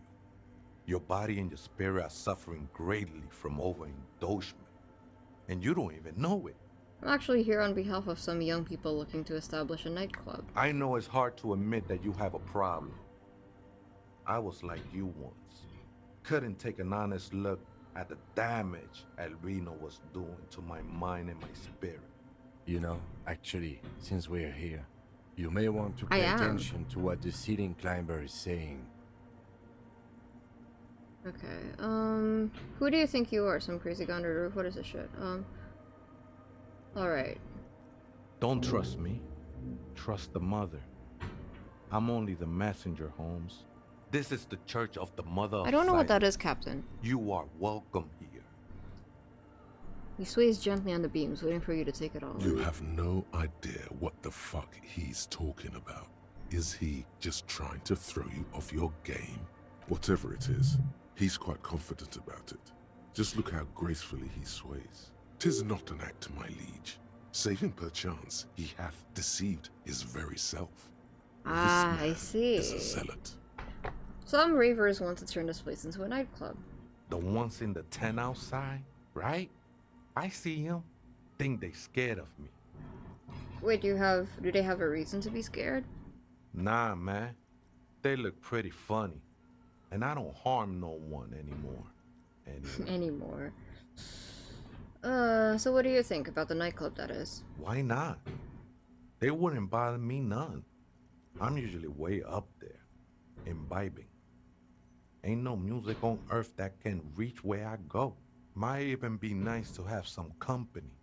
Do you know where the other spooker is? ¿Other spooker? Oh, esa viejita es muy estudiosa. No hablo. Don't know, Holmes. Viejita is grandma? Wait, so there is another person living in the church, and it's a Vita? Viejita? No. I just call her viejita because of her clothes. She's actually quite young. Or maybe not that young. Age is just one of the many masks we wear. And you don't know where she is? That's what I said, Holmes. How could you not know that when you both live here? Don't really follow her comings and goings. Just see her typing on her computer now and then. We got different interests. So you've got nothing else to tell me? How she looks, what she does, who is she? I'm afraid not, Essay. You just have to wait until she comes back, or search through her radio computer. I see. Have you by any chance heard the Viejita say the password to her supercomputer? Too many times, Essay. Yes.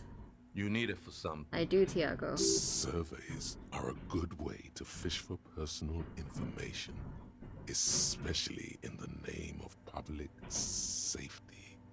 Honestly, I just want to break into a radio computer. I want to see what it's on. I don't want to threaten him. The lieutenant raises his eyebrow, but doesn't say Lieutenant, anything. shh, it's okay. Don't sweat it, vato.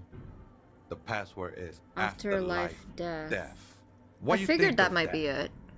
Makes me almost pity La Nidita Pequeña when I hear it. You must be the crab man. Never known myself to be a crab. But if that's the name you got for me, I won't stop you from using it. To be fair, it's really more like a spider. I always thought of myself more like a flame, flickering along the rafters and beams. It may be that I gotta work on my technique. You've met the Night Ravers. What do you think of them? That's the first time I've had to skip dialogue playing this game because it gave me a genuine headache. It was really bad.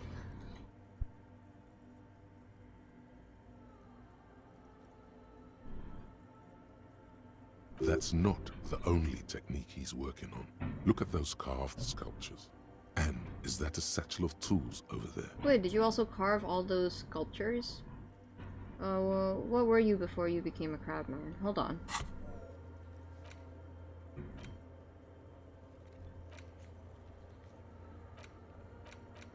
Okay. Sure am. Whittling wood used How about to a be cell? I like something her. I just did to busy my hands. Now I use those same hands in service of something greater than my own restlessness. All right, let's consider the context and meaning here.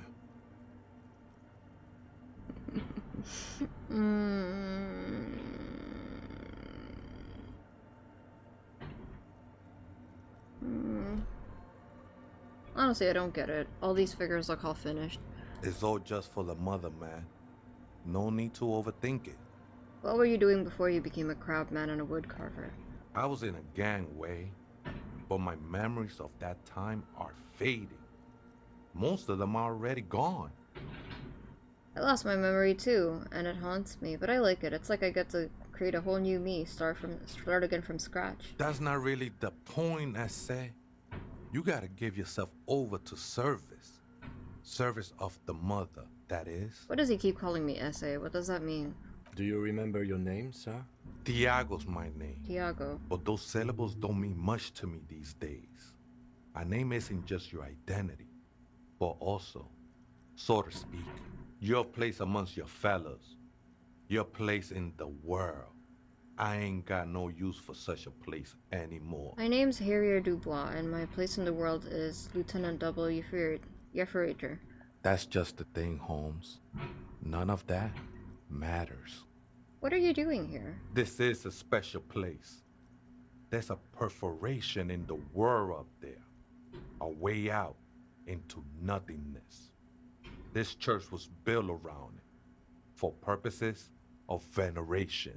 I circled it, nurtured by the silence bestowed by the mother. One of these days, I'll be pure enough to go drink from it directly. Are these your shoes lying around here? I think they were. A long time ago. Okay. I had to shed them like skins to get closer to the center of the silence. You could so have he them. is naked. I don't need them anymore. These shoes look pretty dapper, actually. This mother of silence, you mean her? No. There's a new god in town. And she can be painted or sculpted. Because she has no limb or even a face. She is the end. She is a cavity in the dark beyond sense. She saved me. But I couldn't describe her to you. I can't believe I got the password. No one can, Holmes. And no one ever will. What will happen once you drink from this perforation? I will be incinerated, but not destroyed. Finally, I won with the state of the world before reality began. That sounds a bit like substitution behavior, no? You know a thing or two about that. You sure you didn't just switch one drug for another? It's not like that at all, man. It's just faith and joyful service. Did you interact with Innocence Dolores Day? I sure did. Too gleeful, those words. He is lying. Not to you. Faith. To his very own self. Faith is a kind of drug. I heard that before, Way. And I know I can't convince you on the spot. What the hell does this mean, Harry? When's the last time you woke up from silent communion with a hangover? Regretting what you did last night? What if I say this? She took you for a good spin, huh? Don't worry, bro. That love is but a drop compared to the ocean of the mother's love. A little presumptuous. The mother will eat all of you and never spit you out. Okay, let's agree to disagree. I know it will take time. Alright. The sinewy figure. I think we're done here, Essay. Alright. That was an interesting conversation. However, I'm still not sure how it's relevant to our investigation. Don't worry about it, Kim. Okay. So we will return here. Now that we have the password, I would love to check this out. But before I end the stream, all I wanted to do was report the body first. That's going to weigh on my mind. Alright, let's go back.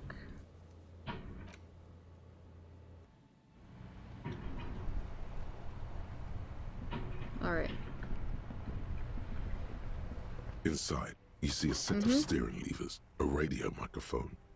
This is Precinct 57. How may I assist you? I need to report a dead body on the Martinez boardwalk. One moment. Can you please describe the body? Age, sex, cause of death? An identified middle-aged man, height 170 to 175 centimeters, dark hair, medium build. Looks like he slipped, fell through the hole in a boardwalk and hit his head against a metal bench. We suspect he might have been inebriated when he fell. There were bottles all around him, and traces of vomit on his shirt. Any signs of violence? No, it seems like it was an accident. No field autopsy necessary. You can hear her quickly typing in the background. What about his belongings? Did you examine his clothes? He was wearing boots, trousers, an old leather jacket with a bright blue lining. I found a library card from his pockets. Any information on the library card? I haven't examined it. I forgot about that. You can hear her sigh I'm sorry. audibly. Do you and Lieutenant Kitsuragi want to take the case, or should I assign it to someone else? I'll take it. I have assigned the case to Lieutenant Kim Kitsuragi. Please follow up on this library lead to identify the man. We'll send someone to take the body to the morgue. That's all for now. Thank you for reporting in. Okay. 57. In the cabin, you... Okay. Let's get his identity first, and then we can end. I completely forgot about that, Alice. My bad. That's my bad. It's still pretty bright out. Alright. I have a question. Hello again, esteemed officer, and welcome to Crime, Romance, and Biographies of Famous People. What if I want to buy a book? Goodness, you were already... Okay. She smiles. Wait. Oh, this isn't the library, it's the bookstore. Oh, I haven't examined the library card. That's what it is. Okay, I should have examined it on my own. The library card is folded into two and still slightly wet to My the bad. touch. I've been streaming The for front 8 side hours. That's reads, my excuse. Central Jamrock Public Library Card, issued to Billy Mejean, expires July 53. Billy Mejean. Billy is a unisex name. Could be the deceased or his family member. Look inside. Whoever owns this card is an avid reader. You find a list of books written in blue pencil. Radio thriller. Stand a little less between me and the sun.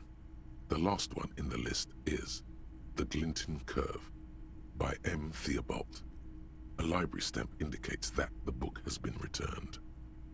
Most of these titles seem to be in the sci-fi genre. Some thrillers too. Look at the backside. If lost, please return the card to the library. Dial 005 02 55211 or visit. Good. We should give them a call from my kinema. Good idea. Here we go. Look at it. Look at what we're wearing. It's very matchy-matchy. Everything's yellow and brown.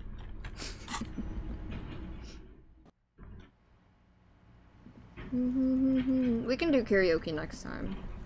Hopefully.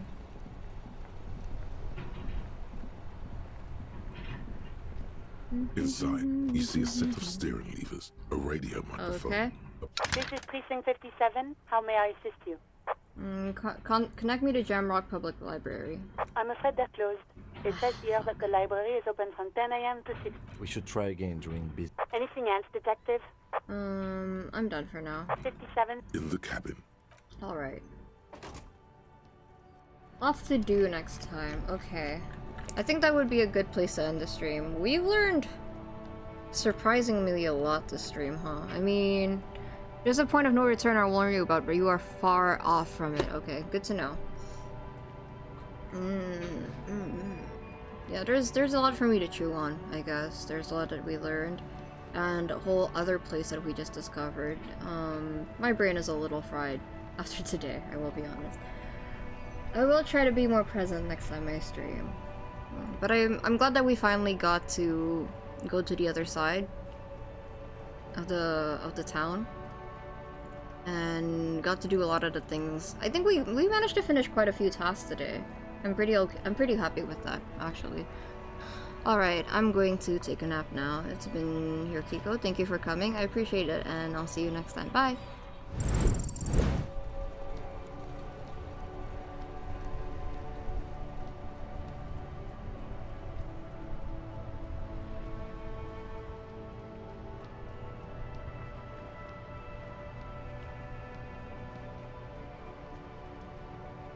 So you could see that the Ferris wheel was a lie? I'll find a Ferris wheel eventually, Koma.